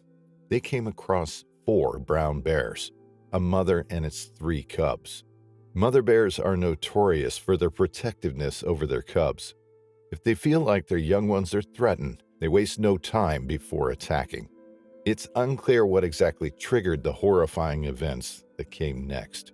But whether the bear felt Olga and Igor were a threat, whether the animals were simply startled or just hungry, it doesn't matter. They attacked. As Olga looked on in horror, the mother bear leapt on Igor, knocking him to the ground. The enraged animal used all of its force, and it didn't take very long until its considerable force overpowered Igor. The brown bear broke the man's neck, and as if it weren't enough, it smashed his skull. Olga witnessed the attack, but probably quickly realized she was going to be next. Desperate to flee, she turned around and broke into a run, but it was no use. She ran for what probably felt like miles and miles. In reality, the young woman was able to run only about 70 yards, and then her own nightmare began. Brown bears can reach speeds up to 35 miles per hour, especially if they're in peak condition or determined to catch their prey. No human can outrun a brown bear. Running is never an option. As such, the mother bear caught up immediately with Olga. It grabbed her leg. The bear repeatedly chased and attacked the young woman. At some point during the attack, Olga managed to get out her phone and call her mother, Tatiana Siganenkov. Back home, Tatiana answered the call. She had no idea what she was about to hear. She was met with her daughter's desperate voice. "Mom," the girl screamed, "the bear is eating me. Mom, is such agony. Mom, help." Olga was a fun girl. It wasn't unlike her to pull pranks on her mother. That's what Tatiana thought at first, that her daughter was joking around. But then she listened closer, and her heart sank. Dread filled her body as she realized the pain in her daughter's voice was real. And Tatiana could also hear other sounds, horrible ones. The woman could hear the bear growling and chewing. A mix of shock, dread, and pain overcame her, and she felt she could die on the spot. Before she could say anything to her daughter, the call ended. Wanting to help her child, Tatiana called Igor, her husband. She had no way to know her husband was already dead, killed by the same bear which was now mauling her daughter. His phone rang, but it was no use. As the seconds went by, Tatiana was going insane with worry, pain, and the unbearable feeling of knowing she couldn't do anything to help her daughter. The woman then phoned the local police and some family members that lived nearby the area and begged them to go rescue her daughter. Meanwhile, Olga was struggling for her life. The bear killed Igor instantly, but it toyed with the young woman. She somehow managed to call her poor mother again. "Mom, the bears are back. She came back and brought her 3 babies. They're eating me." These were the only words Olga was able to tell her mother before the call disconnected a second time. There are no words that could describe the pain, the mental anguish, and the dread both mother and daughter must have felt. Going mad with grief, Tatiana couldn't do anything but hope and pray that help would arrive soon, and her daughter would be saved from the claws and snapping jaws of the 4 bears. But then she got a third, final call from her daughter. This time, the girl sounded different. It was the last time Tatiana heard her daughter's voice. At that point, it had been almost an hour after the initial call. It was obvious Olga could sense she was going to die. Her words would be engraved in her mother's mind forever. "Mom," the young woman said, "it's not hurting anymore. I don't feel the pain. Forgive me for everything. I love you so much," were the last words Olga Moskalyova ever told her mother before the call was cut off for the final time. It took rescuers another half hour after the final phone call to reach the place of the attack. When they got there, they were met with a gruesome sight. Police officers were accompanied by Andrei, Igor Siganenkov's brother. Together, they saw the mother bear and its cubs feeding off Igor's remains. Olga was lying on the ground not too far away, her lifeless body horribly mauled by the beasts. 6 hunters were dispatched to kill the bears. The 19-year-old was declared dead at the scene. Her mother, Tatiana Siganenkov, was left heartbroken. She described her daughter as a fun, cheerful, friendly, and warm person. A person that had her whole life ahead of her.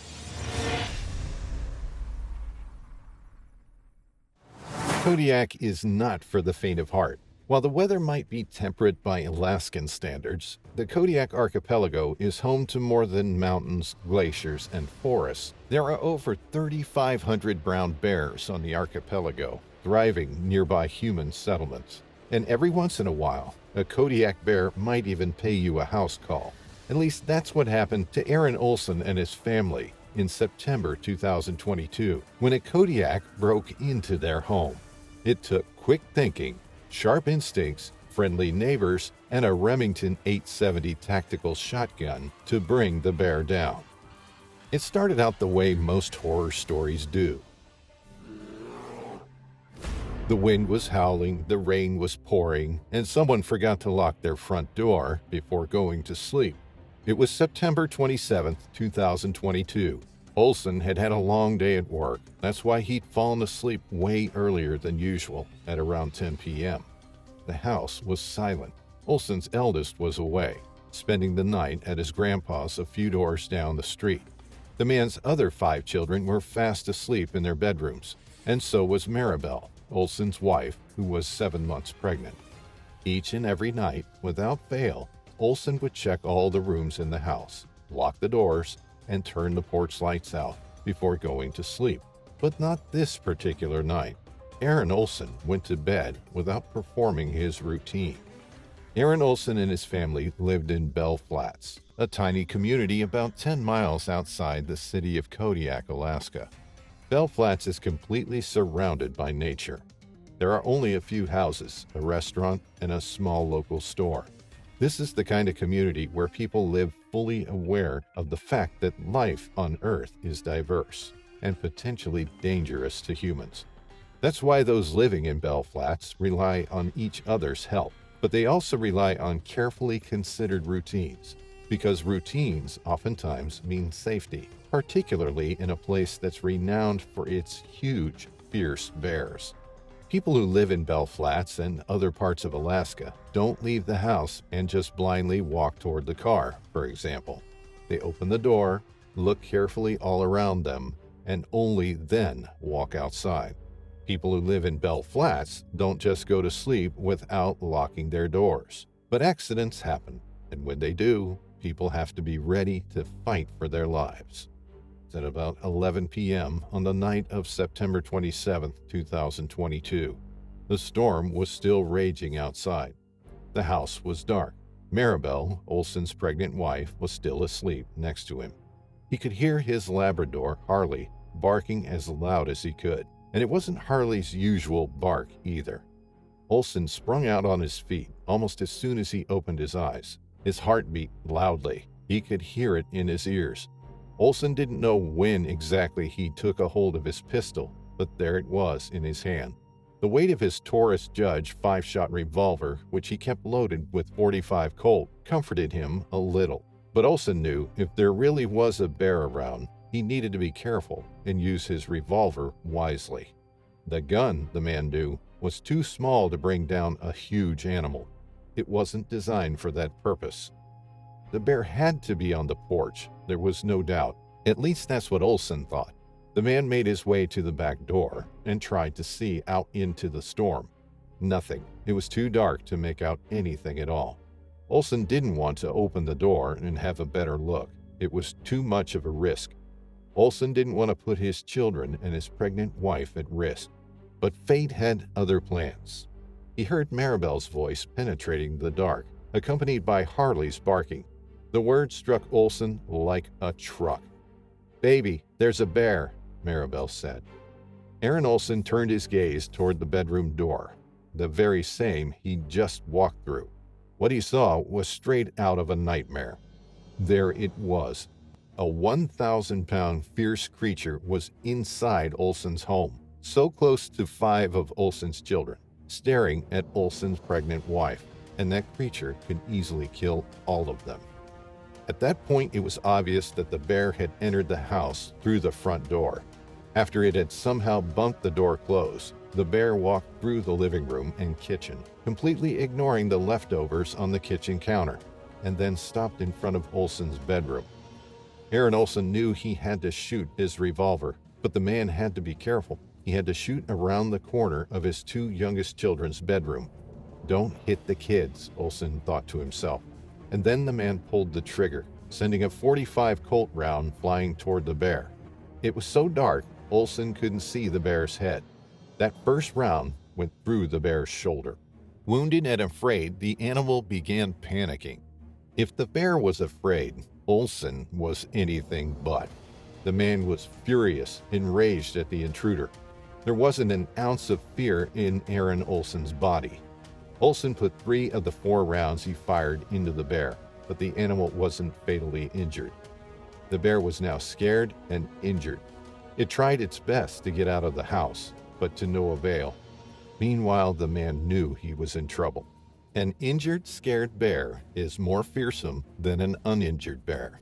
Olsen had only 1 last round in his revolver.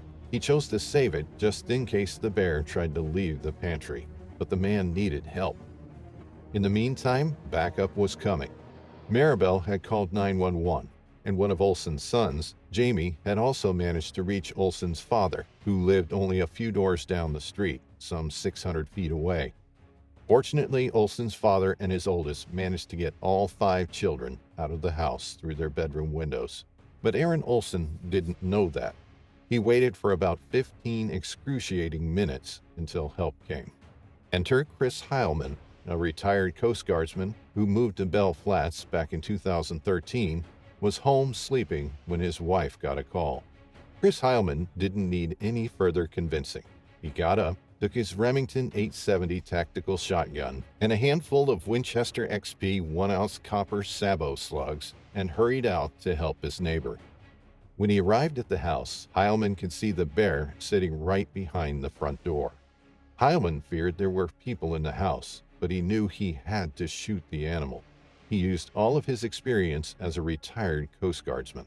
Heilman positioned himself about 10 feet from the front door.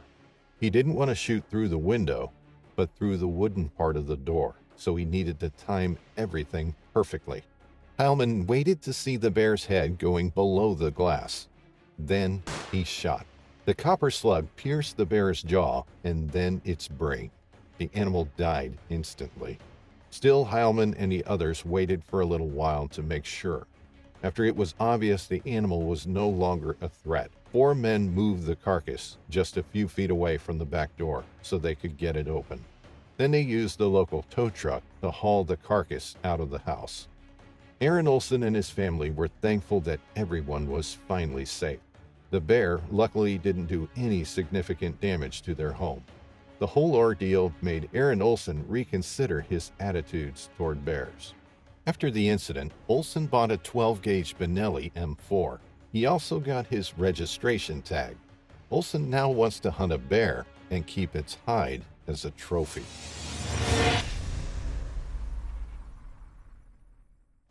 We sometimes think we're untouchable. We have the comfort of our houses, of our properties, places we know like the back of our hand.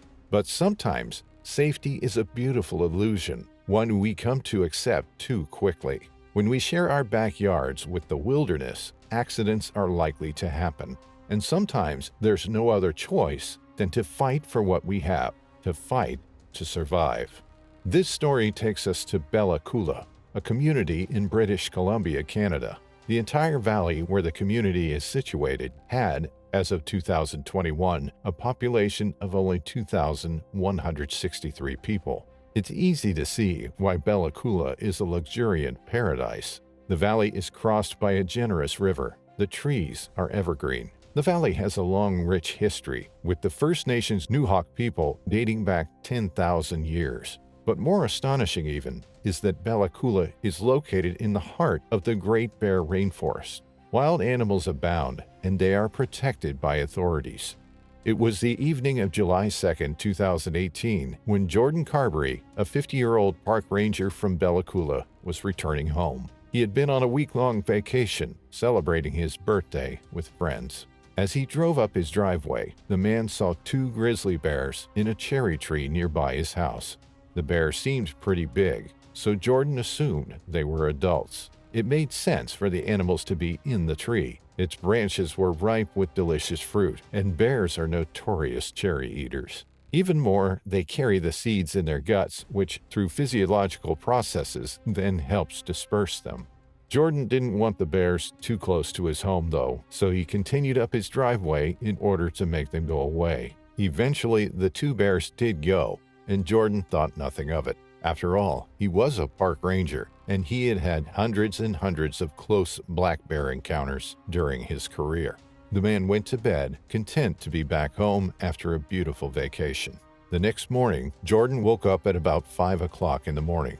He put on his slippers and went on with his usual morning routine. He was on the second floor of his house, looking out of his wide French window, when something really caught his eye. There was something moving behind the trees. Carberry kept on looking. The cherry tree's leaves were rustling atypically. Amused, Jordan assumed the 2 bears from the previous night were back for some more of the delicious red fruits. For Jordan, this was an amazing opportunity to take some one-of-a-kind pictures of the local wildlife. Grizzlies in a cherry tree. That was bound to be an impressive sight, one he wanted to share with his friends. Still in his slippers, Jordan took his camera and went down the stairs and out of the house, determined to take some unique photos. He was a relentless amateur photographer, and he took his camera everywhere. The previous night, he'd been sure those were 2 full-grown bears, and he was sure still. As long as he didn't take them by surprise or went too close, everything was supposed to go smoothly. He'd take his photos and be back for coffee in no time. He got out his front door and took around 20 paces around a big clump of trees. He wanted to take a really clear, really expressive picture, so Jordan made sure he'd have a straight view. He was approximately 36 feet away from his house, not a spectacular distance by any means. As he approached, the 2 bears came clearly into view. They were up in the tree, looking rather funny, as they had their fill of sweet cherries. All of a sudden, a branch gave way under one of the bear's weight and simply snapped. The bear fell to the ground below. Jordan caught something in his left eye and turned his head to see better. What he saw made his blood run cold. He had been gravely mistaken. The 2 grizzlies, having their fill of cherries, were not adults, but almost grown cubs, and to his left stood the mama bear. The sow was approximately 82 feet away from him. It slowly turned toward the man, and from the look on her wild face, Jordan assumed it blamed him for its cubs falling off the tree. The grizzly locked and leapt, starting to run toward Jordan Carberry. He couldn't believe his eyes. The bear was fast, so much faster than he imagined. Jordan could hear his heart beating. His mouth turned dry. He started running. Him starting to run wasn't a conscious decision. It was pure instinct. He could see his front door clearer now. He was so close to safety, he could almost feel it. By the time the grizzly hit him from the back, Jordan was about 9 feet away from the door. The massive paw to the back sent him flying in the air. The man landed on the ground with a loud and painful thud. The bear hurried toward him. The terror was so incredible. Jordan almost didn't register when the sow opened her jaws and picked him up by his skull. The force of her bite was so massive, a part of Jordan's scalp ripped and fell to the ground, causing the bear to let go of his head. But his suffering was far from over. The furious grizzly then started biting the man all over his body. It tore off his ear and slashed at his chest. It bit his legs and chewed at his abdomen. Its rage was one of a kind, the rage of a mother who believed its cubs were in danger.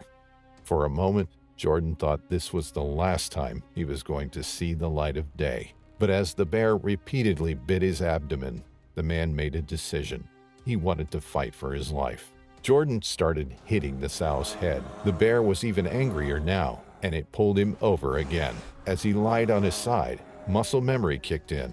Jordan recently had some ranger training in defensive tactics with modified Krav Maga moves. It seemed like his body remembered the training. The man waited for the bear to get closer and then started hitting it with his heel, straight in its eye. Pure adrenaline was rushing through his body. The bear backed off in confusion, giving Jordan the time to pull himself up. Then the grizzly charged again. Jordan tried to hammer fist its snout, but the bear seemed to understand the danger and dodged the attacks. The man managed to get into his house. His fear was still palpable. His door was thin. The bear could have easily charged and followed him into the house. For some reason, it didn't. But Carberry wasn't out of the woods just yet. He lived in an area with little to no cell coverage. He had no landline, and he was all alone.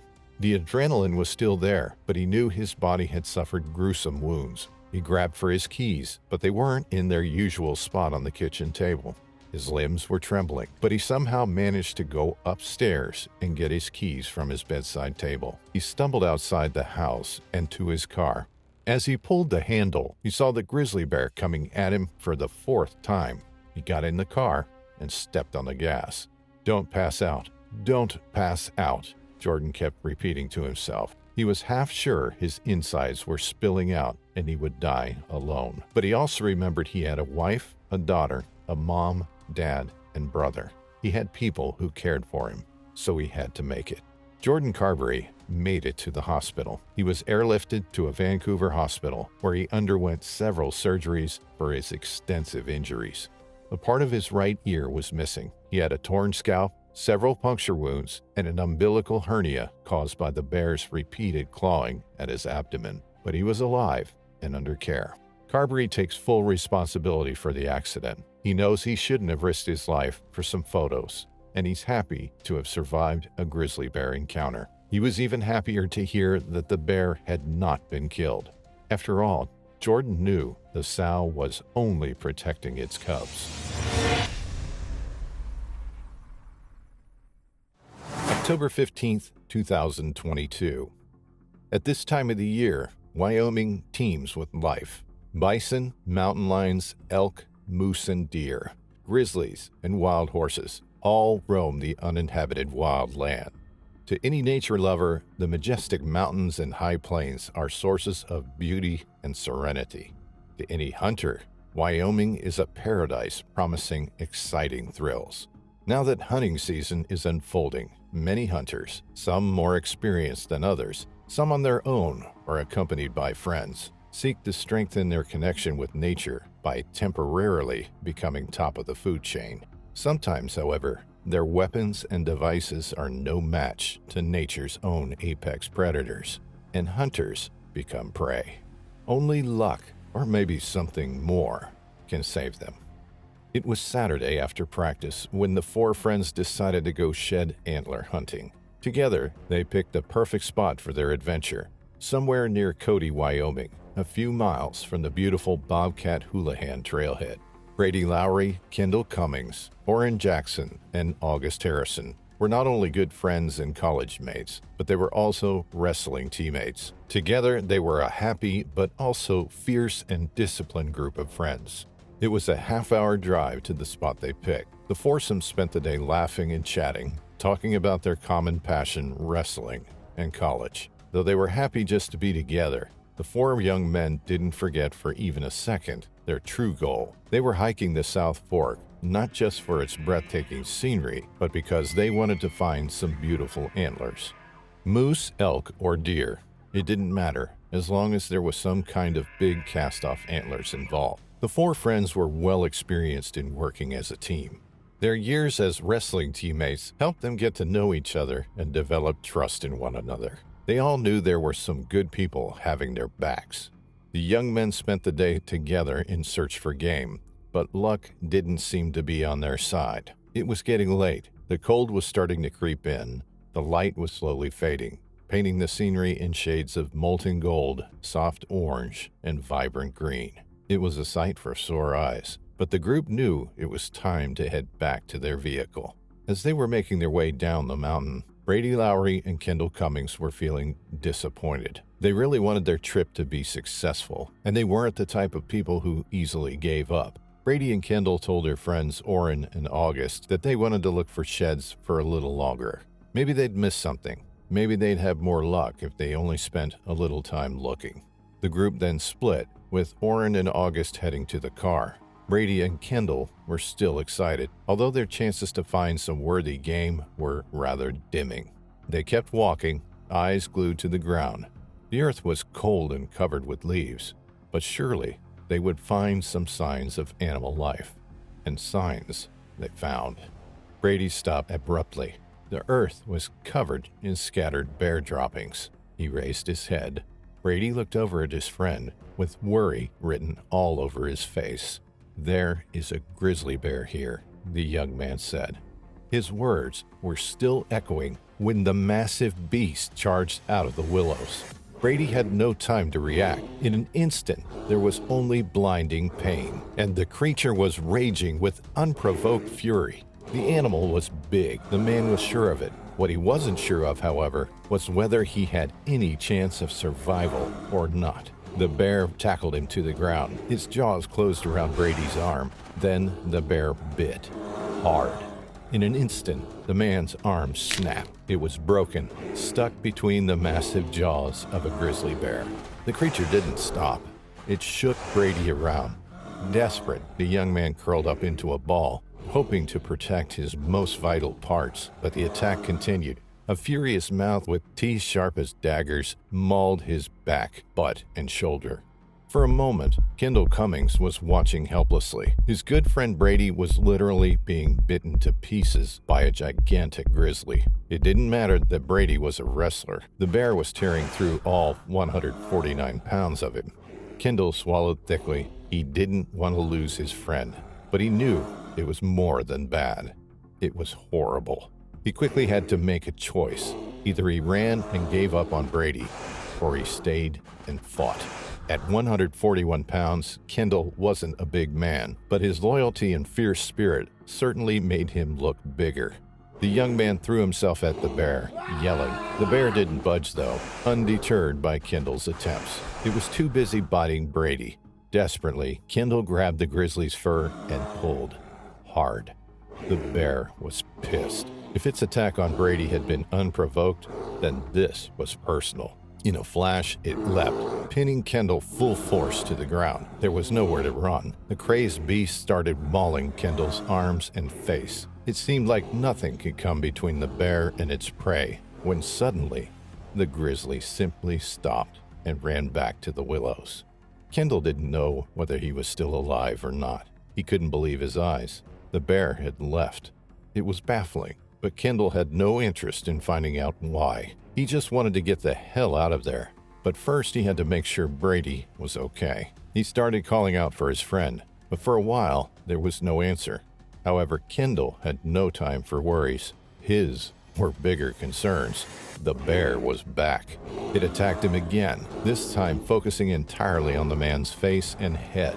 The dreadful teeth tore chunks of Kendall's cheek. When all seemed lost, miracles struck twice. once again, the bear left for no obvious reason. Kendall painfully pulled himself up. He was bleeding from everywhere. His head and body were covered in deep lacerations, but he somehow gathered the strength to move. He started yelling for his friends, and this time, help was on the way. While Kendall was still fighting the bear, Brady reached Orrin in August. Together they alerted the authorities. Emergency dispatchers urged the men to head to a safe place and wait for help. But the idea of leaving Cummings alone on the mountainside was out of the question.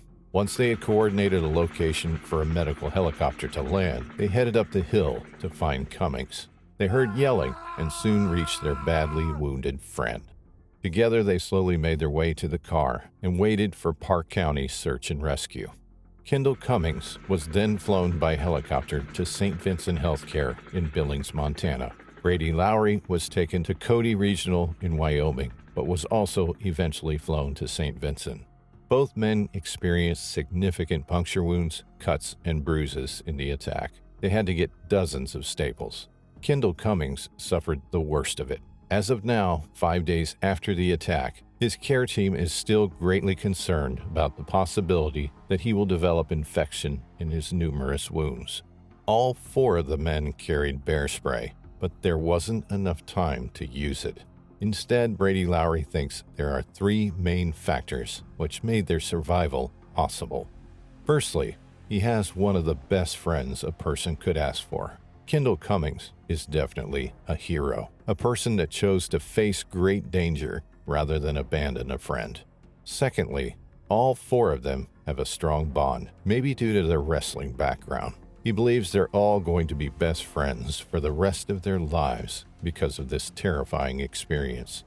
Finally, Brady believes there was something out there in the woods on that Saturday, something bigger than all of them, something that wanted them to live. As always, we'd love to hear your opinion on this story. What do you think saved the 4 young men?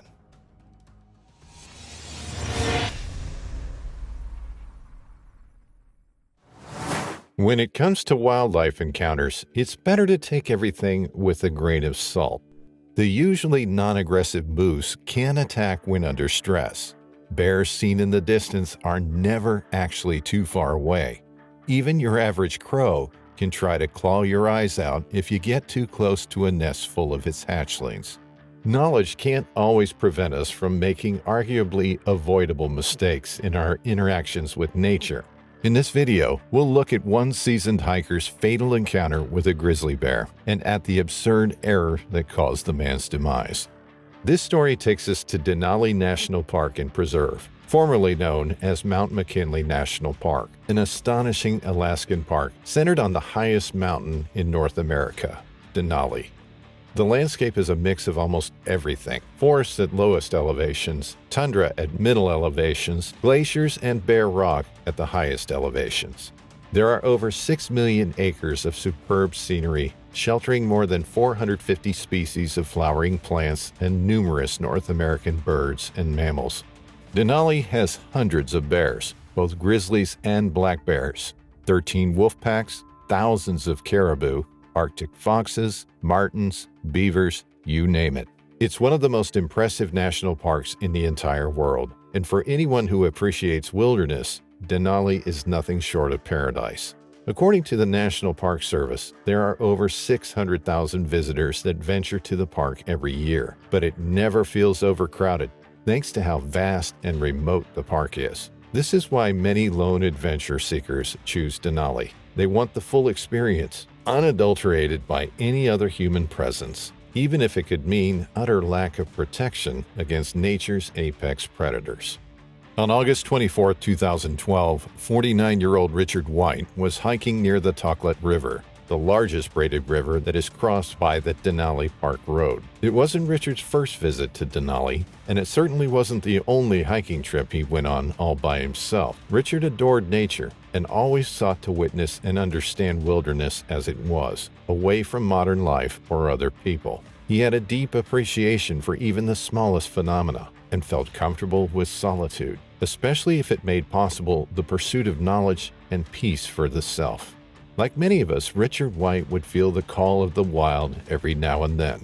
In order to soothe that part of him that wanted to get away from everything artificial, he'd spend days hiking, sleeping under the stars, and observing nature. By August 24th, the man had already been backpacking alone for 3 days, and he had 2 more days of exploring left before returning to San Diego, California. His wife and his 21-month-old daughter were waiting for him back home, and so did the prospect of changing his job. Richard was a successful man. He had been the director of exploratory pharmacology at Ferring Pharmaceuticals, but was now looking for a change. Perhaps that's what brought him to Denali, the need to clear his head before starting another chapter of his life. Or maybe it had nothing to do with his job at all. Maybe it was just what a nature-loving adventurer does. There was nothing to be afraid of. After all, Richard had been on so many solo hikes before, and he always made it back home. But that was about to change. In a dramatic turn of events that would stain Denali National Park and preserve history forever. On that early August afternoon, Richard was hiking along the Toklat when he saw something of extraordinary beauty and power. Sure, he preferred exploring nature by himself, but that didn't mean he didn't want to share the astonishing aspects of his journeys with his family. That's why he always carried a camera on his trips. He most likely wanted to show his daughter pictures from his adventures one day. As soon as he saw the huge grizzly, Richard stopped in his tracks. He grabbed his camera and pointed it at the mighty bear, bewitched by its beauty, its enormous size, and the powerful grace the bear was exuding.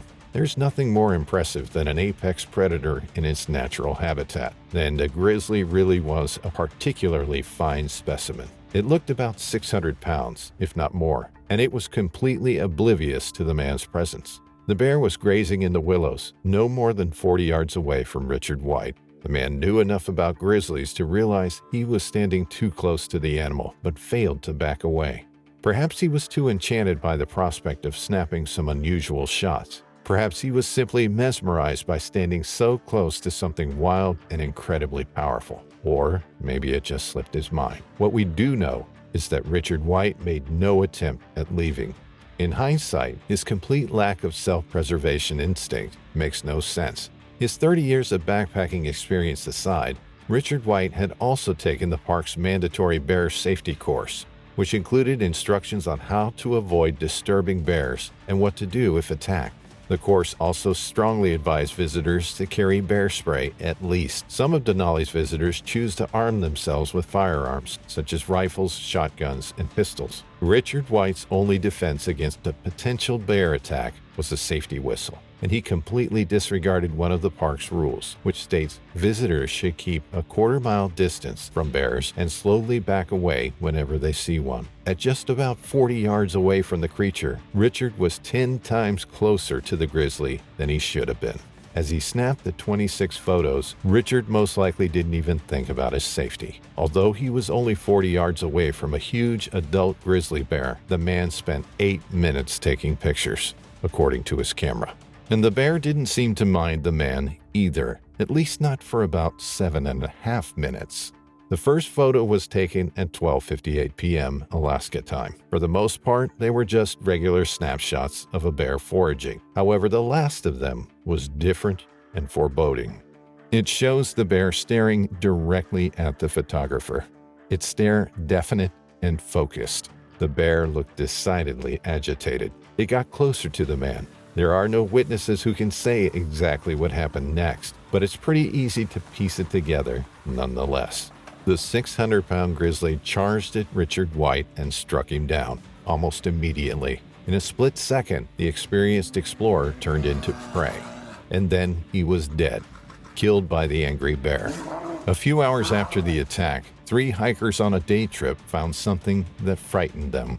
Signs of a struggle, as well as a backpack, torn clothing, and blood. So much blood. They didn't dare go further.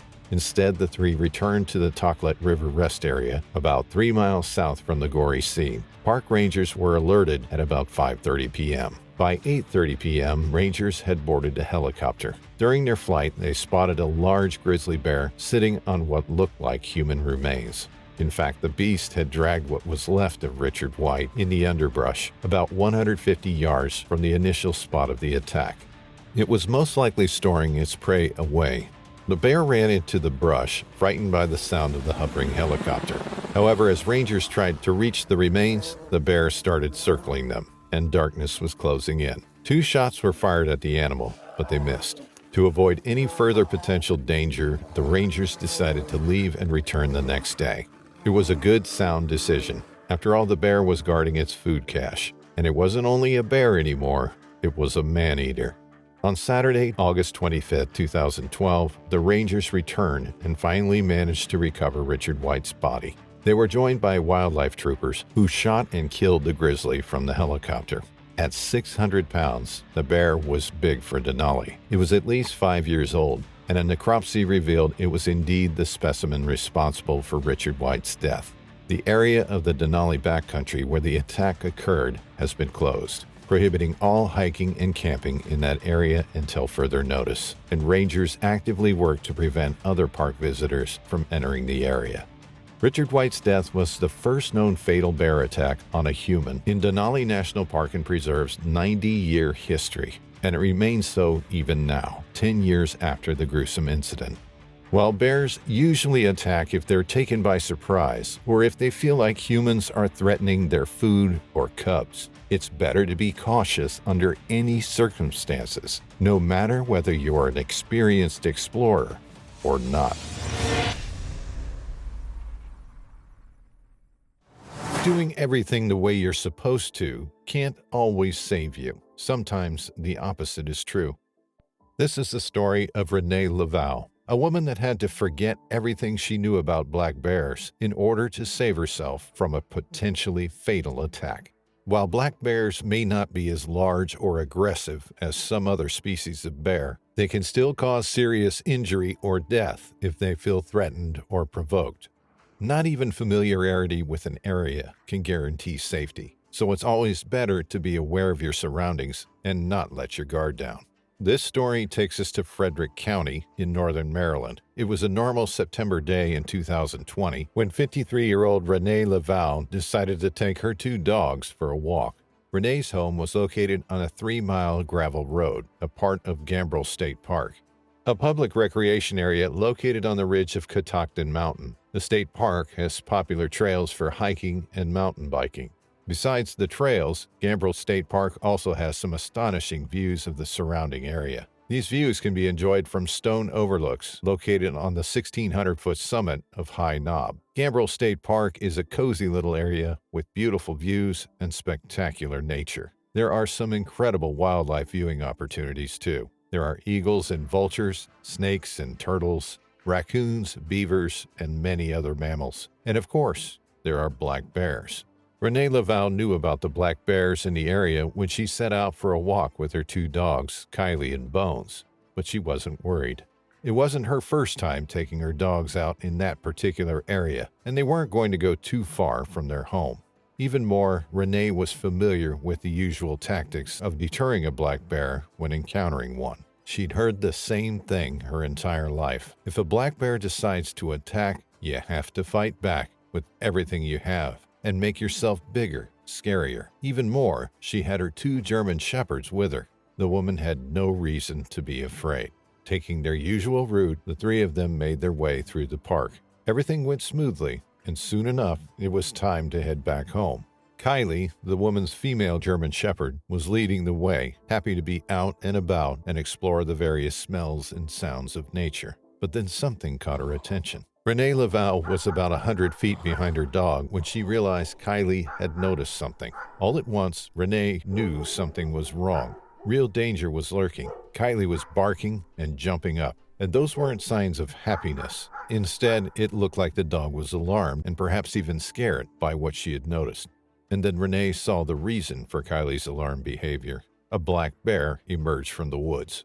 The bear wasn't necessarily very large. It seemed to be around 5'9" and 200 pounds. Still, seeing a wild animal approaching her didn't leave Laney indifferent. On the contrary, the woman started weighing her options. She knew she couldn't run, not if she wanted to escape unscathed. Looking at the bear, the most powerful thought racing through Laney's mind was quite simple, and very accurate at that. I'm screwed, the woman thought. But the decision whether to act or not wasn't in Laney's hands anymore. Kylie lunged at the bear, trying to fight it. The bear barely minded her. Instead, it swatted at the dog twice. Then it turned its attention to Laney Mlavolta, who was already acting the way she knew she was supposed to. The woman tried to make herself appear bigger. She shouted and moved around, but her plan somehow failed. This black bear was different. Instead of getting afraid of the woman, the animal perceived her as a bigger threat that needed to disappear. It took just a few very short moments for the bear to appear in front of Renee's face. The woman could see everything: the bear's frightening teeth, its threatening claws. Renee hadn't even had the chance to think. The bear was so close to the woman's face, she could have touched its nose.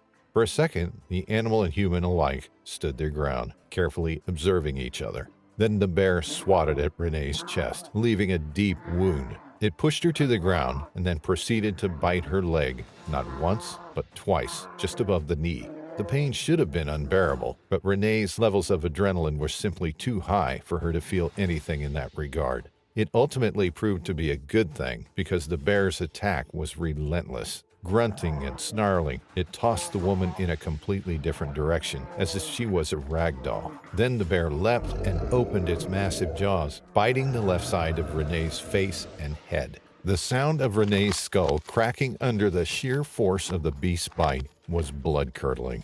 A new wave of fear and nausea took hold of the woman, but there was no way for her to deter the next attack. The bear snapped its jaws again, biting the right side of Renee's face. There wasn't much time to think about anything, but the woman knew she didn't want to be bitten anymore. She was terrified, helpless, all alone.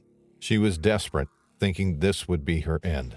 She didn't want to hear the crunch of her bones again. The mere sound of it was enough to add another layer of terror, if that was even possible. Laney Mlavolta didn't know what to do, so she went against everything she'd heard about black bears. Trying to fend the bear off hadn't worked. The woman got the feeling that it was now or never. The bear was either going to kill her or leave her alone. The 53-year-old home care provider knew she had nothing to lose. Protecting her head with her arms, Renee rolled over on her stomach to the ground, closing her eyes. By then, blood was already pouring all over her face and body. The bear cautiously approached her, grumbling. It sniffed the woman's right ear, and then miraculously, everything went silent. There was no sound. It seemed like the animal had simply left, falling for Renee's deceiving move. But the woman was too scared to move or open her eyes. What if it came back? What if it hadn't left, and instead it was simply waiting for her turn again? After 10 long minutes, the woman gathered her courage and strength and opened her eyes. It was true. The angry bear was gone, and her dogs were at her side. Renee slowly reached down her body with her hands and got her phone out of her pocket and called 911. It took first responders only a few minutes to arrive at the scene of the attack. The chief of the local fire department lived only 5 minutes away from Renee's house, which helped him arrive very quickly. By the time the man got there, Renee was already sitting up, but she had no idea about the extent of her injuries. The man's reaction upon seeing her clued her in, but the woman was just happy to find out her dogs were unharmed. She was taken to Meritus Medical Center in Hagerstown, where doctors assessed her injuries. The woman had a deep gash across her chest, where the bear had initially struck her. Her leg was very swollen due to the deep bite marks left by the animal. It needed stitches. The left side of her face, part of her ear, and her scalp also needed stitches. On the right side of her forehead, things looked even worse. All the nerves across Renee's eyebrows were severed, and there were bite marks all over her hairline and scalp. After multiple tests, doctors at Meritus Hospital decided to have her flown to another, larger hospital. Renee was then airlifted to Johns Hopkins Hospital in Baltimore, where she underwent deep tissue surgery. Her orbital fracture was fixed, and so were her severed nerves and the many open wounds all over her body. The surgery took 4 hours. 2 years later, in 2022, Laney Mlavolta opened up about her terrifying encounter with the bear. It took her 2 years to recover and for feeling in parts of her face and scalp to return. But the sensations aren't entirely how they used to be before the attack. Renee now suffers from PTSD after the attack, but she tries to overcome her fear by taking her dogs out on walks. It took months of therapy to get enough nerve to do it, but the woman doesn't want the incident to define her. She carries bear spray on any outing. Renee Laval advises anyone who plans on taking a stroll outdoors to carry some kind of protection and always be alert and aware of their surroundings.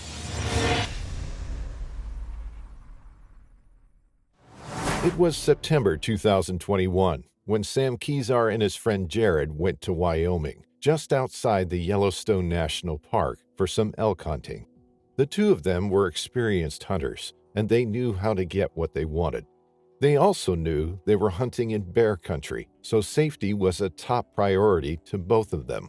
In fact, that was part of the reason Jared was there in the first place, to provide aid in the eventuality of a bear attack. This doesn't mean Kezar wasn't very well prepared on his own. As it turned out, the opposite was quite true, but no one should ever refuse any additional safety measure. Back in 2016, Kezar decided he wanted to take on elk hunting. He was a professional man, an arborist, and a family man. Kezar never said no to house chores, but he was also a passionate hunter. When he wasn't working or spending time with his family, Kezar was either shooting his bow for practice, hunting, or thinking about hunting. Once he decided to get into elk hunting, Sam Kezar started his meticulous process of getting information. He wanted to learn everything about it and also make sure he would be able to do it himself. For 3 years, he went to Colorado before finally killing his first bull. After that, he knew that elk hunting would become a fixed occurrence in his life. He drew pleasure from it. It was a way to connect to nature and to himself. After all, hunting requires sharp instincts. In 2021, Sam Kezar drew a Wyoming tag for a unit right outside Yellowstone. The South Dakota-based man was going to hunt near one of the most famous national parks in the entire world. But while he knew the land was rich in beauty and teeming with elk, Kezar also knew he was going to venture into grizzly country. And while grizzly attacks are rare, they're always a possibility. And when they happen in a flash. Kezar knew that there's no room for hesitation or mistakes in bear country. He had to be prepared for an attack. That's why as soon as he knew for sure he was going to hunt in Wyoming, the man went to Shields and bought a Glock Model 20 10mm. It wasn't an uneducated purchase. In fact, the detail-oriented man had previously researched the best choices for protection in bear country, and his research had pointed toward the Glock Model 20 10mm. It was allegedly the best overall choice when dealing with bear country. Kezar also bought the only box of ammo available, 180 grain full metal jackets. After some more research, Sam came to the conclusion that having a gun in a hip holster or in a backpack wasn't the best decision. He found another alternative. The man purchased the marsupial gear harness, which had a soft holster system and enabled him to have a right-hand draw right on his belly.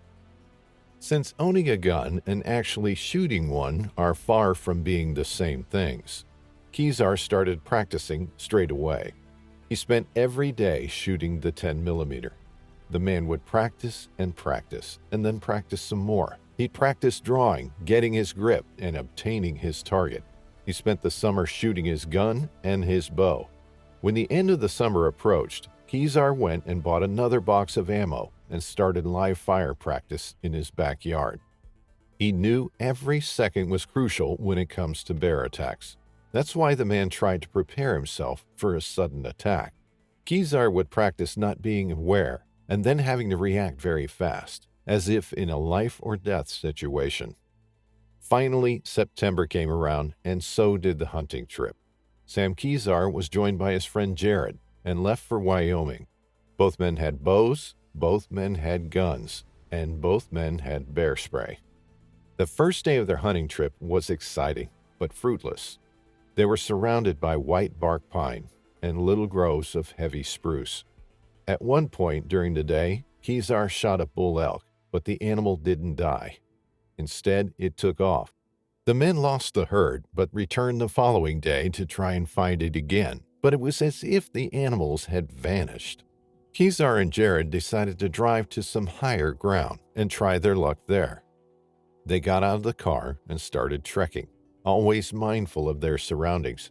As they walked, the two men found fresh bear feces. They had to be ready for anything. They kept walking, and then there it was, another sign. This time, the men spotted big scratches on a tree. Finally, they walked through thick timber into an opening. There was even thicker spruce in front of them, but there was no time for them to take in their surroundings. They both heard it at the same time. The sound of rustling, and then a mighty roar, louder than anything they've ever heard. Sam Kezar had killed 2 black bears with his bow before, but this was different. This was a massive, angry grizzly bear coming charging at him. Both Kezar and Jared yelled out, "Bear!" As Kezar yelled, he realized he was holding something. He realized he had his bow in his left hand and his gun in his right hand. He had no recollection of drawing the gun, but the man knew that his instinct had acted before he could consciously figure it out. Those long months of practice were paying off. As he watched the grizzly coming at him, Sam Kezar thought it was maybe only bluffing. He fired his gun, putting a round at the bear's feet to scare it away, but the bear wasn't fazed at all. That's when the man knew it was no bluff after all. The huge animal kept charging, running full speed. Kezar's hand moved out of instinct again.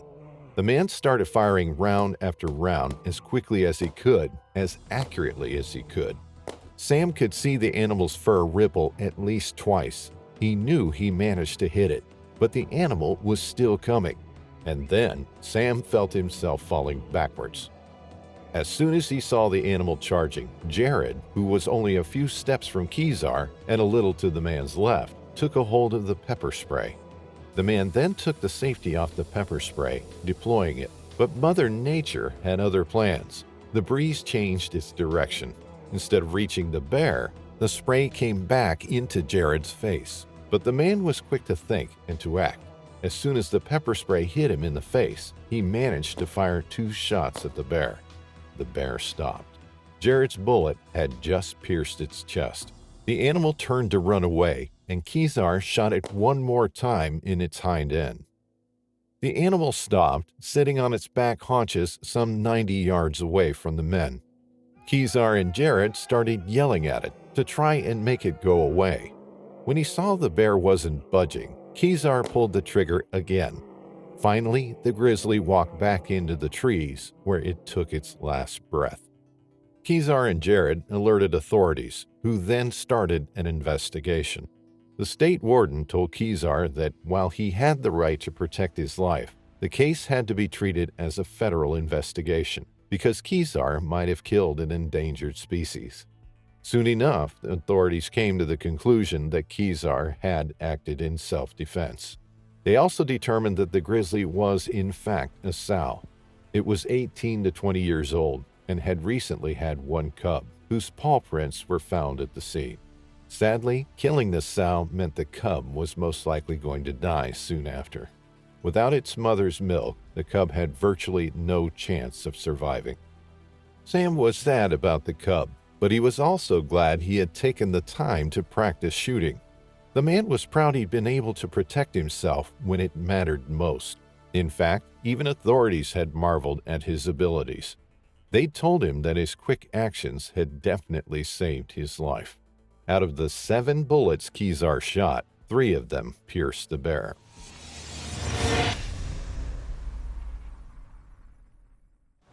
Richard Wesley was a hunter. He had been taught by his father, a successful hunter and trapper in Canada's Ontario region. It was a sport he regularly pursued, and the ultimate hunt was for black bear, using just his bow and arrow. He was skilled and enjoyed the thrill of the hunt, tracking the animal from afar before silently moving in, inching his way closer to make that perfect clean shot. He had never really thought much about the dangers of hunting, about the dangers of being out in the wilderness, actively hunting a dangerous predator. That was down to his father. He had been taught not to be afraid of anything, to stand up, to be a man. But sometimes fear is a good thing. Sometimes fear is what keeps you alive. It was spring 2019 in northern Ontario. Richard was out on the hunt. He had secured a hunting cabin and set out each day to track down a black bear. Ontario has one of the largest populations of black bears in North America, estimated to be between 75,000 and 100,000 individuals. It's a popular province to go hunting in. The majority of hunters set out to take down black bears with high-powered rifles, but shotguns loaded with slugs are also effective over short ranges. What is growing in popularity is bow hunting black bears. There are certain conditions and criteria that bows and bolts must adhere to ensure a clean and deadly shot. This was Richard's weapon of choice. It was silent, it was deadly. There was something more primal about hunting with a bow rather than a gun, a more traditional method of hunting that arguably requires greater skill at a closer range. When Richard left his hunting cabin one morning, he had no idea how his day was going to turn out. He had no idea that he could be walking his final steps. It could be the last time he fired his bow. He set off over ground on foot. He walked through the pine forests, pausing every so often to listen to his surroundings. He was heading to an area he felt sure would have some bears in it. He came to a clearing and an open off-road track. The trees had been felled there. Rotting trunks and branches lay strewn on the ground. The sky was overcast with gray clouds hanging down low. It was a bleak landscape. A cold, damp drizzle filled the air, wetting Richard's face as he scanned the open clearing. He knew there was a bear in the area. He had been tracking it for some time now, and then, as he walked along the track, he spotted something black in the distance. The telltale round figure of a large black bear. Richard had finally caught up with it. He was recording the hunt on his GoPro camera. In the footage, you could see the bear, a beautiful specimen. It was foraging for berries in the open landscape. Its head was down, low to the ground as it sniffed and rooted around. Richard quickly scuttled off the track and crouched down beside some felled tree trunks. He watched in anticipation. His heart thundered in his chest. He was in a vulnerable position. He had very little cover, and if he didn't make a clean shot, then he could enrage the bear, turning it into a lethal killing machine. He watched as the bear ambled along, seemingly unaware of the potential danger it was now in. It walked up the little bank and onto the track, making its way toward Richard. He held his nerve, waiting for the animal to come closer still. He loaded his arrow into his bow, ready to draw the string back at any moment. He steadied his nerves. The spring breeze picked up. He would have to account for the crosswind when he was ready to take his shot. The bear still had its head down, minding its own business. When it looked up, it stood less than 20 feet from Richard when it noticed him. Richard knew this was bad news. He knew the bear had been startled. In an instant, it galloped towards him. He could see its enormous feet pounding on the ground as it covered the distance in no time. He shouted at it, trying to scare it away, but it was now in full-out charge, its huge frame lumbering towards him. He raised his bow, but it was too late. Instead, he retreated, tripping and slipping over the tree trunks and branches as he did so. The enormous bear leapt over the fallen trees in just one leap and was now face to face with Richard. Then it jumped at him. In that split second, when it lunged up and onto Richard, he could see its claws. He could see its teeth. The power of the animal sent Richard crashing to the ground. He had his arrow still in his hand, his only form of defense. He remembered his father telling him that a bear is most sensitive on its nose, so he jabbed it with his arrow. He couldn't get a full swing at the bear because he was pinned to the ground, but he managed to stab it a few times on the snout. As he did so, the bear jumped off of him. He lay there waiting for the attack to continue, holding his breath. But it never came. Mercifully, the bear left Richard and ran off. He lifted his head to see where it had gone. He watched as he saw its lumbering body heading for the tree line, running away from him. The hunter had been incredibly lucky. If the bear had engaged in a full attack, then he would have been lucky to survive. Instead, Richard picked himself up and walked back to the cabin. He had come out of it unscathed. With the exception of a couple of bruises, Richard was completely unharmed. The adrenaline coursed through his body. He felt alive. A tussle with one of Canada's top predators had ended well for him. When he showed his family the video footage, he realized just how lucky he had been. His wife burst into tears, and his father had a worried look on his face. He was almost in shock. Richard had acted nonchalantly about the whole ordeal. He had described the attack to his family casually. But when he replayed the footage and when he saw the reaction of his family, only then did it hit him just how lucky he had been. He now had a new appreciation for life. He hugged those closest to him a little longer now. He no longer took things for granted. But that wasn't the end of it, at least not for Richard. Perhaps the bear should have finished the job. If it had, then it would still be alive today. Richard decided to seek revenge on the bear. Although the bear was merely doing what all bears do and defending its territory and acting out of surprise at having stumbled across the hunter, Richard decided to go back to the same spot and finish what he had initially set out to do. He was still a little shaken by the incident and this time decided to shoot from a tree stand. He recognized the bear from a white scar above its eye. When it came within striking distance, Richard raised his bow and fired the shot. His bear was harvested. Richard's job was done.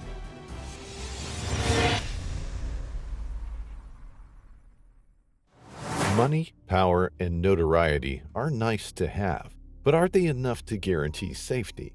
According to this gruesome story, not always. In this video, we'll take a look at what happened to 3 successful young people who set out into the wilderness. They didn't make it. Before they could even set foot on the Kamchatka Peninsula, their destination, everything went wrong. Their helicopter came crashing down. Their bodies were left to the bears. It was July 16, 2022, when Zoya Kegarodova and her partner Sergei Kolesniak set out for their adventure. Zoya was a successful Russian businesswoman, and a well-known one at that. Kolesniak himself was also well acquainted with the world of Russian business. He was a mobile phone company executive at Tele2 Russia. The two of them were on vacation, and an expensive one at that. They were on a 9-day luxury tour of Kamchatka, an impressive peninsula in their homeland, Russia. Evidence suggests that Zoya was the one to plan the trip. The couple had paid over $5,000 for this high-end experience. The Russian rich and super rich were also affected by the war in Ukraine. Sure, not in the way regular people were, but they still saw a change in their lifestyle. If this amounts to anything, judge for yourself. What we do know is that many of them abandoned their usual traveling spots due to sanctions over the war. They had to adapt. Western Europe has always been a major attraction to rich Russians. Countries like France, Italy, and Spain are no stranger to hosting them. But obtaining visas for those places is harder than ever for Russians, no matter how rich they are and regardless of their stance on the war. Other destinations have become popular among the top percentage of Russians. Many of them switched their focus to the Maldives, Turkey, or Dubai. Many others chose to see the new political climate as an opportunity and explore their own country. In July 2022, Zoya Kegarodova and Sergei Kolesniak were among those who chose Russia as a vacation destination. The country is huge, and there's plenty to see, especially when it comes to wilderness, and Zoya and Sergei both seemed interested in discovering nature. Pictures on their social media showed the two enjoying time out and about. One particular photo of Zoya shows the woman in the middle of a forest petting a chained tiger. In another photo, Sergei is seen taking a stroll in what seems to be another green forest. The couple chose the Kamchatka Peninsula as their destination. Kamchatka is old and so wildly varied that it has become known as the land of fire and ice. You could form a pretty good idea of what the place looks like by that title alone. You wouldn't be too far off if you assumed the peninsula looks like something that came straight out of Game of Thrones. Kamchatka is located in far eastern Russia, so it's geographically closer to Alaska than to Moscow. It's bordered by the Sea of Okhotsk to the west and by the Pacific Ocean to the east. The peninsula has a population of about 322,000 people in an area of some 100,000 square miles. Summers there are cold, and winters are endless, harsh, and snowy. Snow covers the land from October to late May. When it comes to scenery, the peninsula is simply breathtaking. There are multiple volcanoes, more than 20 of which are still active. Earthquakes and tsunamis are common in the peninsula, but there are also more enjoyable natural occurrences, such as thermal and mineral springs. Nature enthusiasts love the place, but the impressive scenery isn't the only thing that occupies the land. The wildlife there is abundant and luxurious in its own right.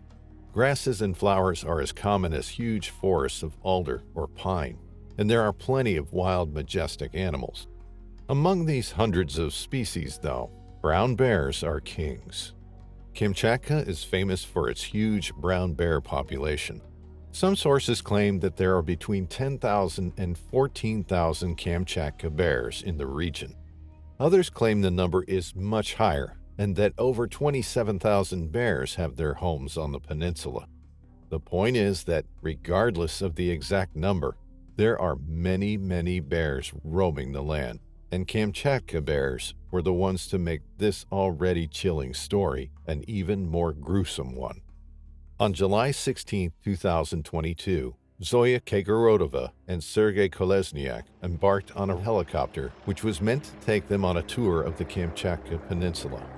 The helicopter was called Nadezhda, which means hope, and it was a young hope of the Russian sports star piloting the helicopter. Igor Malinovsky was 25 and a 5-time junior world champion in biathlon. Like many other athletes, Igor's career had been stalled by the pandemic and the war. So the man took the opportunity to start focus on another one of his interests, flying. His father was a pilot and the owner of a small air company which focused on showing tourists the natural wonders of Kamchatka. Igor and his family lived on the peninsula. The man started helping his father, essentially working as a pilot. The three of them, the pilot and tourists alike, started their journey up into the air. But the conditions weren't exactly perfect for a flying trip to the peninsula. Instead, the clouds were threatening, and the weather was just plain bad. Still, the helicopter took off, and as it turned out, this decision was fatal. All three people inside were doomed. The Robinson aircraft braved the bad weather, making its way above the peninsula. But then, things took a turn for the worse. The helicopter disappeared from radar, and all communication was lost during the flight. Perhaps the three people inside realized the situation was about to turn tragic. Perhaps the 25-year-old pilot tried his best to pilot the helicopter back to safety, but the flying conditions were simply too bad. Soon enough, the helicopter came crashing down, plummeting toward the Kamchatka Peninsula. Upon impact, the helicopter, ironically named Hope, caught fire. None of the people inside the aircraft survived. Zoya Kegorodova, Sergei Kolesniak, and Igor Malinovsky all died on impact. The Kamchatka Peninsula, as you know by now, teems with brown bears. Kamchatka brown bears usually measure 8 to 10 feet tall and weigh over 1,400 pounds. They usually feed on berries and salmon, but famished animals aren't choosing beggars. They eat what they can get. And in this case, as gruesome and horrible as it sounds, they saw an opportunity in the helicopter crash. Soon enough, the site of the crash was discovered by several such hungry Kamchatka brown bears. The animal searched the mangled metal and reached the three already dead bodies. The bears then dragged the bodies away from the wreckage, and then they fed. The helicopter was sent to arrive at the village of Milkovo. A search began as soon as it was obvious something had gone terribly wrong. Rescuers found the helicopter a day later, on July 17, 2022. The ground around the aircraft was scorched, and the passengers were missing. It wasn't hard to put two and two together. 3 hours after the crash scene was discovered, rescuers were able to spot the remains of the three victims from the air. The bodies were partially devoured. They were located about 8 miles from one of the peninsula's many volcanoes. A criminal investigation was started, although there weren't any statements about the reasons that might have led to it. Bad weather was largely blamed for the crash. Some sources claimed it couldn't be determined whether the three victims were already dead when the bears found them and dragged them away from the crash site. but it was ultimately declared that they died on impact. The accident deeply affected those who knew the three victims. The world of Russian sport also mourned the loss of Igor Malinovsky, who was considered stronger than any of his peers in biathlon. No one is safe from the sometimes gruesome surprises destiny has in store. Sure, being rich can provide possibilities that some of us can't even dream about, but often enough, when it comes to fate, riches might as well be rags.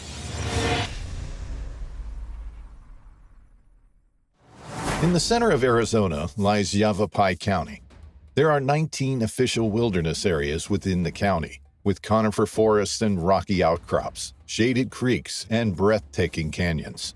Stephen Jackson had been retired for just over a year. He was looking forward to retirement, the freedom that it would bring him, and the adventures he could have. He had a plan, one that he was thinking about for a while now. He had fallen in love with a place called Groom Creek.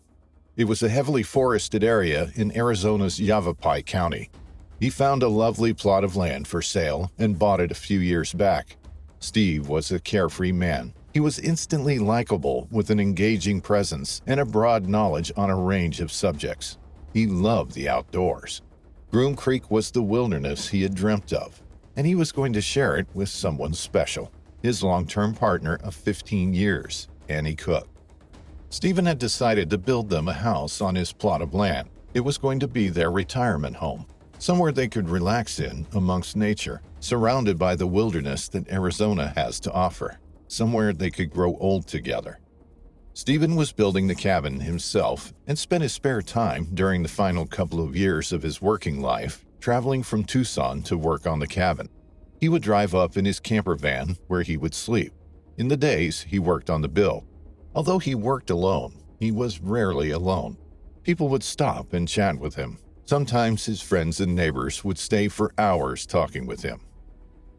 It was a lovely sunny morning, barely a cloud in the sky. Stephen awoke in his camper van early, the sun shining brightly through the windows of his vehicle. Before he set to work, Stephen set up his garden table and camping chair. He boiled the kettle on the stove and poured himself a cup of coffee. Making coffee first thing in the morning was a ritual that he did every single day of his life. His partner spoke of how he would always be the first up, the first to put the coffee on, and each morning she would wake to the smell of freshly brewed coffee. Sometimes Stephen would carry a mug up to Annie's bed and blow gently over the top of the cup, the smell of coffee waking her from her slumber, waking to Stephen's infectious smile. On that Friday morning, as Stephen sat down to drink his coffee amongst the pines, something moved in the surrounding trees. Stephen didn't have any food on or near him. He hadn't eaten breakfast. There was no trash left outside his cabin, and there wasn't an open water source nearby. Unbeknownst to Stephen, a predator was on the prowl. It was on the hunt, and it spotted the 66-year-old sitting in the shade, sipping his coffee, alone and vulnerable. When the bear was within meters of Stephen, it launched its attack, running at him from behind. Stephen didn't stand a chance. He would have felt the full force of the impact from behind him as the bear crashed into him. He flew off his chair and onto the ground, obviously uncertain of what had just happened. Then the bear jumped on top of him. It seemed like a desperate and frenzied attack. It was a male black bear, 7 to 10 years old. It wasn't a female protecting her cubs. It wasn't a male defending his territory. It was a male out for a kill. It grabbed Stephen by the head. He could feel the pressure of the jaws clamp down around his skull. He cried out for help. Would anybody hear him? He tried to push the bear away. He tried to get it to release his head from its mouth, but the bear was too strong. It had taken him completely by surprise. He hadn't been prepared for an attack on his own property. His desperate cries were heard by the neighbors. People rushed to his aid. People jumped into their cars and honked their horns. Others ran towards the bear, shouting at it in an effort to distract it. They tried anything to get the bear to release its grip on the man. The distractions did nothing to deter the bear. Instead, it dragged Stephen 75 feet down a bank and jumped on top of him. It mauled him over and over. With no options left, 2 of the witnesses ran to a neighbor's house. They banged on David Montano's door. It was just after 7 o'clock in the morning. David was still in bed. When he heard the relentless pounding on his front door, he knew something was wrong. The people of Groom Creek were a tight-knit community. They all knew each other. He flung back the cover and ran to the front door. Straight away, he was told to grab his gun, that there was a bear attacking Stephen. He ran to the safe, took out his rifle, and ran outside. He looked around for a moment and then spotted the bear. It was on top of Stephen. He could see the man underneath the 365-pound, 165-kilogram bear. He could see the sunlight shimmering off the bear's coat, its powerful front paws and sharp claws, its muzzle wet and red as it thrashed its head from side to side. He ran a little closer, immediately raised his rifle, and pulled the trigger. It was a clean shot. Instantly, the bear rolled off Stephen. In a single shot, the bear was dead. David took another shot, firing straight into the bear once more, just to make sure before running over to help Stephen. But when he got there, it was too late. The attack had been so brutal and so rapid that Stephen had already died from his injuries. There was nothing David could do. The close-knit community, who had each sought out the quiet life in the peaceful countryside of Groom Creek, were shattered. They were heartbroken for their new neighbor. He was so well-liked, and they all knew how much he was looking forward to settling in there, how excited he was to start living the dream with his partner. Some members of the community said that following the attack, some of the peace that came from living amongst nature had been taken away. The locals all look out for each other now. They all have each other's contact details and phone numbers. When they leave their houses, they carry with them Bearspray and air horns. They don't feel as safe anymore. The attack has had a massive impact on their lives. David, who had lived in the area for 7 or 8 years, said that it was rare to see a bear up there. Since 1990, when records of bear attacks began, there have been just 15 attacks on people. 2 of these, including Stephen's, were fatal. The sheriff's office was called out to the scene at around 7:50 a.m. Wildlife experts took the bear away to examine it. Maybe they could find some answers as to why this exceedingly rare attack took place. At first glance, the bear looked healthy, but could more detailed analysis reveal the cause for its aggression? It was tested for rabies, but the test came back negative. It had a good layer of fat on it, suggesting that it was nutritionally healthy too. There were no signs of disease. When its stomach contents were examined, there was plenty of native vegetation and seeds found inside, so it had a good source of food and had no trouble in finding it. Officials concluded that the attack had been a predatory one. It was an incredibly rare thing to have happened, and Stephen did absolutely nothing wrong to entice the bear to the area or provoke it in any way. It was a tragic end to his life, a life that he and Annie were so looking forward to enjoying together.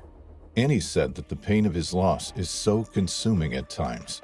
She will never again wake to the smell of freshly brewed coffee made by the man she loved. Life in Alaska's frozen wilderness can be tough.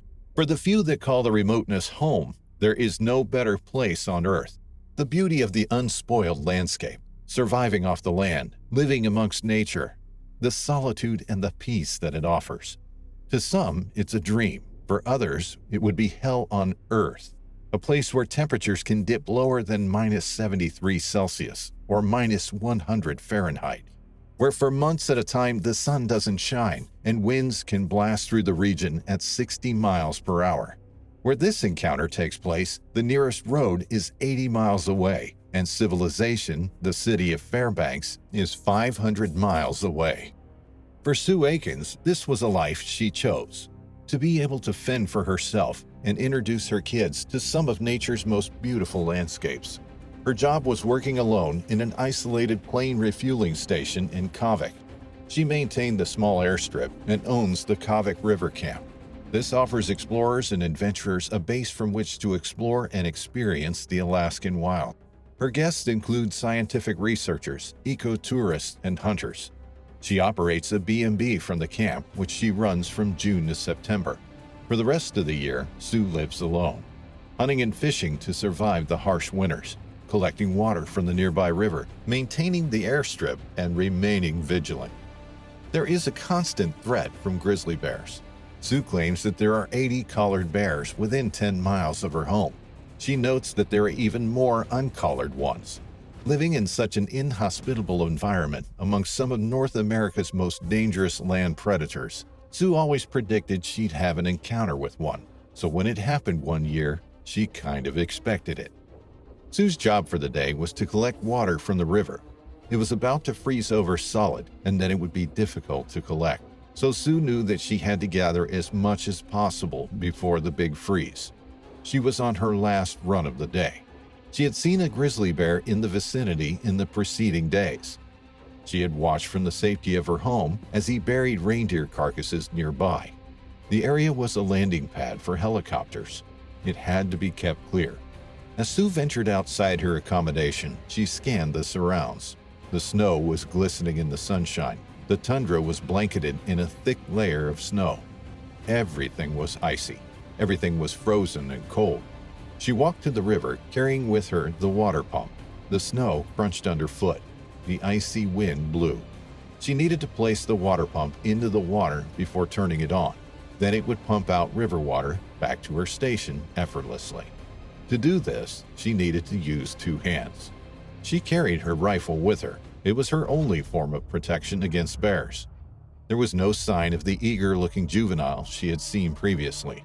She placed her rifle on the ground and heaved the heavy pump into the water. But the bear was there. He had been hiding, obscured by a dip in the riverbank. Sue had walked almost straight on top of him. He spotted her immediately and leapt up the bank. Sue had little time to react. Her rifle lay on the snow feet from where she now stood. Before she could grab it, before she could do anything, the bear jumped onto her. It pinned her to the ground with its immense strength and brute force and dragged her along the ground. Sue had been expecting this. Perhaps not that day, perhaps not that second, but she knew one day a bear would get her. It was almost inevitable living in that environment. She summoned all her training and all her knowledge. There was no use fighting back. The bear was way too powerful for her. There was no way she could reach her gun. Instead, she had to relax and not fight back. She tried not to make a sound. She just braced herself. Sue closed her eyes and waited. She could feel the bear bite down onto her skull. She thought it was going to crack. She thought it was going to give in. Then the bear thrashed her helpless body around from side to side. She was thrown like a rag doll, tossed into the snow where she lay unmoving. When Sue didn't move, when she didn't scream or squeal, the bear retreated into the water. She couldn't see the extent of her injuries. She could just feel an intense pain in her hips and on her head. She needed to remain still for a little while longer, but she also needed to remain conscious. She just hoped she wasn't bleeding out. Although Sue didn't know it at the time, the attack had dislocated both of her hips. Despite this, and against all odds, she managed to get to her feet and grab her rifle. She made it back to the dining hall, the nearest building to her. Once inside, she grabbed the radio and made an urgent call to state troopers. There was no answer. When she called them by phone, it rang and rang until the answering machine clicked on. She left a message to say that she had been attacked by a bear. She later learned that when the troopers heard her message, they assumed the bear had just ransacked the camp. She had sounded so calm that they had no idea she had been attacked. With nobody answering her calls, nobody knew she was in trouble. Nobody knew she was in desperate need of medical attention. But Sue knew the bear still posed a threat. There was no way that he would leave the area. He wouldn't leave her alone. And whilst he remained in the area, he posed a continual threat. It was a case of him or her. By now, Sue could tell her hips were dislocated. The joints were unstable and the pain was incredible. Luckily, Sue was tough, very tough. She cleaned her open wounds and sewed them up herself. She had a first aid kit which she used to patch herself up. She knew that the bears knew she was in there. They would be able to smell the blood, the scent of wounded prey. Sue wouldn't be able to protect herself with her injuries unless she helped herself to heal. She located the bear a little distance away. She raised the gun and fired a shot. The bear dropped down dead.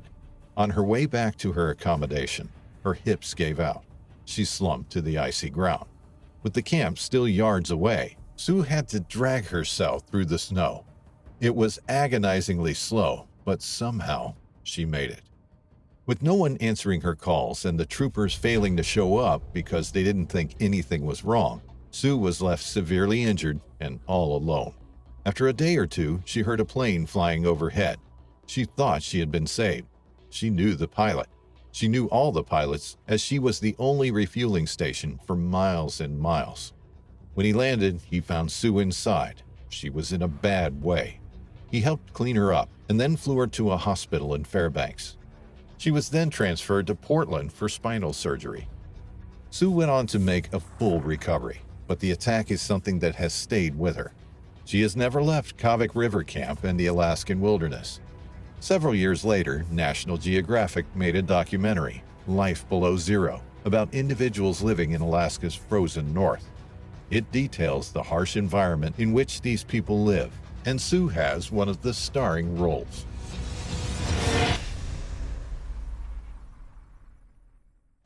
In this video, we'll talk about the chilling fate that befell a mother and her baby deep in the wilderness of Yukon.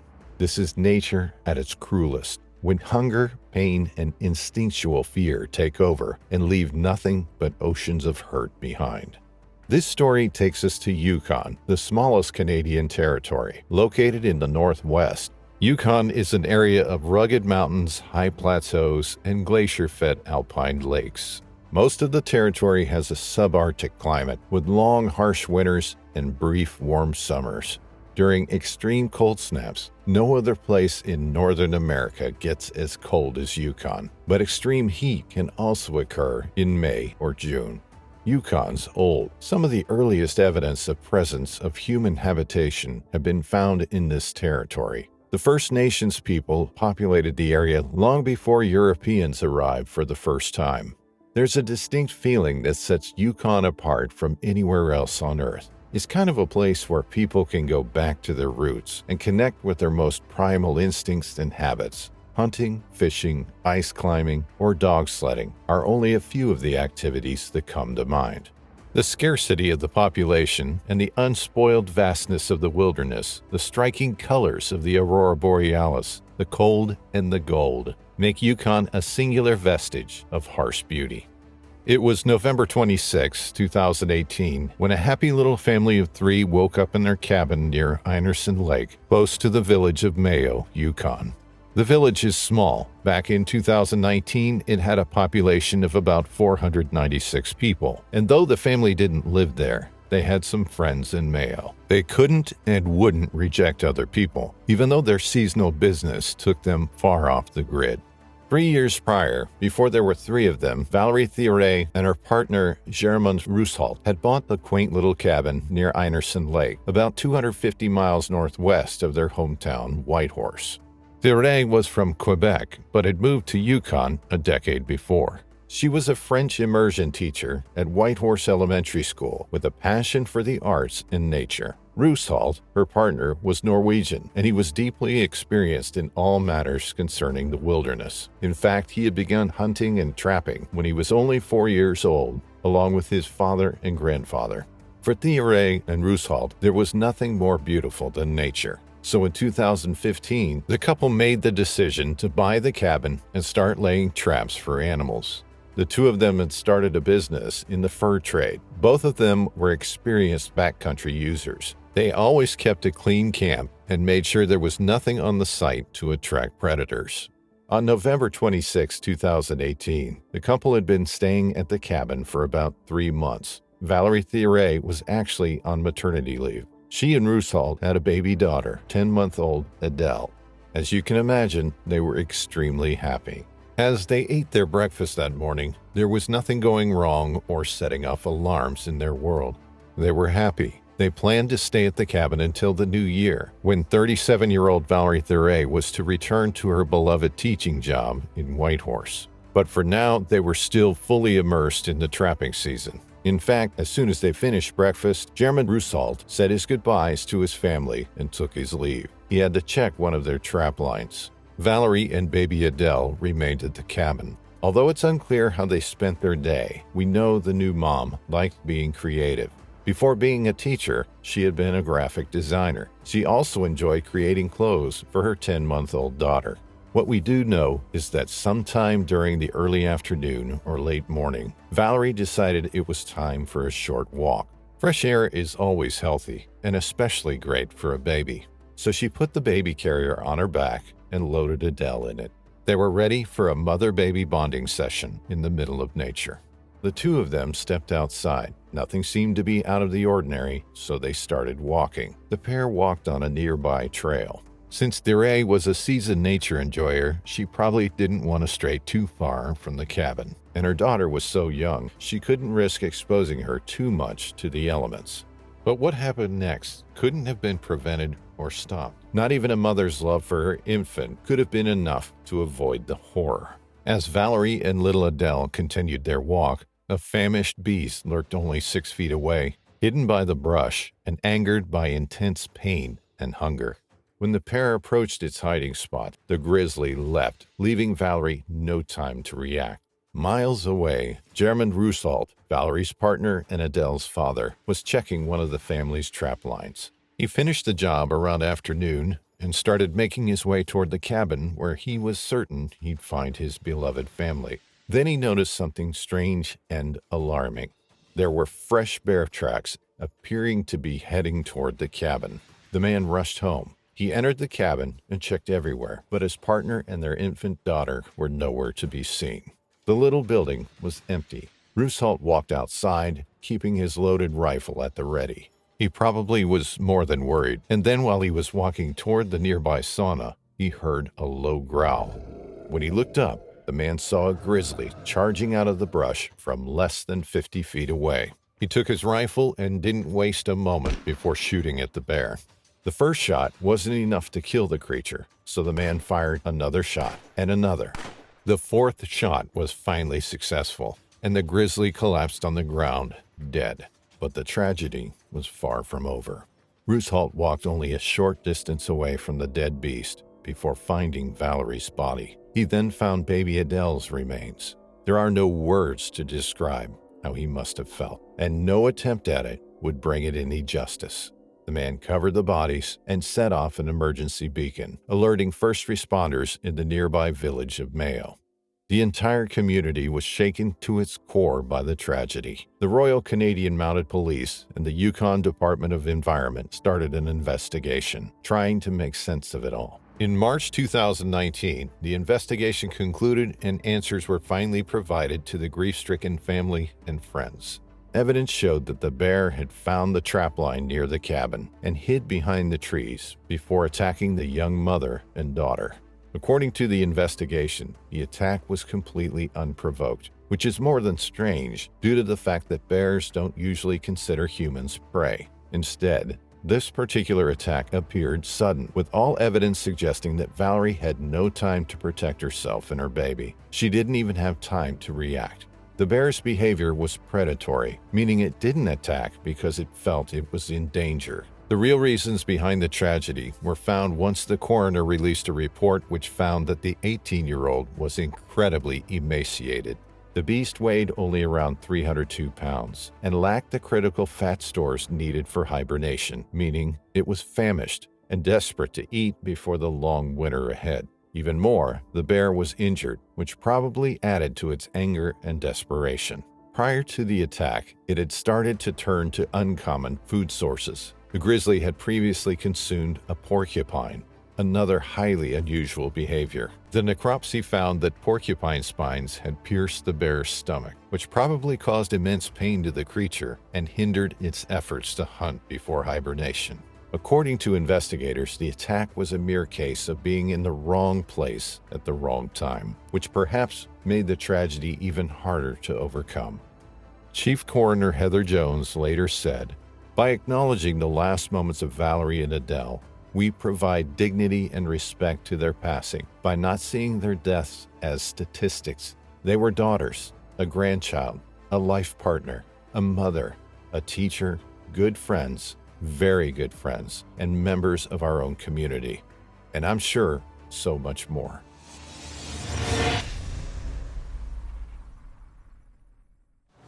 May 17th, 2018, and Amber Kornak was in the wilderness of Cabinet Mountains, Montana. She had finally achieved her lifelong dream of working with grizzlies, and she was very excited to get down to work. Since graduating from Oregon State University in 2016 with a bachelor's degree in fisheries and wildlife science, Kornak has taken a series of seasonal positions. This particular project, which Kornak had accepted about 2 weeks before, brought her to Montana for the second time. But, more important, it brought her closer than ever to grizzly bears.